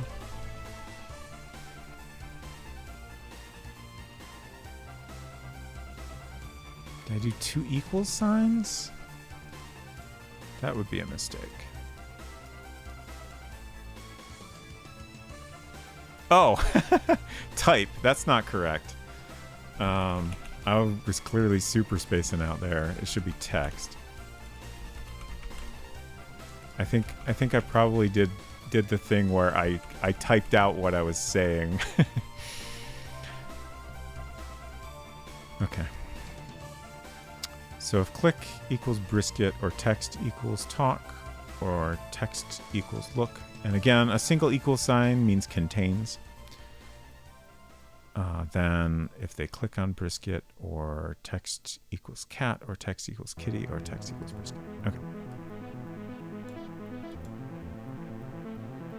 Really capture the judgmental eyes of a brisket cat.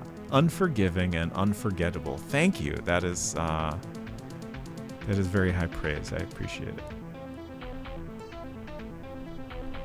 Hopefully we can retain that as we finish it up.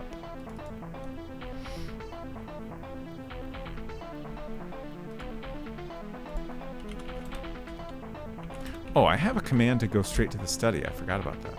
Nice. Talk cat. Great. And we can look at brisket. Great. And we can look at kitty. Good. Okay. Everything is working as expected. We can talk cat. Yes. Well, we can't actually have a conversation yet, but we can get this nice little unfinished close-up at least. So we're getting there.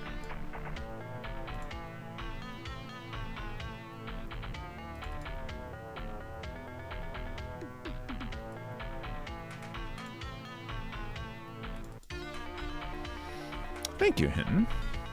Okay. So we need to extend this drawing a bit.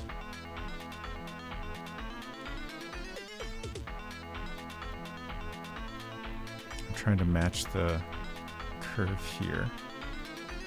I think that's... We'll go a couple more pixels.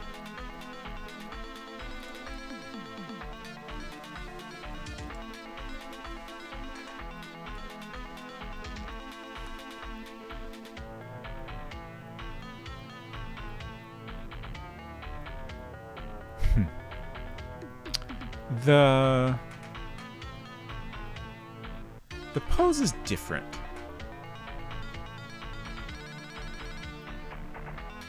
Like, I guess I made the head kind of forward more in the close-up. It's not necessarily a problem. I'm just kind of thinking about it and wondering if I should adjust anything or not worry about it.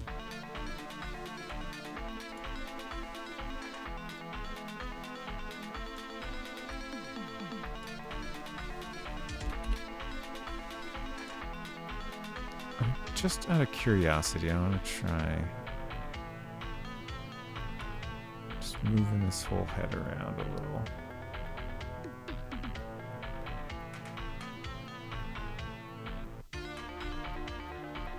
So like I could, like I feel like in our further out image, brisket is kind of holding their head up more. Whereas in the close-up I have currently, they're kind of sticking it forward more. So I think if we move it up here, it would possibly match a little better.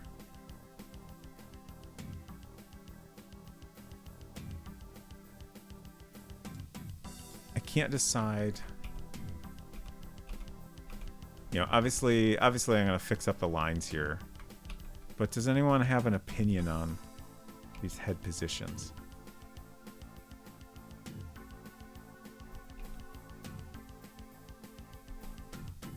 I think this feels more like brisket would sit. Brisket, again, is a very serious cat.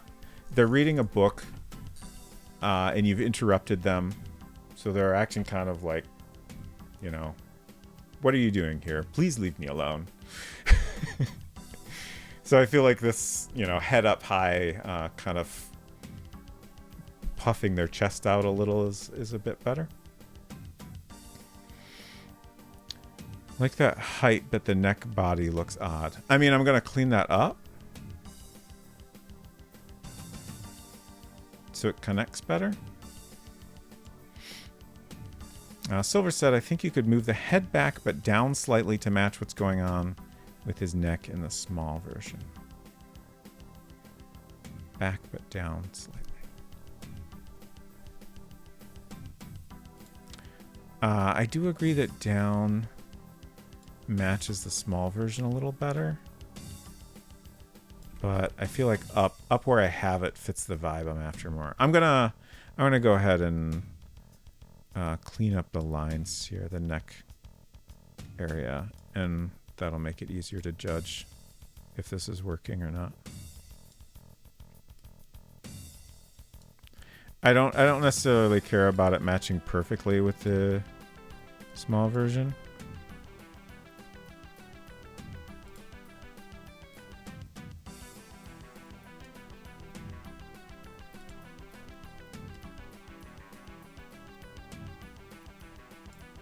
In the end, I'd rather have the right attitude.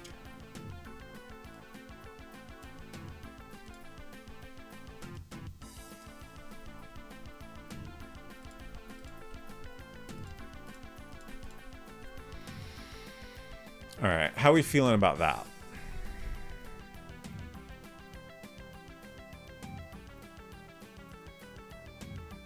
I'm feeling pretty good about that, but I'm open to opinions.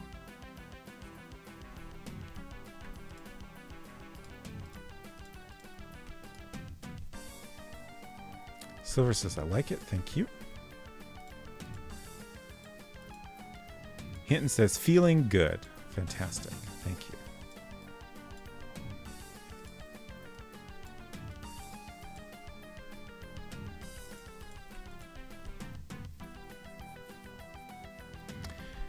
Unsecret Crush says, I feel like the curve of the neck is more human than cat. That's probably true. Okay. Let me look at my references here.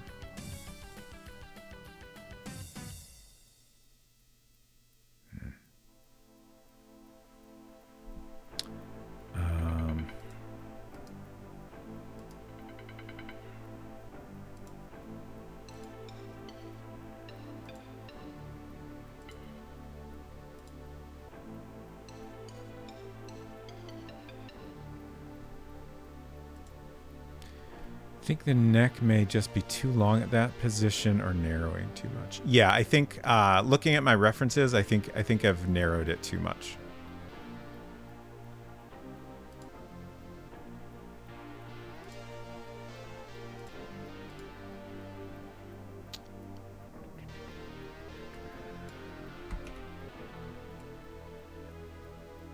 So I want something probably more like that.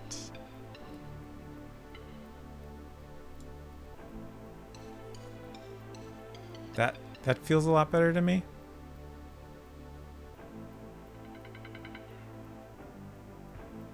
Or should I go even thicker? Maybe this is too narrow back here as well. That side looks good, but this side needs more. Okay.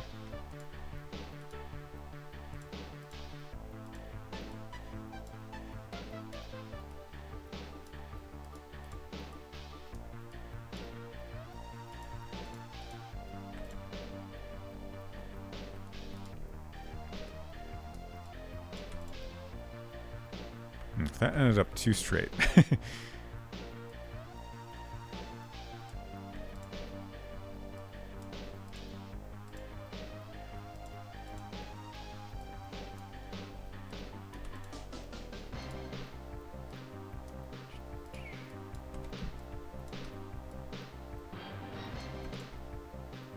that's better.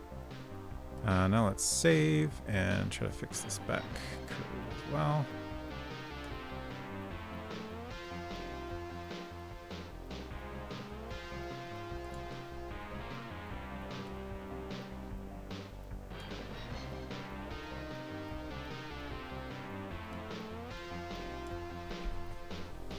How's that? Much better? Okay. Thank you. I like that. I think that's a pretty good looking cat. It looks like a cat. You'd look at that and think, oh yeah, that's a cat. 100%.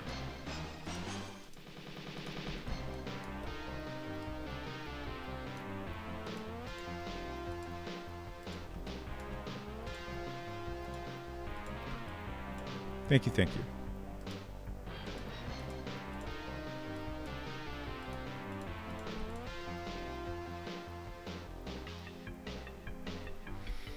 Okay, Saving again. Thank you. And also, so much better than my sketch, which is great because looking at my sketch again, this is kind of terrible. It's a little bit bad, but it helped me. It helped me get there, and that's all we wanted out of it. So, okay. I want to work on this a little bit more, but I need another quick break, so let's do that. And if you like, y'all can play some more Colossal Cave Adventure. One thing, when I switched to the BRB screen earlier, I kind of forgot that I had that set up. But one thing I wanted to mention, this is an Inform port of Colossal Cave Adventure. It's a little bit different than like the standard version. One thing that is notable is that you cannot use the magic spells until you've discovered them. So for example, if you find out about a spell from seeing it written somewhere, you need to go to that place and see it before you can use it the first time. In the proper version of Colossal Cave, once you know the magic spells, you can use them like immediately in the game. Res Mason, hello, great to see you, and thank you. I will be back in a few minutes.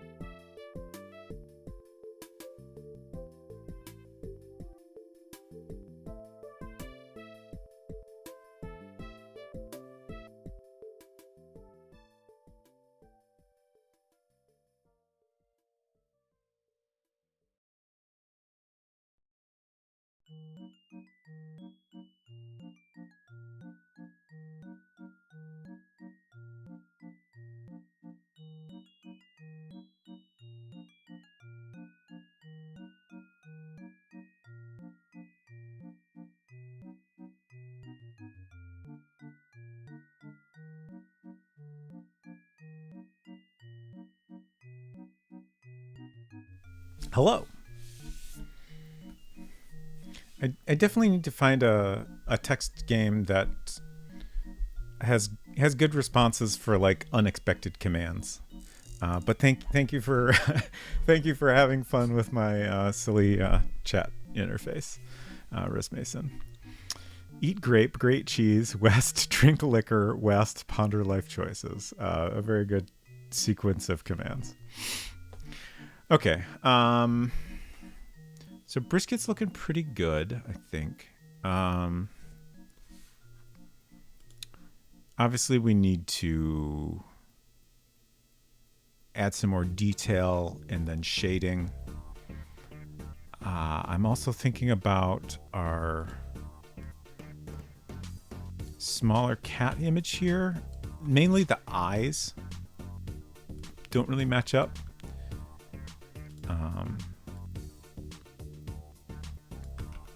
God, that looks like I've gotten so used to the way this looks. Like this eye is like way over here.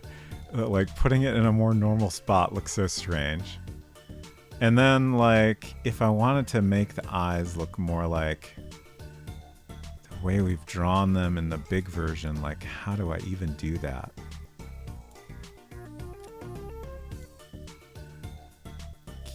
Can I do that?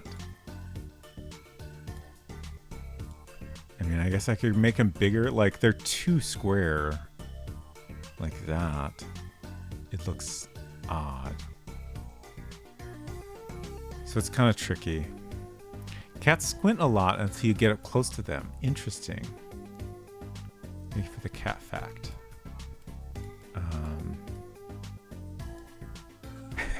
That looks a little silly. How can I make this look better?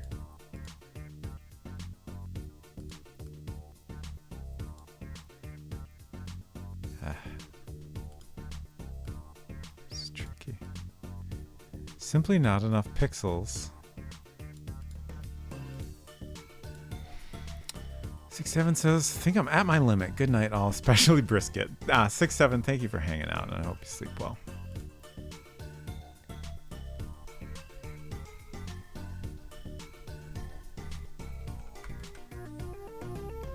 It feels a little too cartoony the way it is right now. I'm not quite happy with it.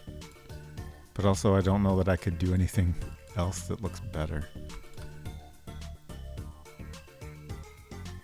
That's like cartoony in a different direction. Maybe if I do... why is this hard? Pixels!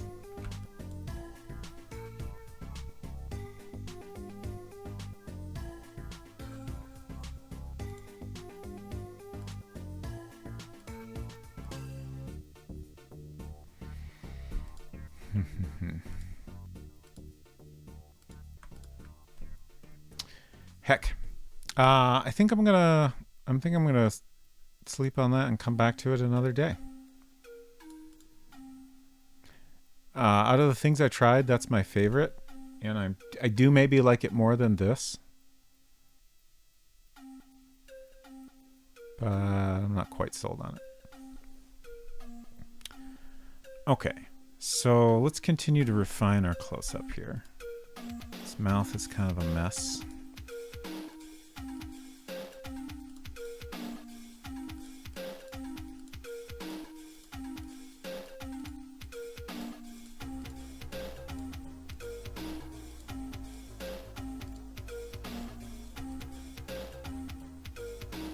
Better.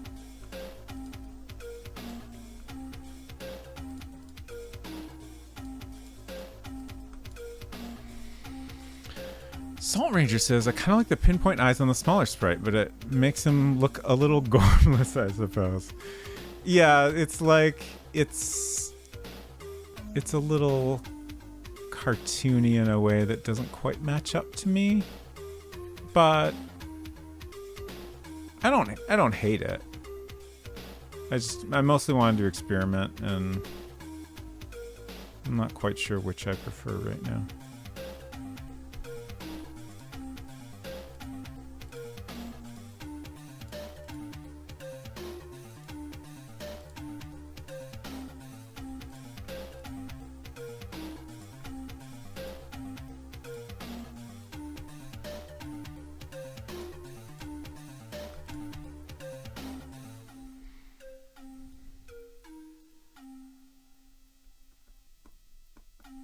Yeah, I don't know. Might like that. Okay, so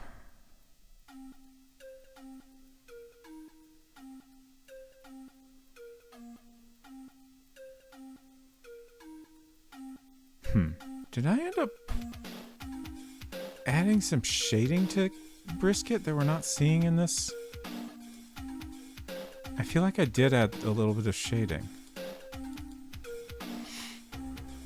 Let's ask ChatGPT. Cheat study. Okay, yeah, I did add some medium gray shading to brisket's belly here. Okay.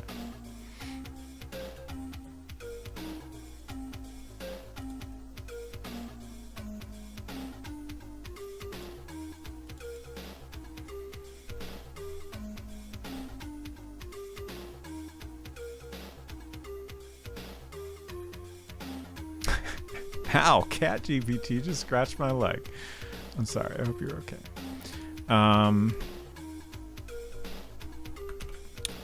We obviously need a darker nose. That's kind of nice. I also keep wondering if these eye areas should be... Ooh, that's maybe even better.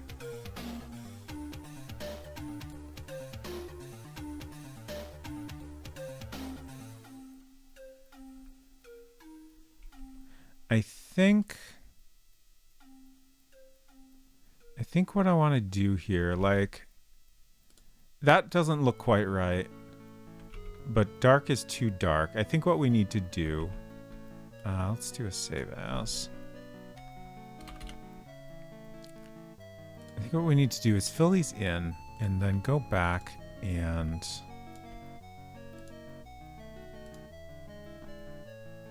like give it an outer edge that is solid. And maybe the inner edge also? I can't tell if this is going to work out, but it's worth trying.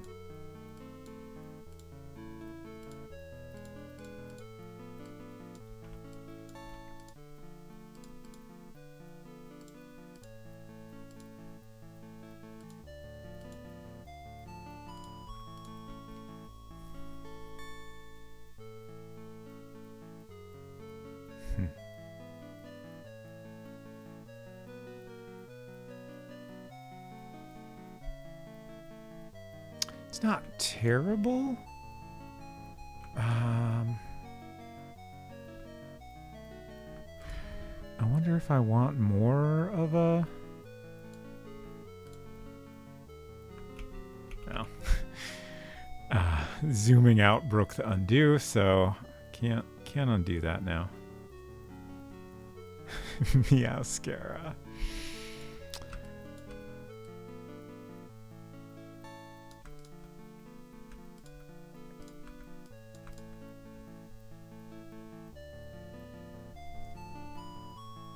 That's not bad.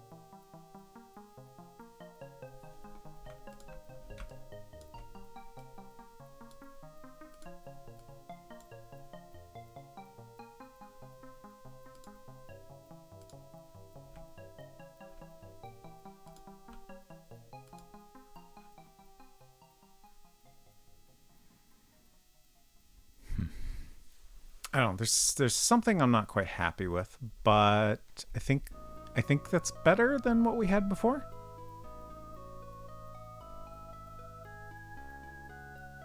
Let's get more of the eye detail filled in, or the ear detail, excuse me. Consulting references again here. So like for this one, we want, that's bad.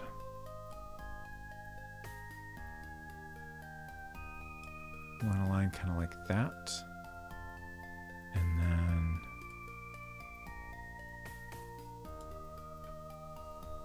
something like that. It's pretty decent.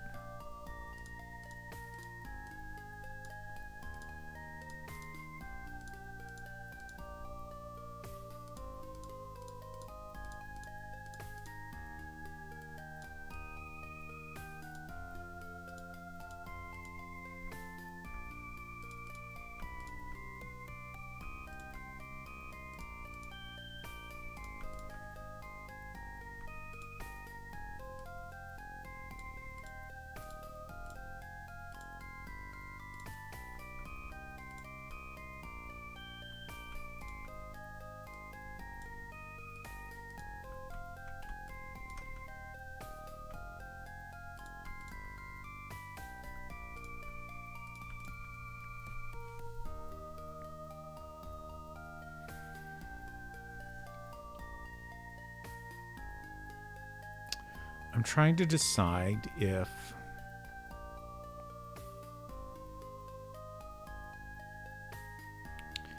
that's all of the solid lines I want to have in this drawing. I think it might be. I think the rest is maybe just going to be shading.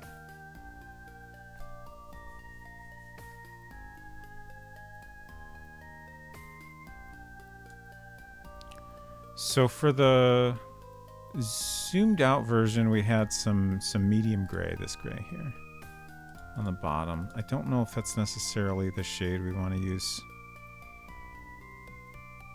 here. It feels a little too dark,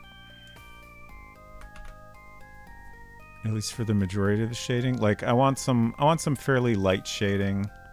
The lamp is over here, so we should have some shadow on the left side and down the back. And I think something more subtle, like one of these. Is that still too dark, or is that okay?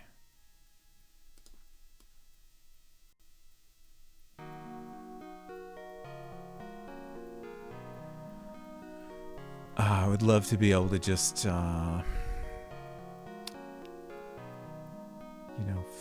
fill in the area I want in shadow and then try out different patterns, but that's not a thing.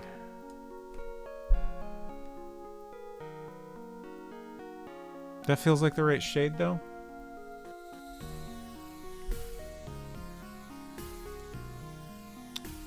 Sorry, I missed your comment. Not sure it's reading as a darker shade. Was that... when did you say that?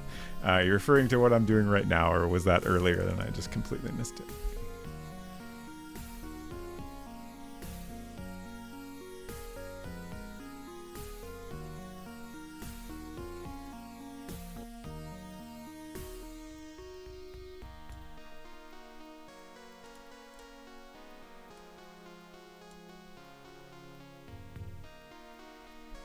And then the next question is, where exactly should these shadows fall?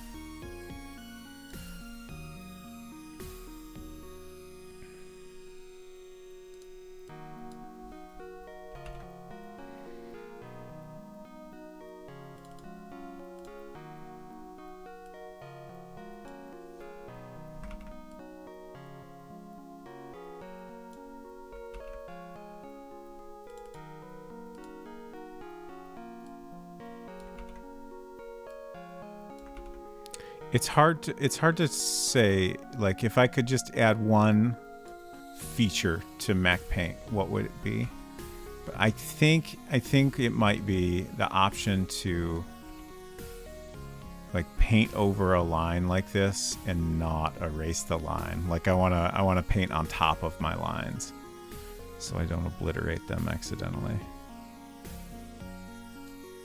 I feel like that might be the one thing that would be the most useful to me.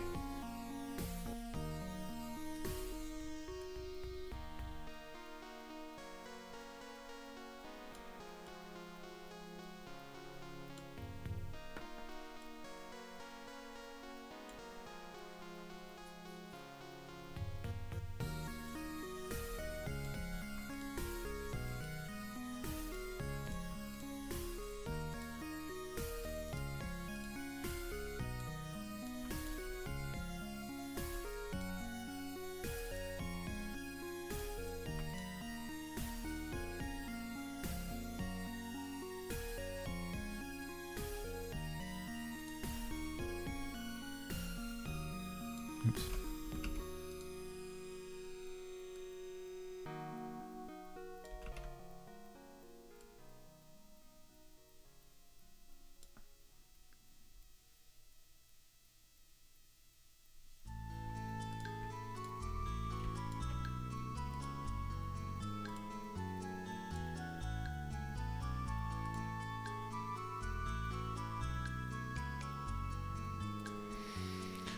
So like or mode and mode, yeah, exactly. Because QuickDraw for sure had those built in, and it's weird. There's no way to use them in Mac Paint.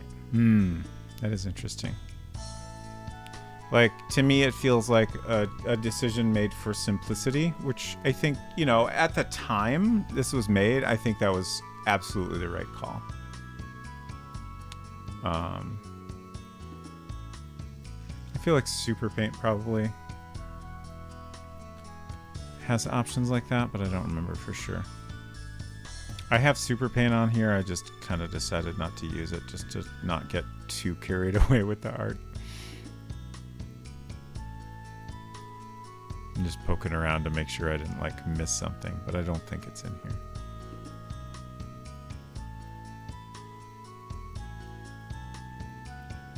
I think that looks pretty good. Let's get some... I'm trying to decide if the inner part of the ear should be the same shade or not.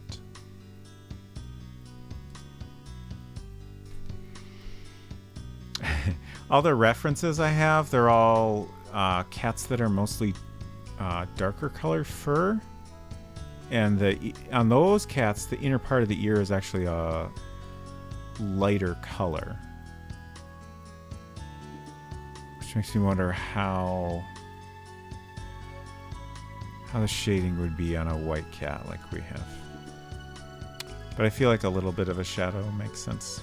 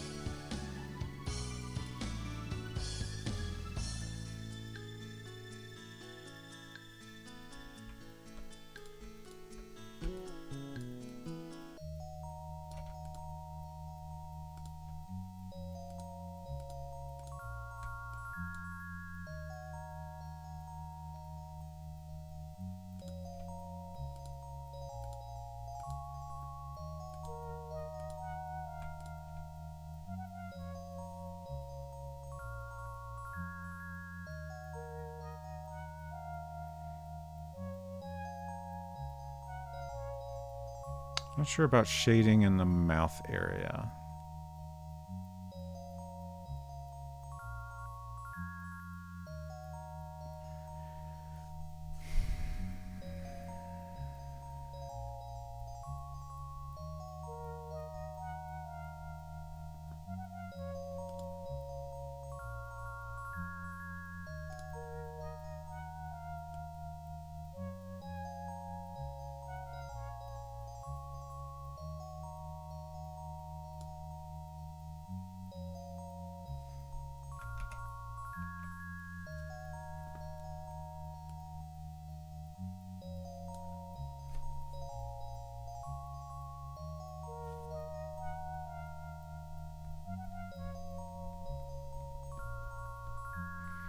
I feel like obviously this cat has, you know, short, smooth hair. But I wonder if maybe I've made this cat too smooth. If I should do a little more to suggest the hair. Both on the outside line and in the shading. Like maybe the shading should be a little bit more irregular. Or something. Oh, a little too far there.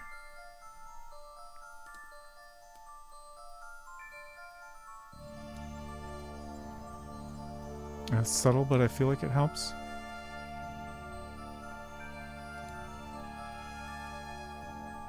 Oops, wrong pattern.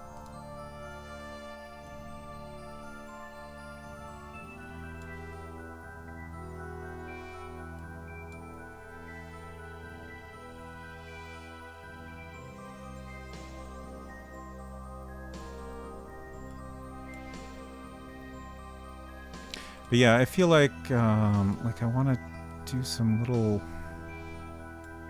tufts of fur around spots like this, maybe. Yeah, I like that.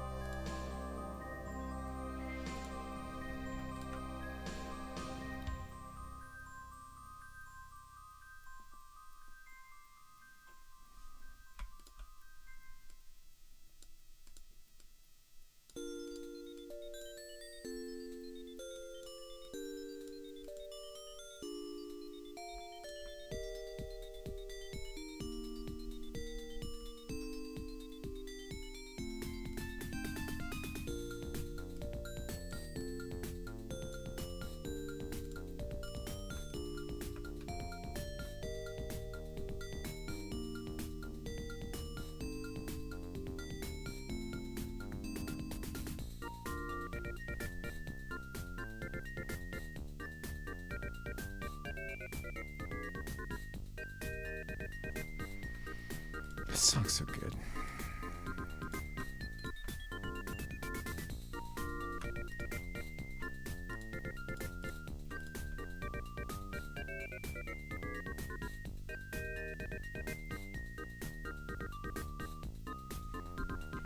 That's a cat.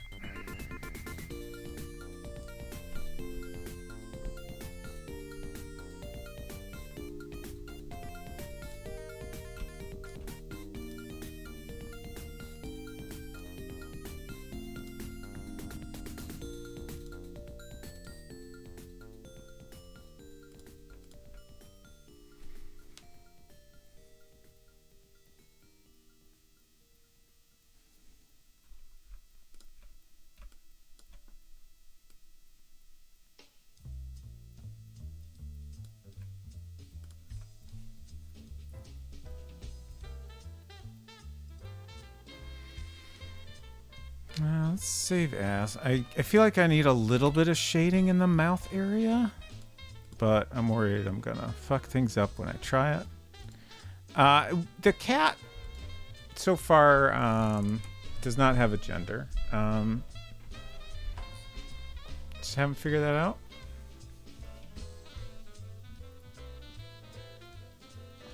Their name is Brisket.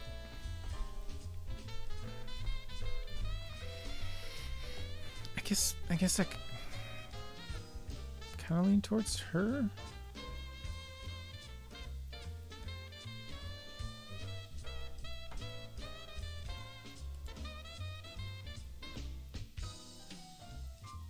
What was I about to do? The mouth shading. So reference, my main reference, it's tricky because again the cat in the reference has darker fur, but like there's very dark fur around the mouth area.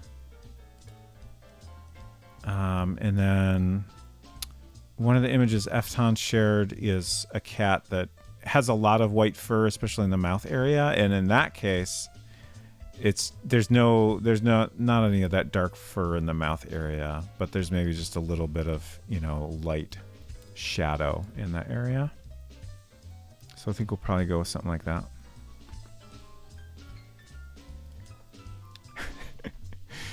I'm glad you like the expression. I think it fits the vibe I was going for pretty well.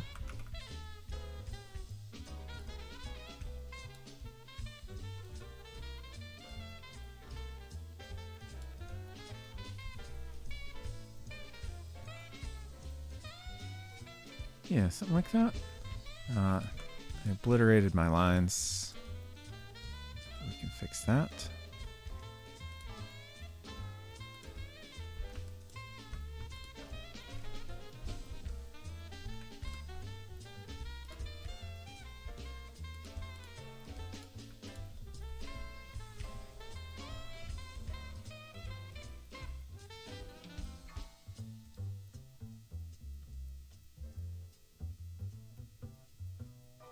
Is that good? Should I just stop fussing with it? Is it done? I honestly can't tell. It feels like it could be done if I wanted it to be done. I'm not quite sure if I'm that happy with it yet.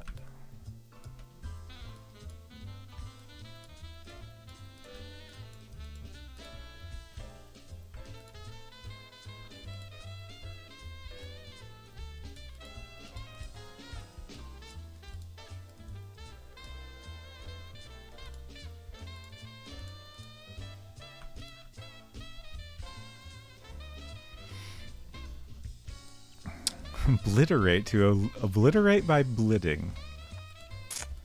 Interesting.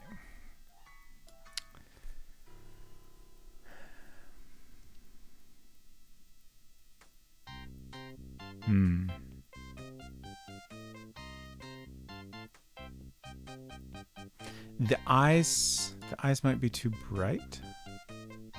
And also I feel like a highlight would help. Let's do a save as. Oh yeah, the whiskers. Thank you. I completely forgot about that, but that's definitely something we need to add. So I'm gonna try.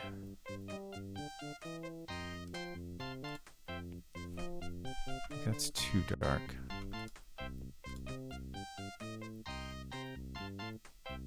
Maybe.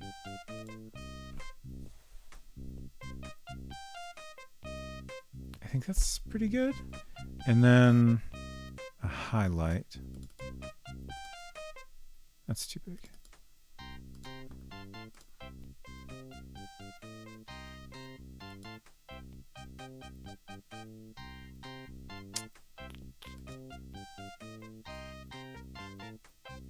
It's tricky because the highlight doesn't show very well in the lighter area.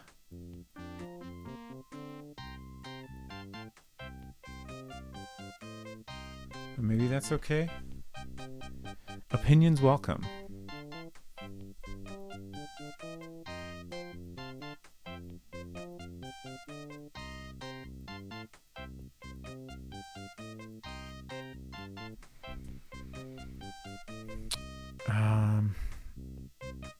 Nose highlight? Oops.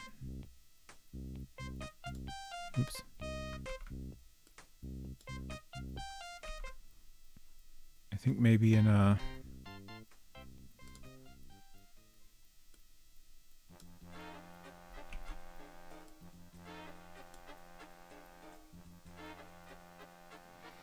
Color in the eyes is great. Great, thank you.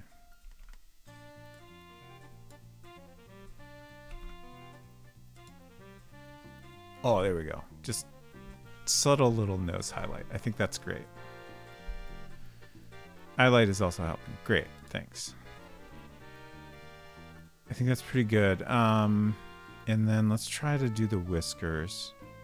We were talking about maybe having white, you know, whiskers that are a white line, you know, drawn over the shaded in part. But since Brisket's a white cat, I don't think we can really do that.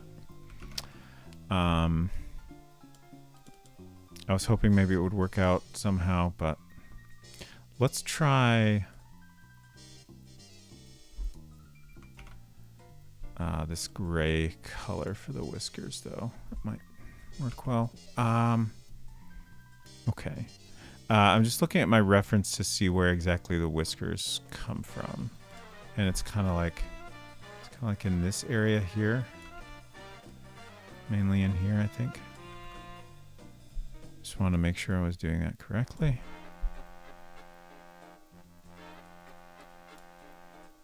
That's pretty good, I think.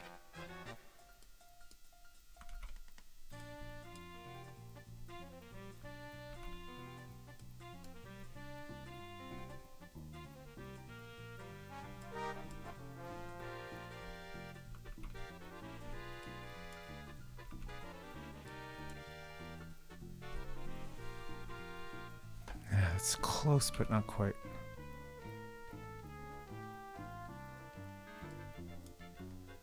Use the polygon tool for more precise whisker trajectory. I feel like it won't come out quite as smooth of a curve as I would like.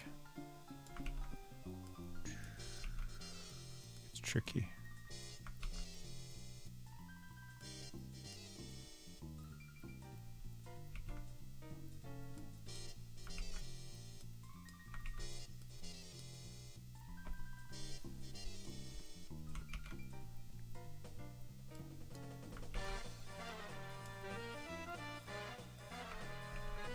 Okay, I'll try it. Can I actually...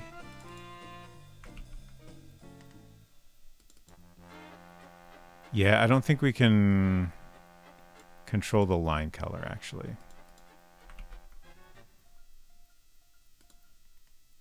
So that's not an option. I mean, I guess I could kind of fill it in. It'd be a little bit of a pain. Can I add a lasagna to the bottom right? No, that would be funny, but no, that is not the plan. Brisket is reading a book. So if anything, we'd put a book in the bottom right, but I don't think that'll be visible. It's so close, but it's not quite right.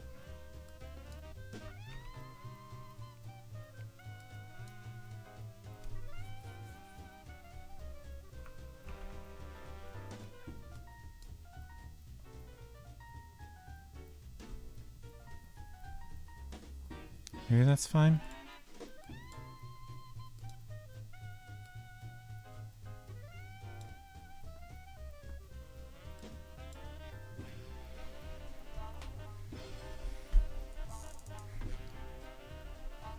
Thank you, Silver. I'd like to see someone train a cat to lick its paw to turn the page of a book. That would be pretty great. Hinton says, looks like a cat that could murder me. Perfect. That's exactly what we want.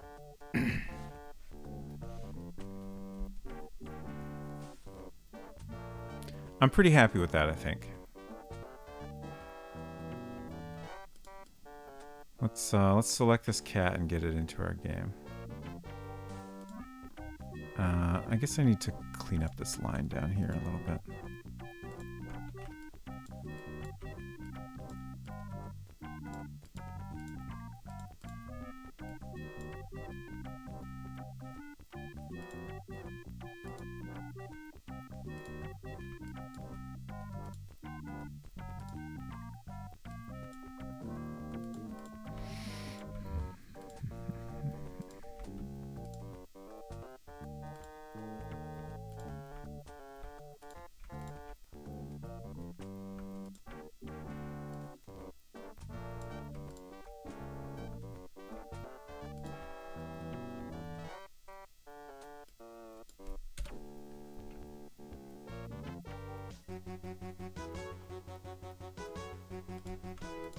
This is a little sloppy up here too.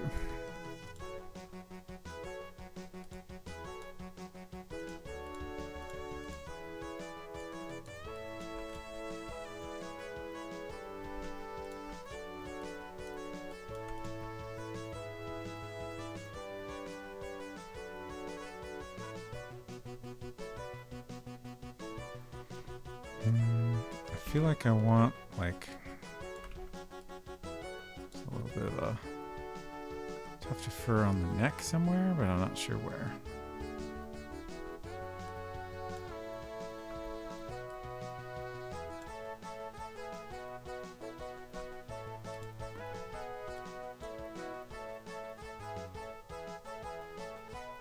Oh, thank you for the music command. For a second, I was like, huh, why is Stream Elements being so chatty? I thought it was doing two commands very close together.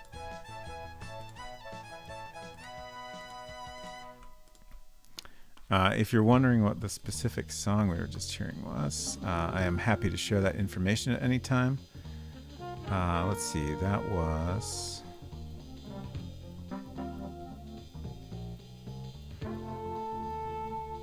I believe 4D Sports Boxing theme. I think I got that right.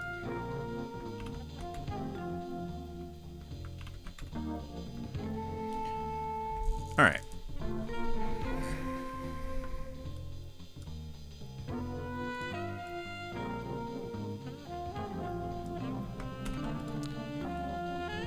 So again, I think we'll have to do the whole thing where we did a polygon shape to make it opaque, but that's okay.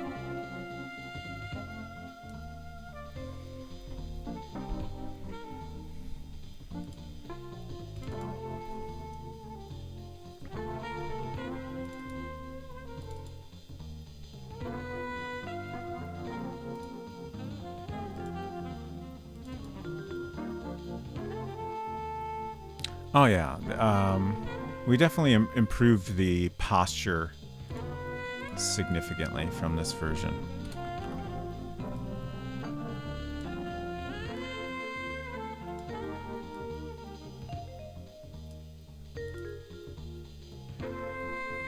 Yeah.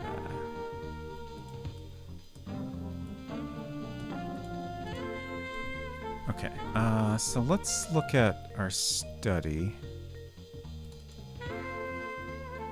Okay. So we have this pattern behind Brisket.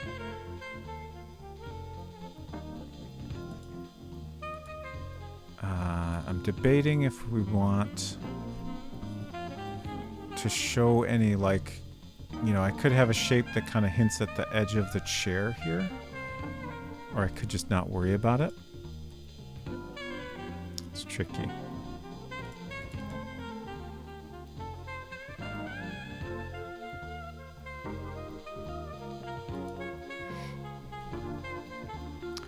Hinton says, I don't want to freak anyone out, but I'm going to eat pizza tonight. Wonderful.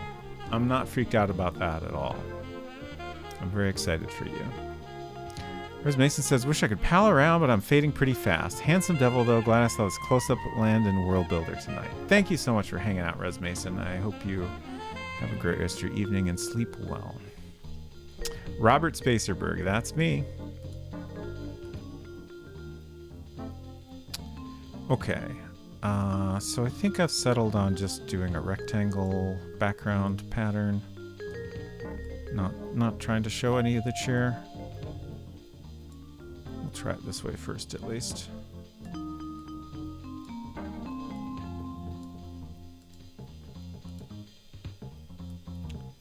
Okay, and then we need our polygon.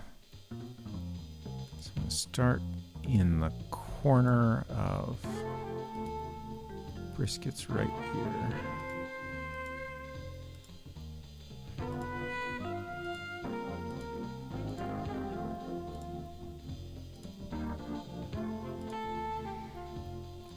In retrospect, I should have done this shape before doing the background pattern, just because it would be easier to see what I'm doing, but we'll see how this turns out.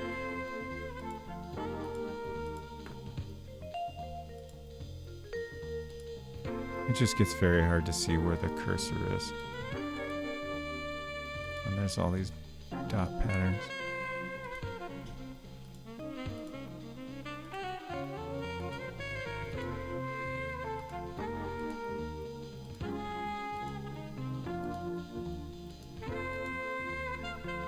Yeah, we did pretty good. Okay.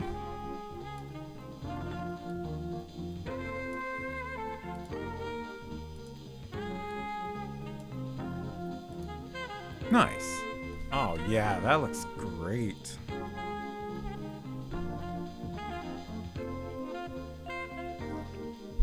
I am pleased.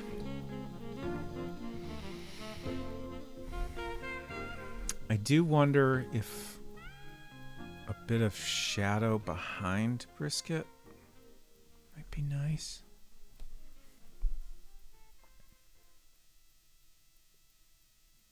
I'm nervous, like two really nice close-ups I think tonight.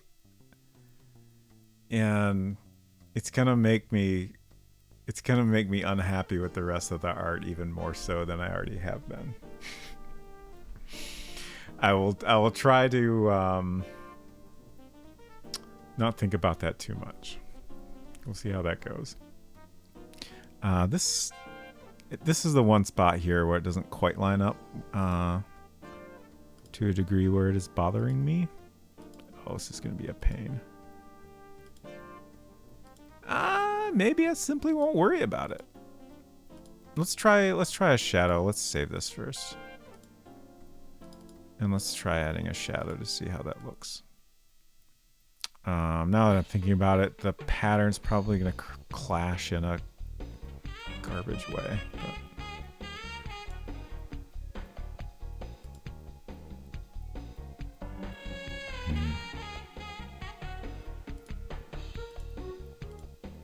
can't decide what the shape of this shadow should even be.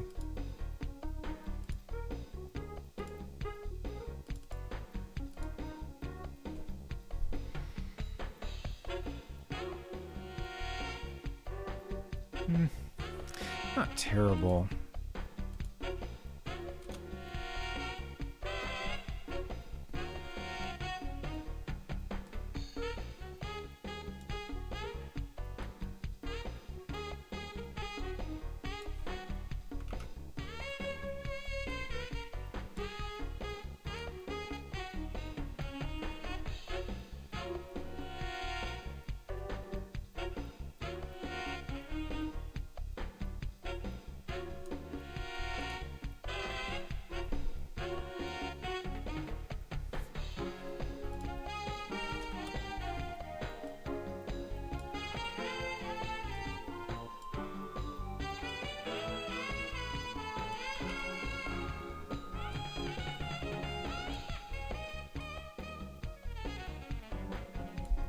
Nope.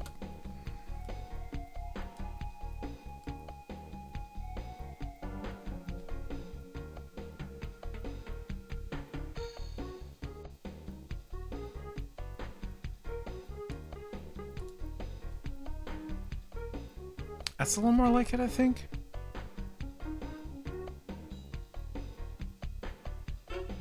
Any opinions? Pizza mode engaged. Stay rad out there, pal. Thank you, Hinton. You stay rad too.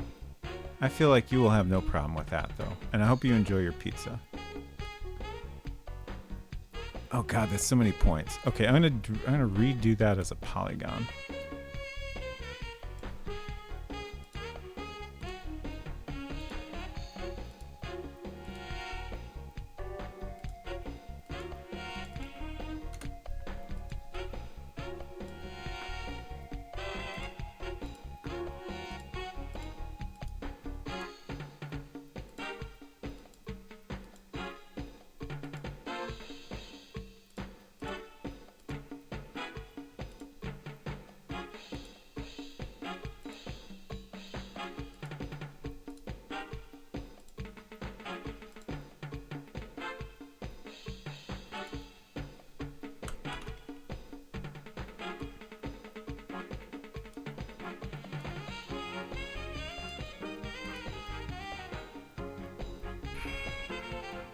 That's kind of messy in here. I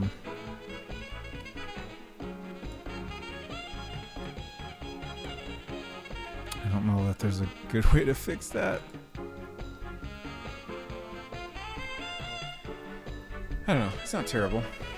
I think I slightly prefer having the shadow there to without.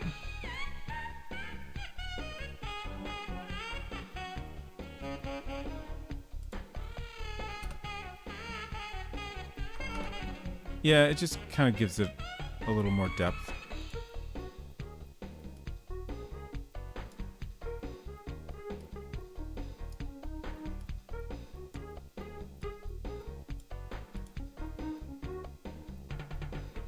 Okay, so let's see.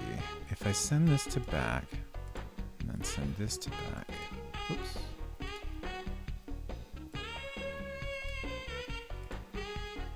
Yeah, okay, that cleaned things up a little. Alright.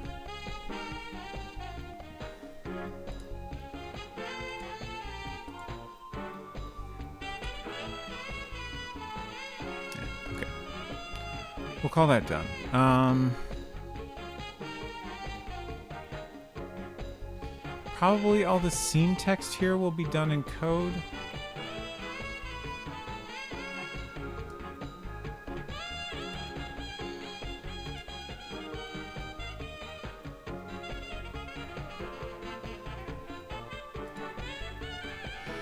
Let's check this out in the game and see how it looks.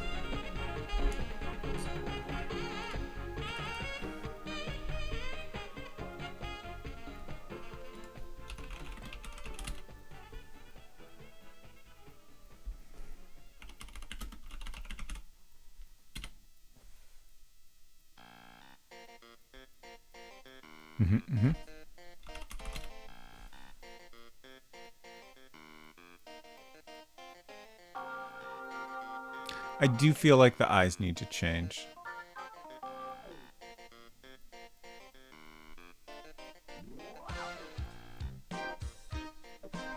I think the rest of it works well.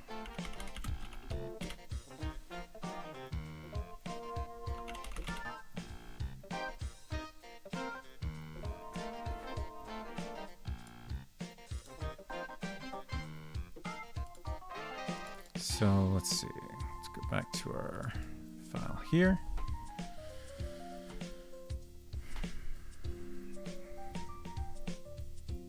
So we've got that version, I think, is better.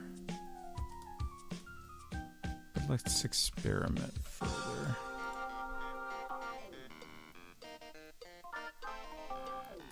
Let's try tweaking more of this to make it feel like it's matching up perfectly. Like this ear is a little bit different.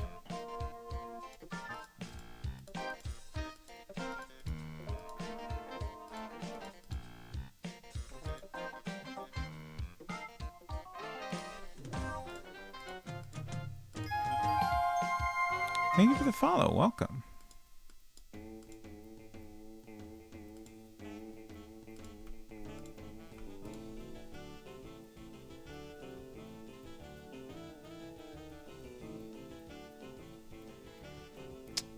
And then I feel like the nose, if we move the nose and mouth down a little bit, we'll have more room to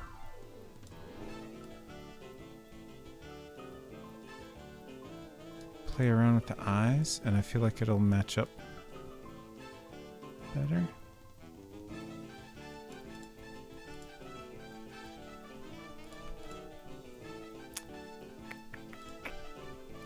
This is so tricky.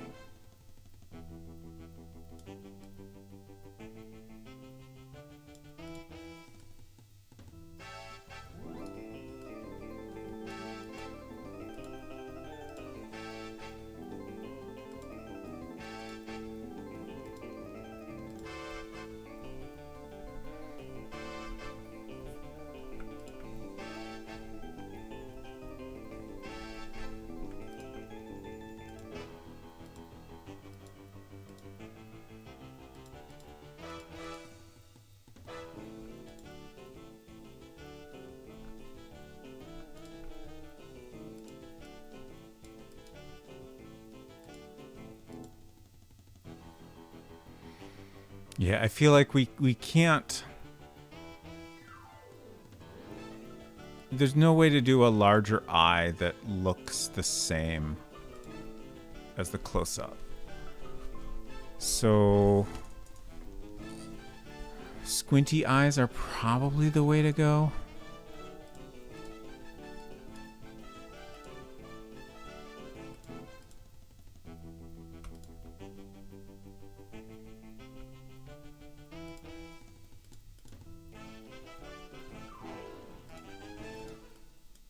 It's just it's hard to get that to look right.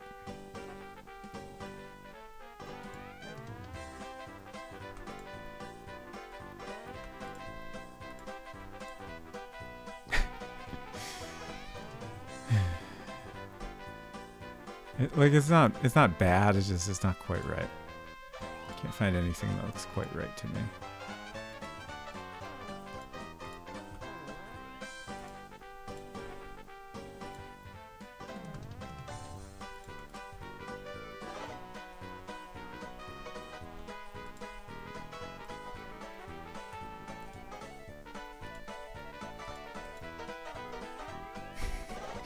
That looks terrible.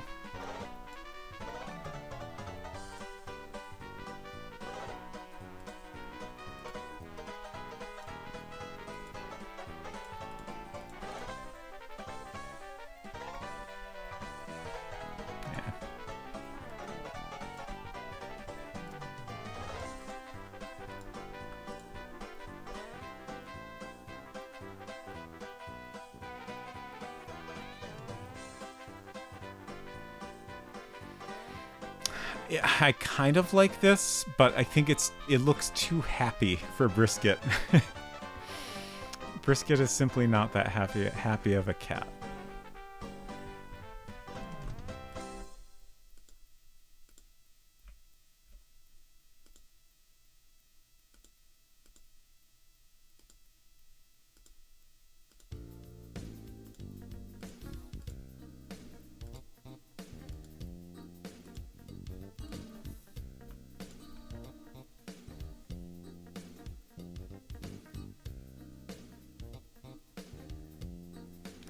Heck, I don't know. None of this quite looks right.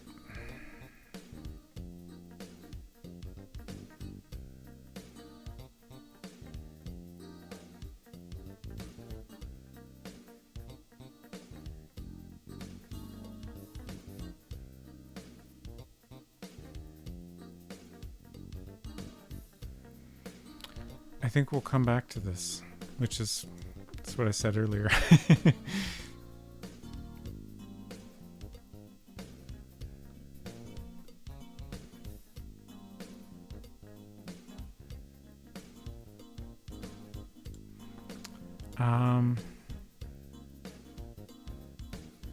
I'm trying to decide how much later I want to go. Probably not too much later, but possibly... I don't know. Tricky. I think I maybe want to add a little bit of interaction with brisket. So far, all we can do is get murdered by brisket.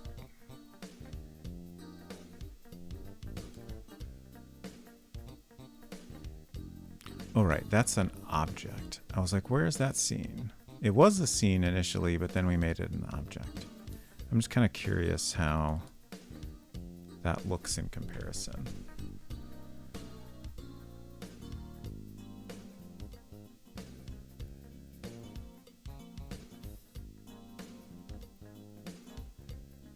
I feel like it doesn't quite fit. I don't know how to elaborate more than that. You know, it's meant to be darker, so like the darker color doesn't bother me.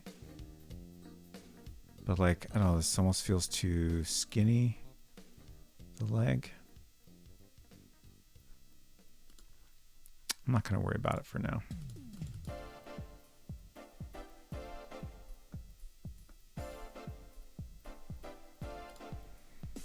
Okay, let's look at our study code here.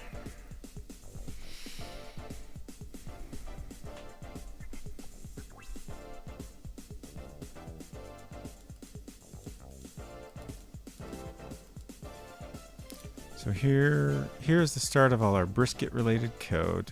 We have look or talk gets you to the close-up. We have clicking on the tail or typing anything about the tail. Is that... It's interesting that I chose to do it that way, but that's maybe fine.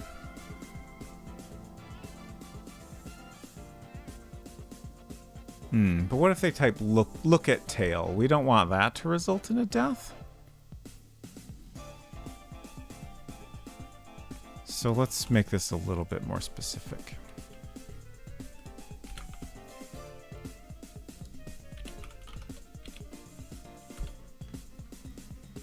So if they click on it, we want to treat that as messing with the tail in some way.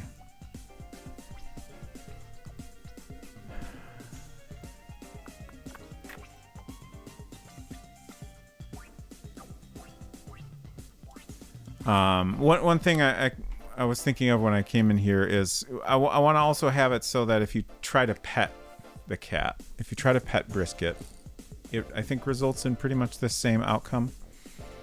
Where Brisket says, I asked you not to do that.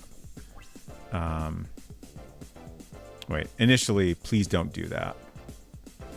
And then if you do it again, you will get murdered. So let's see if we can do this all in one group of code. So verbs will be pet,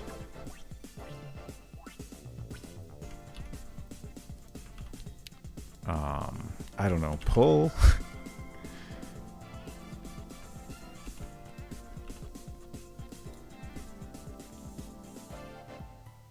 What else describes a rude thing you would do to a cat's tail? Yank?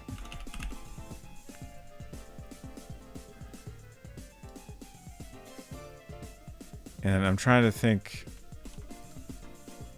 like, if we put cat or Brisket down here, then that means if you type something like yank cat, I mean, I guess, like, obviously that's whatever that means. It's not a nice thing, so I think this is a reasonable outcome for that.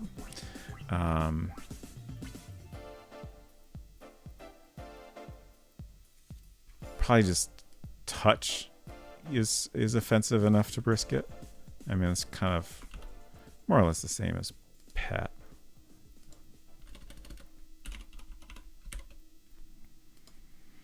Okay. That seems good enough for now, unless anyone has additional verb suggestions. So we have pet, touch, pull, yank, tail, cat, Brisket. And that will result in your death.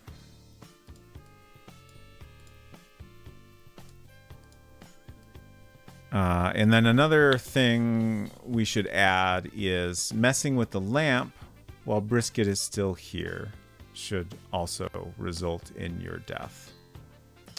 I'm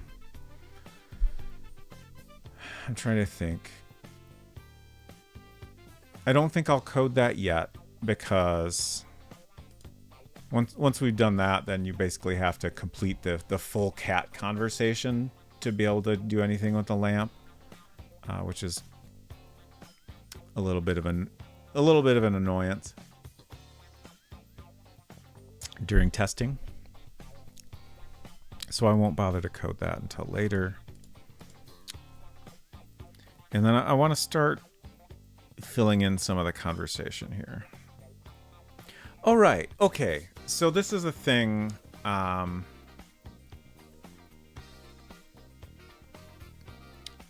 that I wanted to ask others about. If you type talk to cat, my initial thought was that, oh, you would say hello. I mean, you're trying to talk to the cat. Of course you would say hello first, right? Simply being polite. But then I was like, well, if you're typing this, initially you don't necessarily know that this is a talking cat. It's possible you've interacted with the cat in some other way.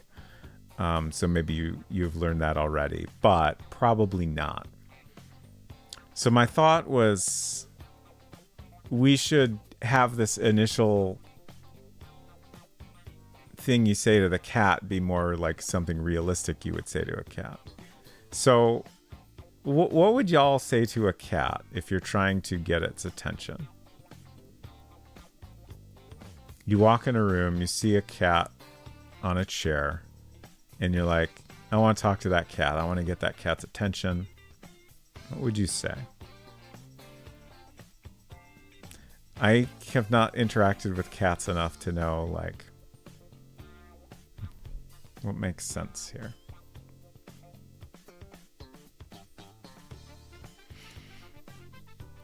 Like, I feel like the kind of, like, stereotypical thing is like a here kitty kitty kind of thing, but that feels like, I feel like people don't really do that, right? I don't know. Maybe they do. What would I do? Again, I'm allergic to cats, so I generally do not try to get their attention. So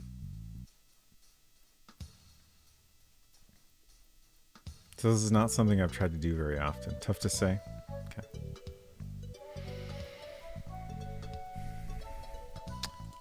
But in terms of how we want to do this, I think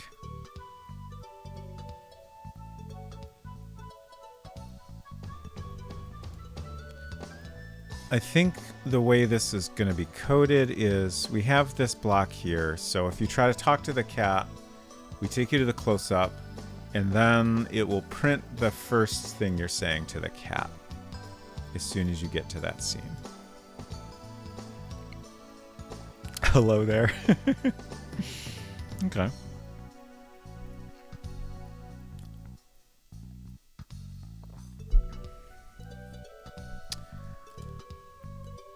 So we're gonna need a variable to keep at least one variable to keep track of this conversation. Have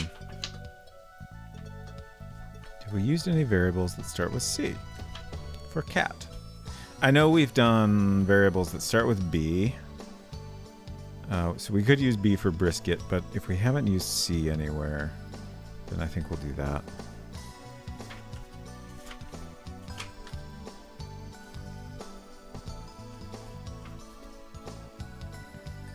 We got P variables, we got S variables, we got W's, E, L, S. Okay. I don't think we have any C. So we can just use C1. There's D, W.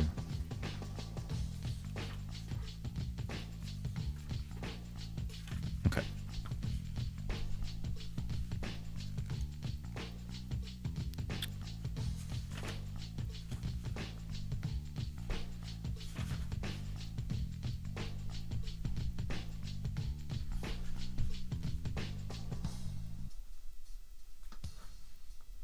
C1 is just going to be our general conversation progress.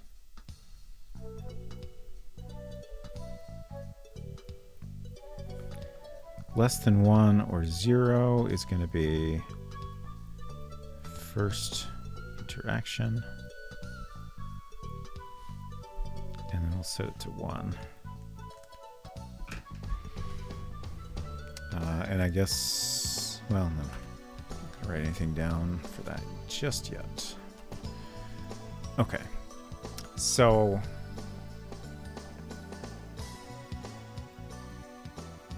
this is slightly different from anything we've done so far, so I'm just kind of thinking about how I want this to work.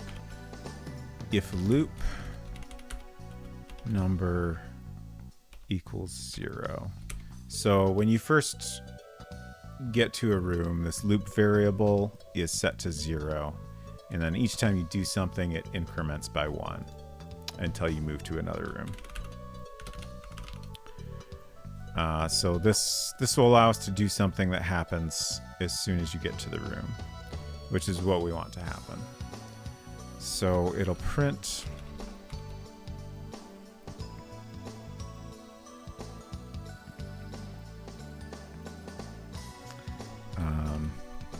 we'll print hello there. Again, open to suggestions, but we'll just do this for now.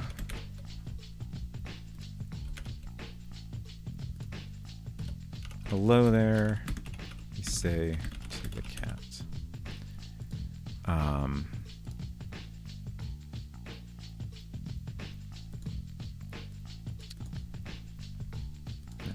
line, and then... Oh, hello. The cat responds. I will... Whoop. Accidentally hit caps lock. I was just doing a bit of reading. Are you lost? So obviously Brisket is like, what the hell are you doing here?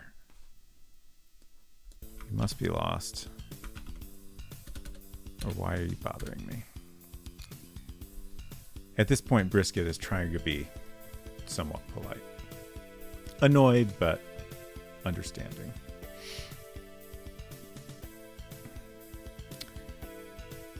And then...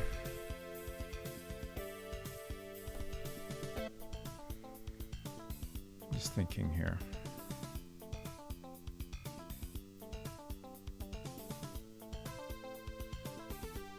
So we need to check our variable here.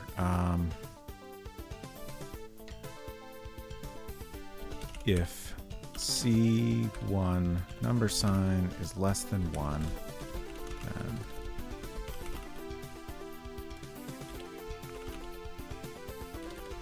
exit.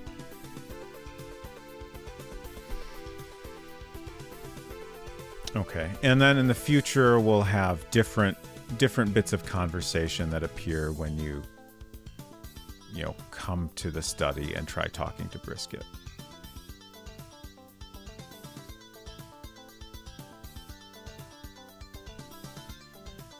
This code is going to get complicated to follow, I think. Because separate from that, we need to have code that deals with you responding to this bit of conversation. I'm trying to think if there's any way to structure this that would be more clear. I think for now, at least I won't worry about it too much.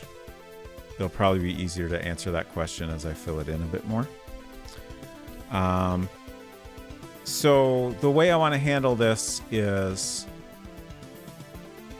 in most cases, you can simply type talk to continue the conversation. And again, I think that's something we'll put... Actually, let's go ahead and add this now. So talk is in our menu up here. We'll have a dashed line between the two. So you can type talk, but I think if you're asked a question, we should also handle most reasonable responses to that question.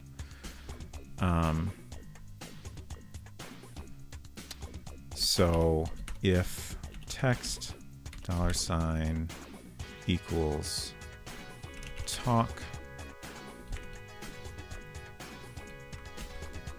or yes, or no. This is tricky.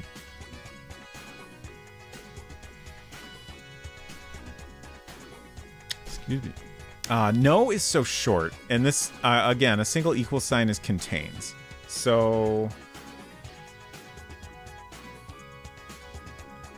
like, if you happen to type a word that just has the letters N-O somewhere in it, like, I don't know, nothing, for example, or notebook. It could even be in the middle of the word somewhere. I can't think of an example right now, but currently this block of text would match if you typed notebook. And we maybe don't want that, but if we type two equal signs, then that means it'll only match if that's all they type. So if they type, for example, no, I am not. In our help file, we're going to encourage them to not give a detailed response like that. But it'd be better if we could understand it. I don't know. Maybe I won't worry about it. I'll just leave it a single equal sign for now. It's something we can change later if we need to. Do you want the conversation to branch here? Could have Brisket say, well, you certainly look lost to both answers. Yeah, let's see. So my notes for this point of the conversation are that no matter how you reply, Brisket will say, I see. Well, the exit is just behind you. Same way you came in. The cat doesn't seem to be enjoying your company. So yeah, so no matter how you answer, you will get the same response. I can't think of any worthwhile reason to have different responses. I'm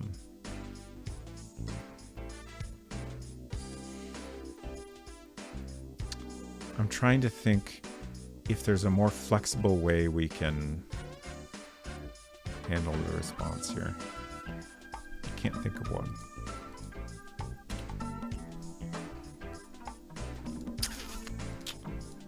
Let's check this variable again here.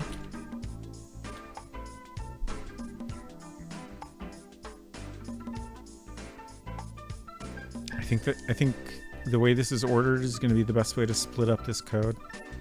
So this block here is always going to handle whatever prints initially when you get to the screen, and then down here we handle your responses. I'd love to keep it all kind of in order, but I can't think of a good way to do that. Okay, so print quote, I see. Well, X is just behind you. Same way you came in.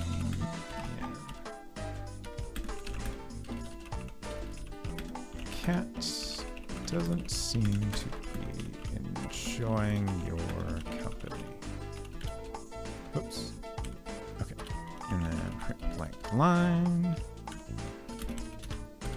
Okay.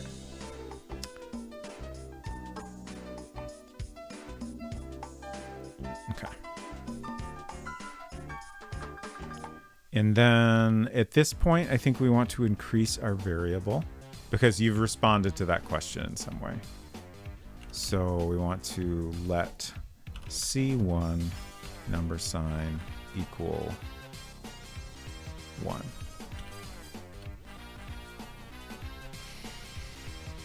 And then the tricky part here is, hello, Uli Witness. Good to see you. Hope you're doing well.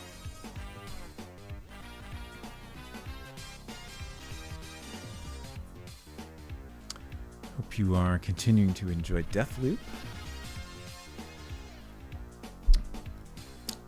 So the tricky part here is for each time we increase this variable, we need to have a different start of the conversation that prints out when you come to this screen. So if any point, if you leave the conversation and come back, we need to, get you back on track to where you were in that conversation. So there'll probably end up being like a lot of duplicating, but in some cases, maybe we want to adjust it a little bit. So we kind of acknowledge that you've left and come back to the conversation in a way that seems appropriate.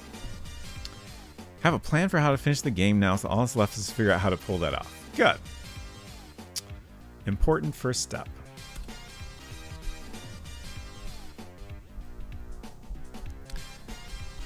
So C1 being set to 1 means you have responded to Are You Lost?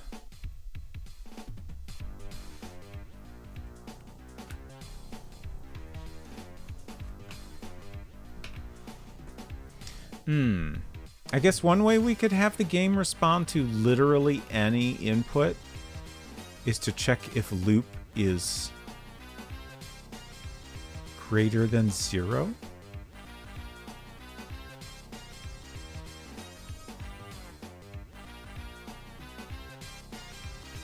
I'm trying to think if that's necessarily what we want to do.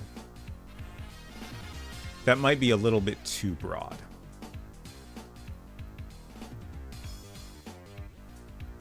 I'll leave it as it is for now. So now C1 is equal to 1. So let's add another block here for this point in the conversation. And I think this chunk of the conversation, all you can really do is type talk.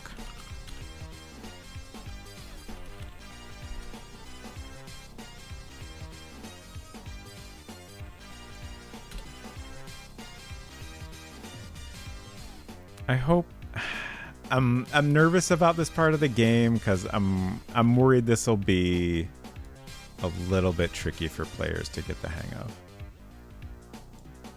Especially this is the only character in the game you can talk to, so like the gameplay anywhere else is not going to be quite the same as this. And if the text parser was more flexible, I think we could make it work better, but to some degree we just got to kind of work with what we have. Okay, so when you talk again, what I have in my notes is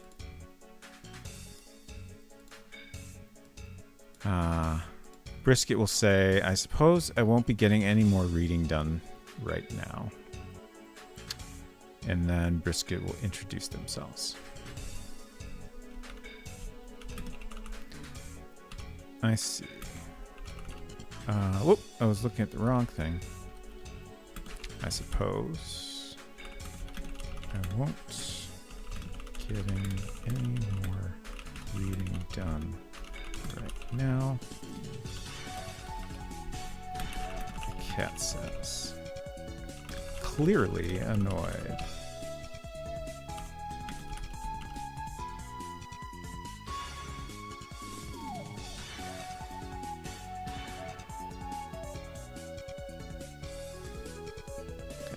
Just looking up, I couldn't remember if we already had Brisket say hello. We did, so we won't repeat that. My name is Brisket. And you are?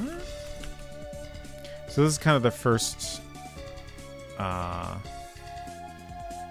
little test of knowledge in this conversation is you have to answer this question correctly. Lily said, World Builder is so amazing in so many ways, but the programming language feels like it's from a previous software generation. Salt says, maybe something that foreshadows a talking cat. I mean, it's not so much that I'm worried about. It's just the mechanics of the conversation. And I don't think there's any way to teach the mechanics of the conversation without having someone else you can talk to, and ultimately like doing that doesn't help that much. It just moves the problem to a different part of the game. So I mean, we have the help screen if people get stuck, and there's various things we can tweak if we need to. So I'm not super worried about it. I'm worried it'll feel challenging in a way that is unintentional.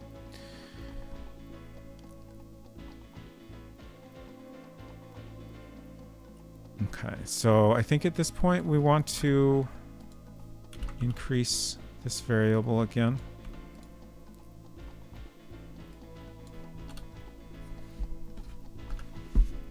And then 2 means that Brisket introduced themselves.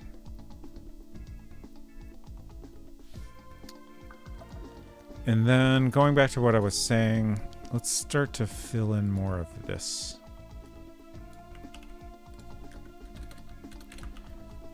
So if C equals 1 and you're just coming to this screen, we should kind of repeat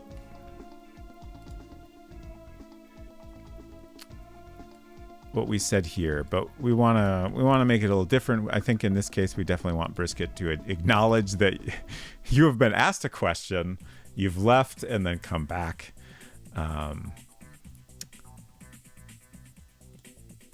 So Brisket will say hello again.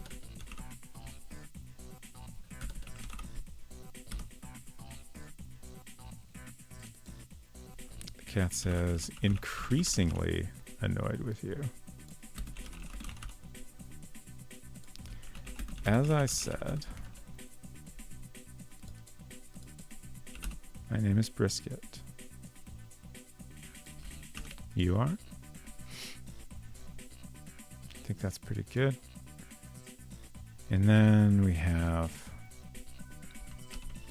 the next chunk. If C1 equals 2. So I think at any point in the conversation, even if you're asked a specific question, we need to respond to the talk command in some way.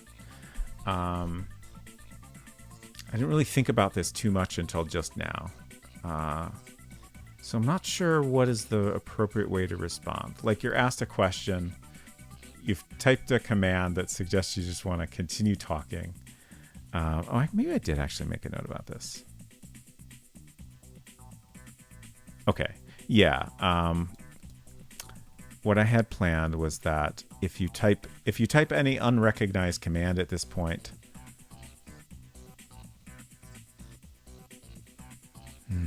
can I actually do that?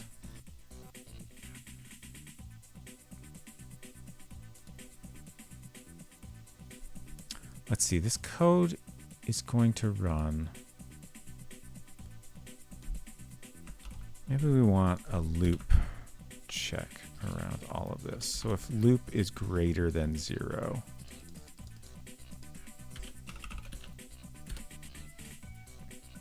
so now we can do if text contains, my thought is we should accept Cameron or Cam. I'm pretty sure there's some dialogue where we use Cam in the Little Sweetie interface. So that's a reasonable response to give.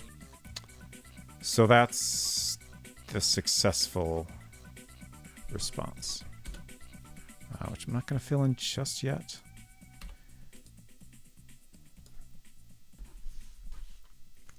But if you type 3, that means Cam introduced.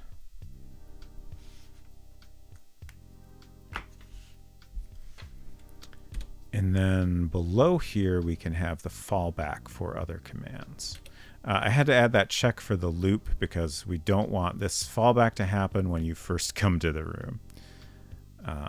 We only want it to happen if you've typed a command.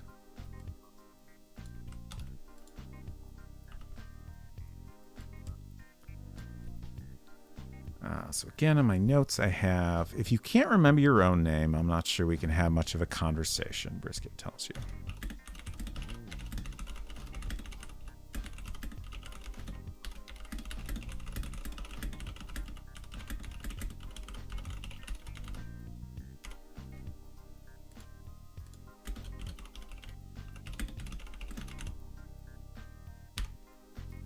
Okay. Brisket is a very formal cat and doesn't want to have a conversation with you if you can't introduce yourself properly.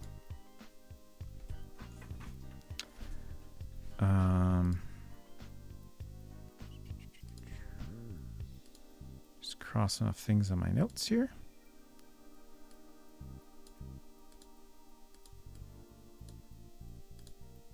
Okay.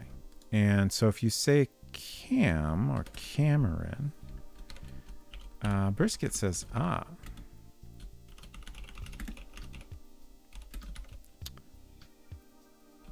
So you do remember.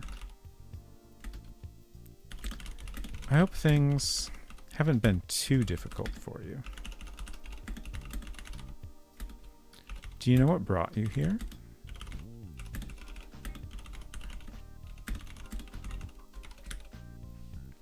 So clearly, like at this point, it seems like Brisket knows you, or at least knows about you.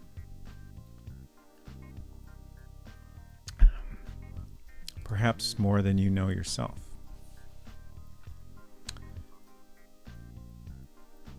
Okay, so now we have some more continuation bits to fill in here. So if C1 equals 2, then we're at the point of the conversation where Brisket has introduced themselves.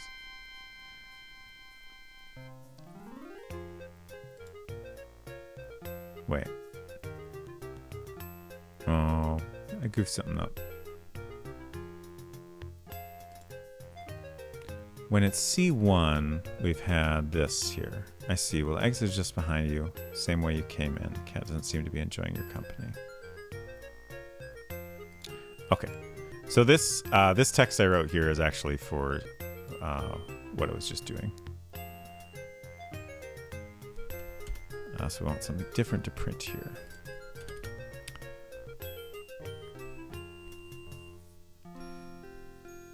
So Brisket will say, as I said, the exit is just behind you.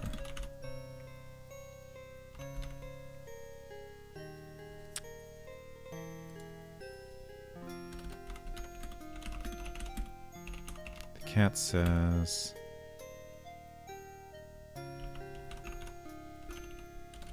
audibly annoyed with you.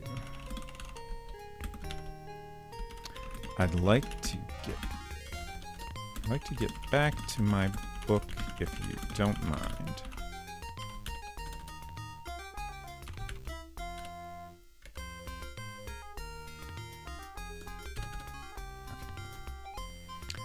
Okay, that should be good. And then now we're at C3, so we need one for that as well. So at this point, Brisket has said, so you do remember. I hope things, whoops, typo, haven't been too difficult for you.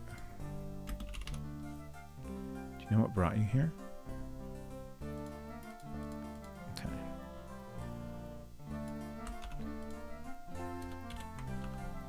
I'm definitely glad I decided to put this in a separate scene, because mixing this in with the rest of the interactive stuff in the study would have been a mess. I'm glad this code is all by itself here.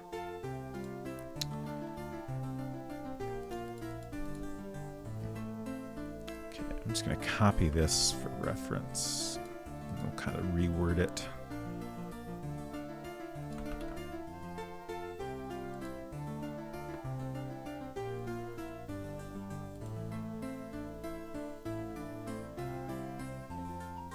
We'll say, as I was saying, Brisket says.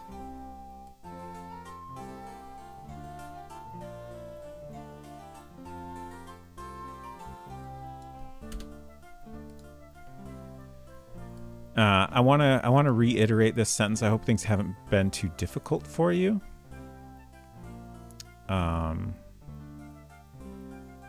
Because it's a little bit of a hint. It's not a very obvious hint, but it suggests that something undesirable happened to you in the recent past, which is kind of what you need to know to answer this question.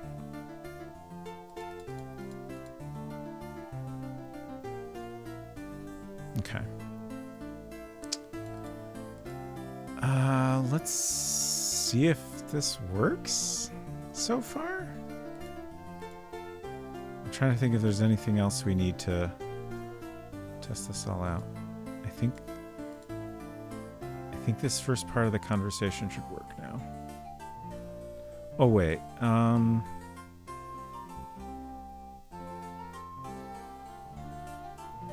because of the way I changed some things around, I think we can get rid of this check here.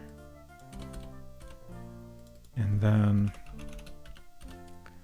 anything you type will get you this response at this point in the conversation. And then same here. I might end up coming back and changing this, but for now, I think this is what I want. Oh, and this should be an exit.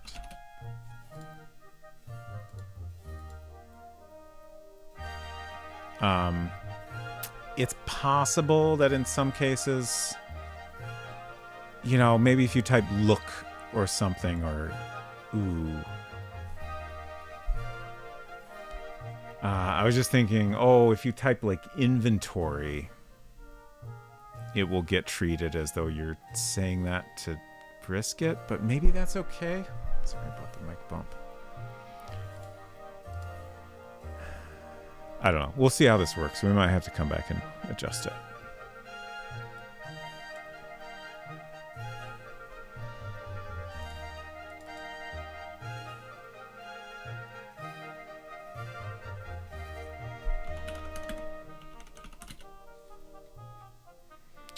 Okay. You're in a cozy study with a very comfortable looking chair next to small table with lamp on it. There's a typo there.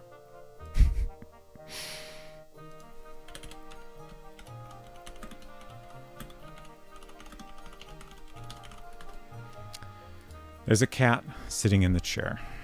Talk to cat. Hello there, you say to the cat. Oh, hello, the cat responds. I was just doing a bit of reading. Are you lost? Yes. I see. Well, the exit is just behind you. Same way you came in. The cat doesn't seem to be enjoying your company. Let's see. Commands menu, we have talk. Let's try that. I suppose I won't be getting any more reading done right now, the cat says, clearly annoyed. My name is Brisket, and you are? Let's try simply talking. If you can't remember your own name, I'm not sure we can have much of a conversation, Brisket tells you. I guess I'll simply leave. So we're back here. Let's try talking again. Hello again, the cat says, increasingly annoyed with you. As I said, my name is Brisket. You are? I'm Cameron. Ah, Brisket says, so you do remember. I hope things haven't been too difficult for you. Do you know what brought you here? No. I don't think... Yeah, we don't have anything to handle response at this point. Song Ranger says, really feels like Brisket is giving the player a knowing look. So mission accomplished on that front. Good, good. Okay. So that worked pretty well. Let's play around with this a little bit more.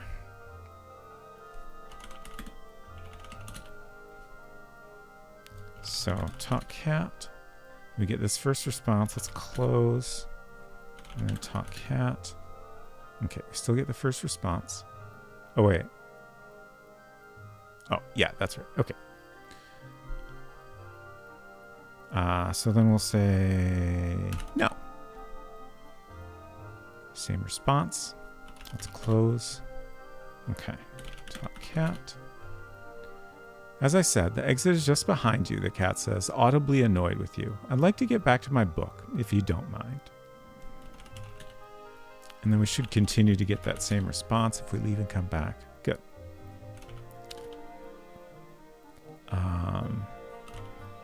I do mind. Let's say that.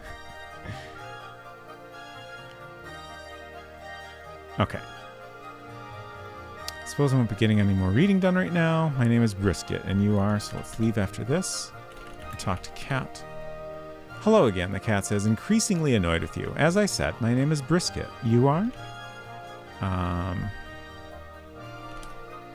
Nobody. Can't remember your own name. I'm not sure we can have much of a conversation.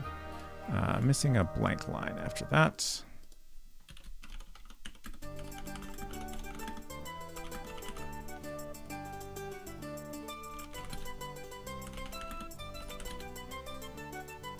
Cam. So. Okay. As I was saying, Brisket says, I hope things haven't been too difficult for you. Do you know what brought you here? Okay. So everything works pretty well up till that point, I think.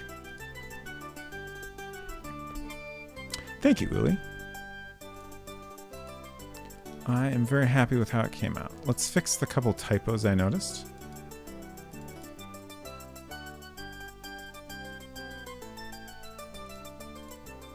Let's see. Study description was one of them. You're in a cozy study with a very comfortable looking chair next to a small table with a lamp on it. There's a cat sitting in the chair.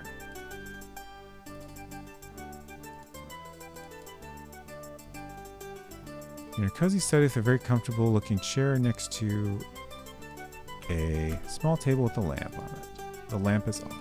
Okay. That one's good, and then blank line is missing in here somewhere.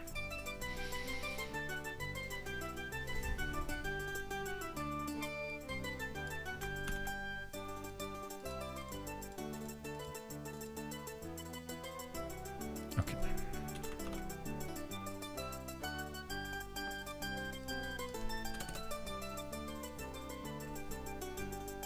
Okay, so that should all be good.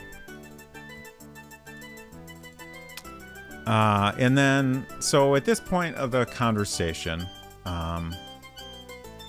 you basically need to understand that you're either that you're in purgatory or that at least that you have died. And I also want to respond to at least some amount of incorrect responses here.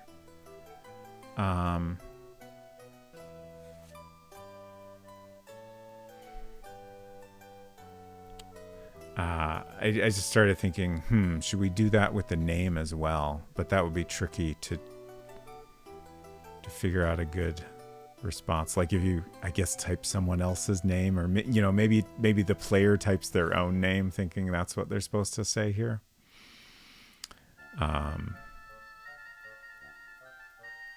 But I think what we have here is appropriate for that. Clearly, Brisket knows your name. So if you get it wrong, they respond as though you can't remember your own name. Okay, so that's fine as is. Let's see if we can get the next bit of puzzle working here. So if C1 equals 3,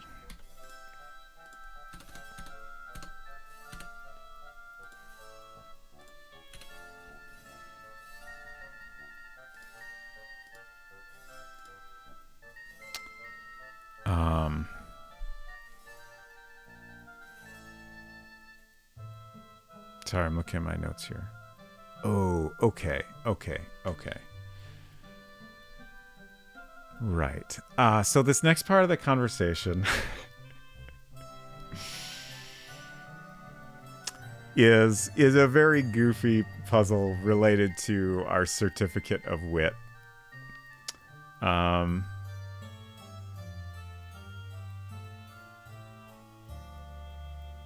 Yeah.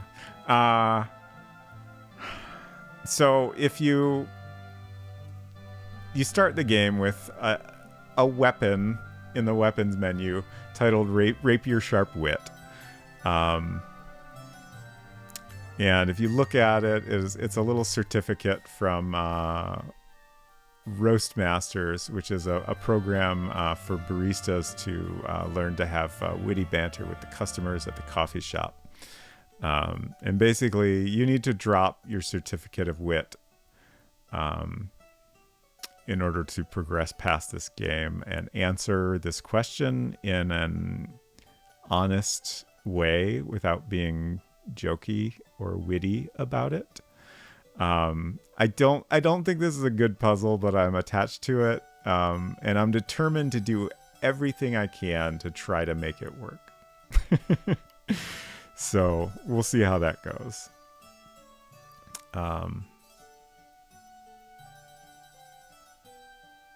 So the way the game responds to what you type at this point depends on whether you are holding that object.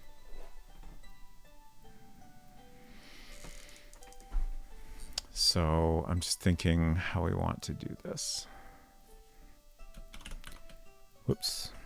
Typing in the wrong window. If Rapier Sharp Wit equals player, then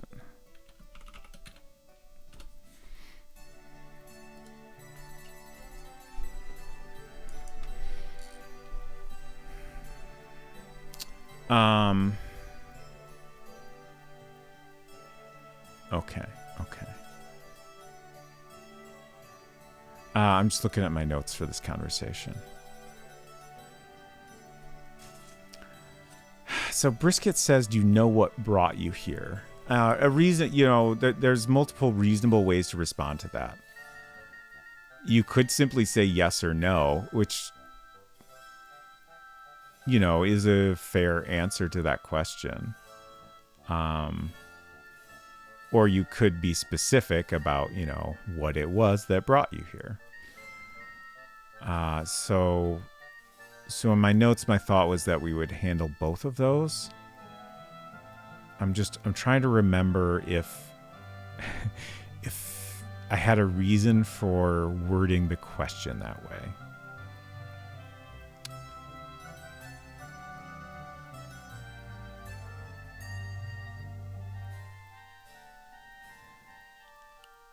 So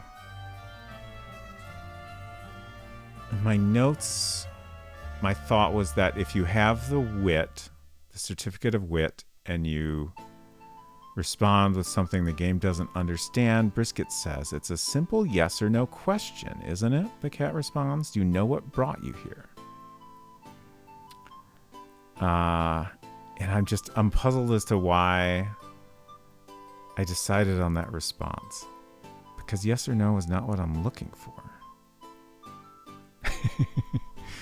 I might have to think about this more. It's been a while since I wrote most of this conversation. And none of this was ever meant to be 100% final. But the idea here is that you need to be specific and say something like, you know, I died, or I'm in purgatory, or something like that to get through the conversation. And you also you need to not have the certificate of wit. I started laughing because in my notes I have that if you have the certificate of wit and you respond by saying you're dead or you're in purgatory, it says you look the cat directly in the eye. Clearly I've died and gone to purgatory, you say with a straight face. Please come back when you're ready to take this seriously, Brisket responds. Stop treating this like some coffee shop banter. Thank you, Salt. I can't remember. Oh, postfix. I did write that down. Postfix was the one that suggested we have some sort of purgatory pun here. And I like how that worked out. Okay. So I don't like this part of the conversation is going to be complex. I don't think we'll finish this part tonight, but let's get a little bit of this in. So if text includes dead or die or death,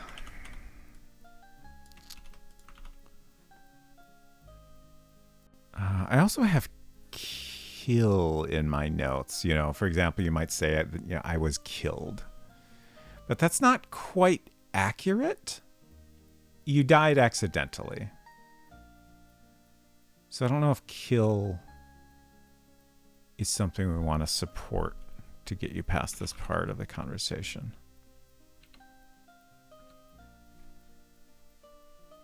What happened? Something... I'm missing an end or an exit somewhere, and I can't tell where.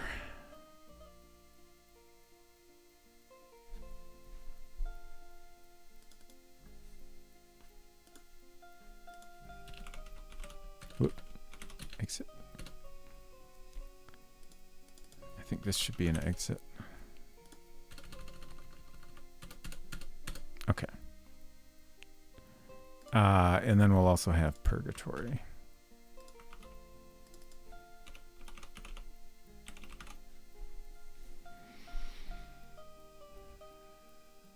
I'm just trying to think if there's any other words we should respond to here.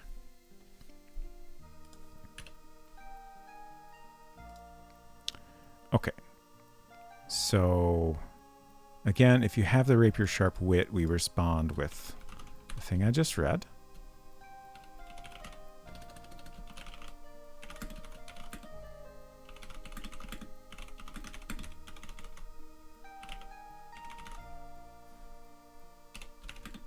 Oh wait, I missed an important part of this sentence, which is that you look the cat directly in the eye.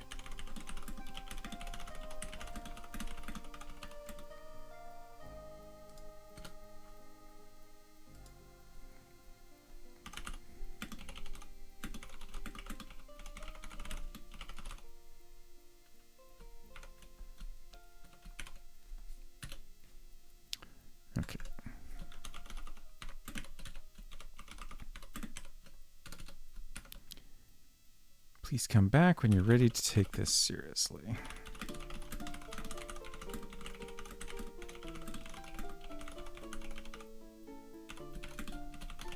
Brisket response. Stop treating this like some ... coffee shop banter. And that's...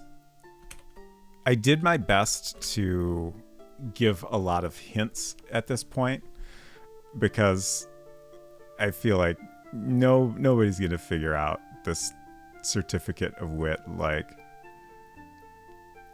hopefully some people will look at it at some point. But I wanted to give as many hints as I could to, give you a connection with that item. So this requires you to have seen it, to have looked at it, to make any sort of connection.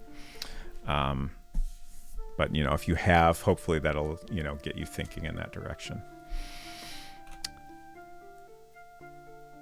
Okay, we need another blank line.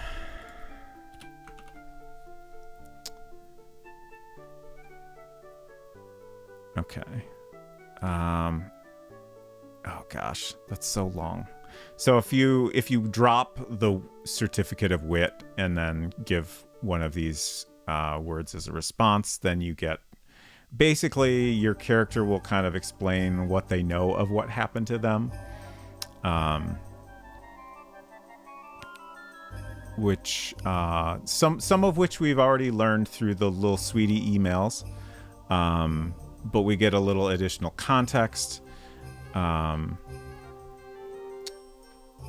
not going to type that out right now because it's very long, and also I don't think it's going to fit on a single screen, so I need to experiment with that and try to figure out like if I need to edit it down or what. So I'm just going to go ahead and leave this in.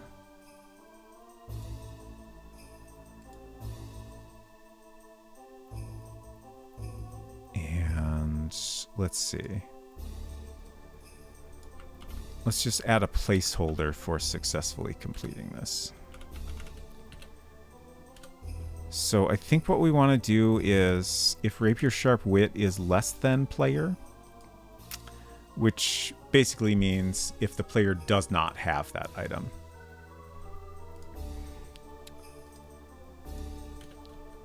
Then we'll print success.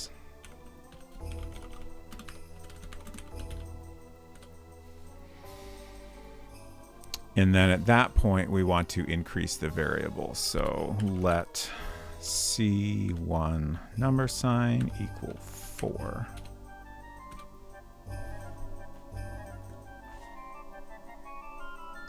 Four means you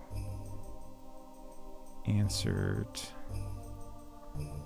death question.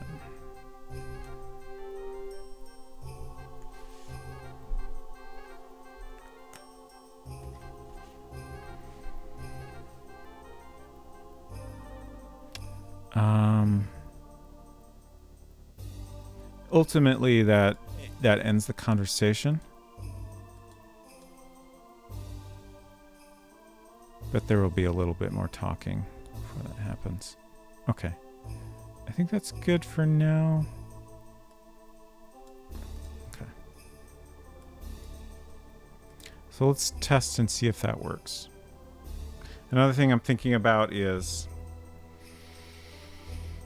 in general, we don't want the player to drop items in a close-up like this. Like we have code to handle that and say, you should step back if you want to drop something. I do wonder if maybe we want to have a special case for trying to drop the Rapier Sharp Wit during the close-up with Brisket. We could basically just kind of... Normally, World Builder will handle dropping items automatically, like it has its own code to do that, as long as you type drop and then the exact name of the item. But in this case, like we don't want the item to appear in the close-up because it'll be a tiny little item that doesn't match with the close-up we're looking at. and it'll, you know, appear just kind of floating in space. But if we add some code to handle that specifically, we can drop the item in the study. And that would just kind of be a little kind thing to do for the player if they happen to try that. I think I'm just going to make a note about that. Allow player to drop wit in close-up. Question mark?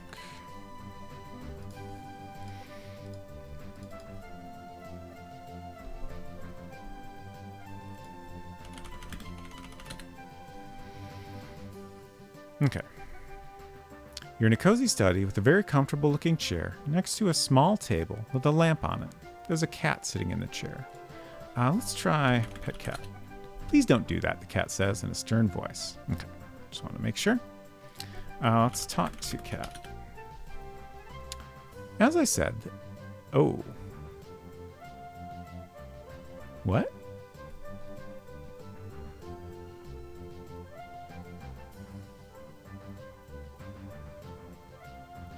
We skipped something. Why did that happen?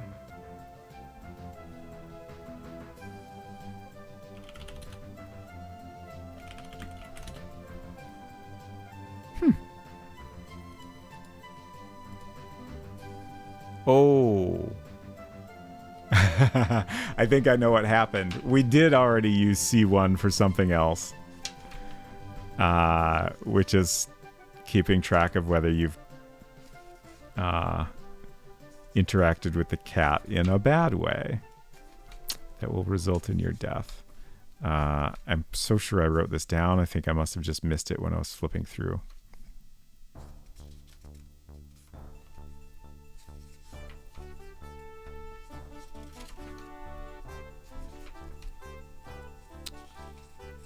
C1. Okay, so we need to change all our variables that we've been writing to C2.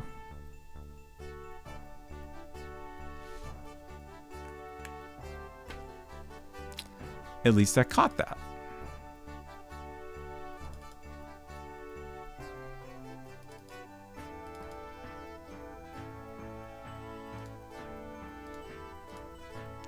It would be really cool if I could find and replace even just within a single screen of text, but I cannot. So we need to go through these one by one and change them all. C2, C2, C2, C2, C2.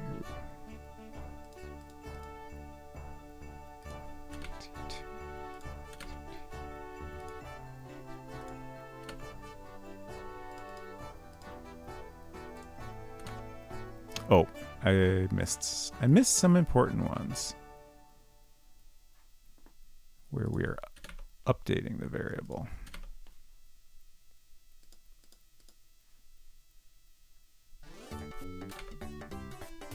C2, C2.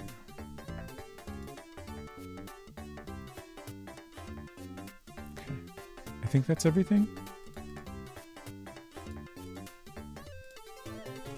Yes.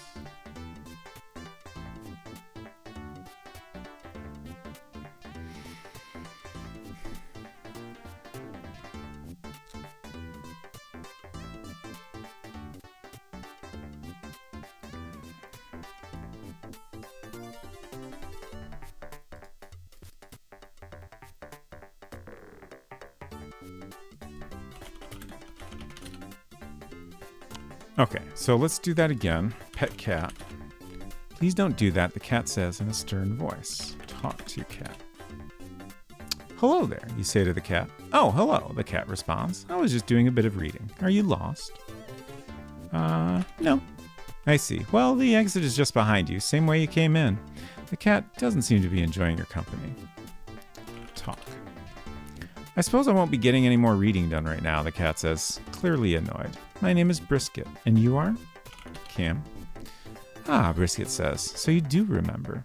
I hope things haven't been too difficult for you. Do you know what brought you here? Yeah, the bus.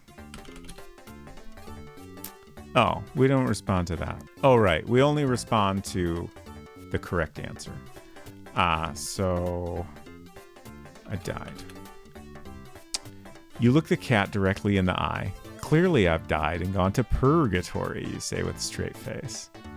Please come back when you're ready to take this seriously, Brisket responds. Stop treating this like some coffee shop banter. Okay. So let's close this.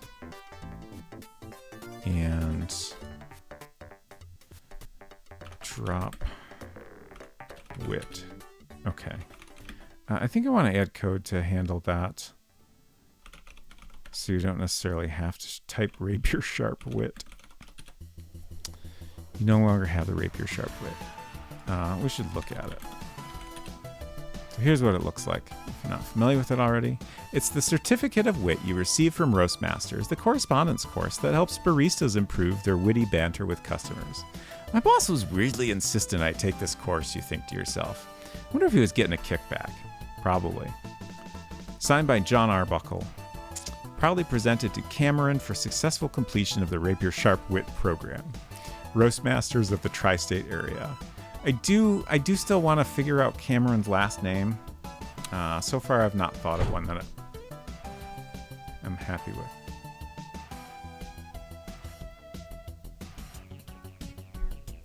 Just a minute.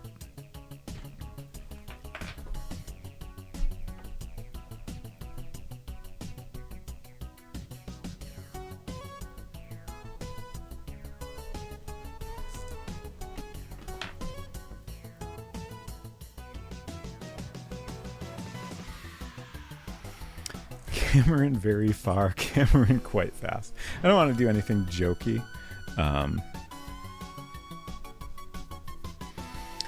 Okay, close.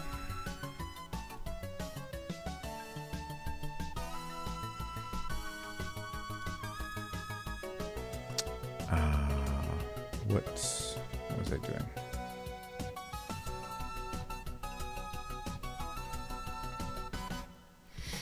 Missed opportunity. That's fair.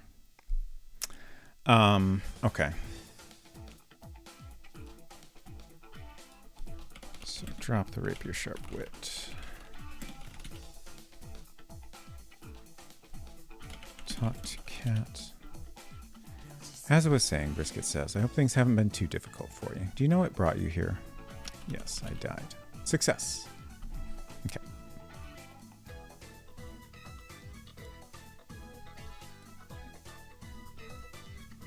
So, more or less worked correctly. And I think we'll finish that up next time.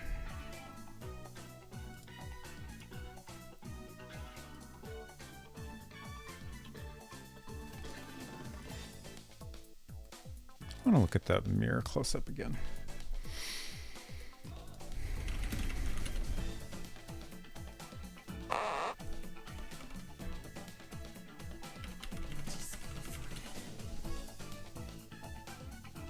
It's you, more or less.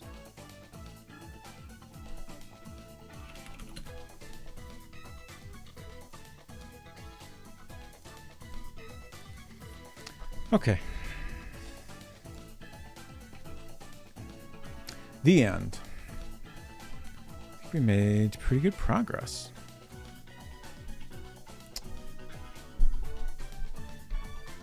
So finishing stream, how does that work? Schedule. How many megs is the project so far? Great question. We are currently up to 178 kilobytes on disk.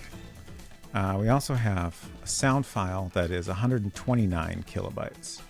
So that gives us a total of 307 kilobytes. Not even one, yeah. Ideally, I'd like to stay under 400K. If we go over, that's okay.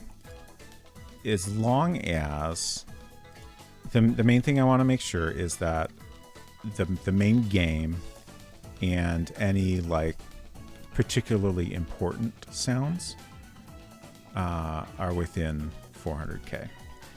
Because I'm ultimately going to have a separate version of the game for very early Macs that removes any animation, which so far we only have a tiny bit of, because the animation does not work on an original Mac and possibly on a 512K, just because of the way it draws the screen. It's much slower. It draws each layer one at a time. So anytime something changes, it has to redraw all of it. So you don't see the animation as intended. So I'll have to remove that. And then because those early computers only had a 400K disk drive, we also want to keep the total size of that version under that limit. So I figure if necessary, we can remove some unimportant sounds for that version.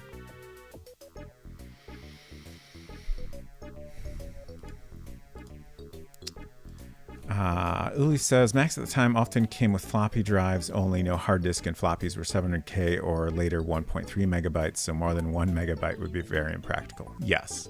The first Macs had 400K disk drives. I think the Mac Plus was the first one that had an 800K disk drive built in, although earlier ones could be upgraded potentially or get an external drive. Yeah. All right. Let's find somebody to raid.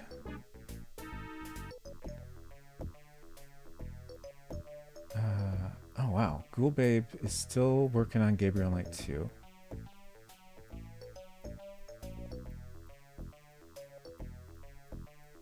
I am surprised. She was getting so close to the end last night. I figured it wouldn't take long to finish up tonight. I guess Sonneveld is not live yet. How big is World Builder on disk? Wow, 64K? That's so small. That's wild. You don't need the application to play games made with it, though. The game itself includes everything it needs to run. Although you would also need a system disk. I'm hoping it might be possible to put a minimal system and our game all on one disk. But that's kind of something I'm going to worry about when we get there. And if it doesn't work out, that's okay. It just means that if you only have, the internal disk drive, you would have to do some disk swapping. But I don't think it would be too troublesome, probably. But yeah, the game is a standalone app, so you only need World Builder if you want to edit the game. Hello, Daniel Albu. Good to see you. Doing well? Thank you, Silver. I agree. Progress has progressed. Many amazing cat imagery made tonight. Thank you. I'm doing all right. It's been a challenging week, but I'm hanging in there. Thank you for asking. Did I hit the schedule button? Okay, I never did schedule. So my next stream will be on Tuesday. We're going to finish Swamp Witch, most likely. We're going to continue Swamp Witch. I think we've made pretty good progress, so we can probably get to the end. Though it could depend on how many more bugs in the game we run into. Also, I emailed the developer, and I also asked a couple questions. I asked if so Swamp Witch is a game that was also made in World Builder by a developer named Jim Thompson, and he originally made it for his kids. And he made a different version of the game for each of his children. So in one version, you play as, what was it? Tony, I think. And in the other version, you play as Melissa. And the version the shareware version I have, you play as Tony. So one thing I was curious about is if he ever released the Melissa version as shareware, just because I think it would be interesting to see, what he changed exactly.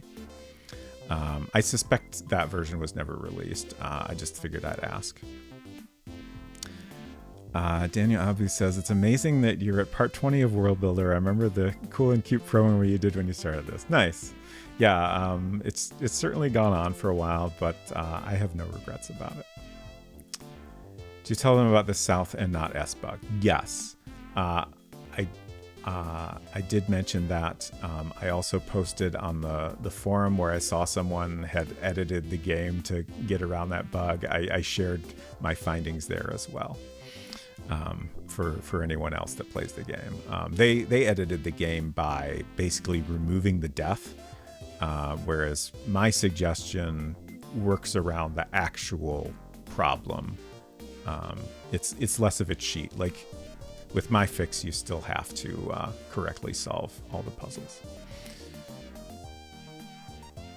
But yeah, I mentioned that, and then I also asked if they had ever in the manual for the game, they talk about, they are willing to customize the game for you. If you pay like $75 to $125, depending on the level of customization you want. But then he went on at length about how this process would work, and, if he didn't get enough interest or whatever, he might not be willing to go through with it. So I was really curious, if he ever did that, and, if so, how much, how many, custom versions he made, or, so I asked about that a little bit, and I'm hoping I'll get a response. So far I have not heard back yet, but, fingers crossed I'll hear back by, Tuesday. We'll see. And if it takes a while, I'll update y'all whenever I do get a response. I think the last post from him on the forum where I found his info was from like 12 years ago. So ultimately, I'm just kind of hoping he has the same email address. But we'll see. Okay. And then a week from now, we'll continue world building.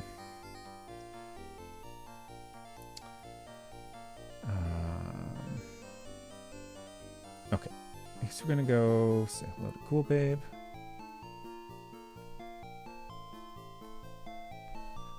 I did my best to delay until Sonneville got online, but certainly happy to see some more Gabriel Knight 2: The Beast Within. The Beast Within: A Gabriel Knight Mystery. That's the correct name. It is definitely going to be very close to the end of the game, just FYI, in case anyone doesn't want spoilers for that. Yeah, I'm just peeking in. Very, very close to the end.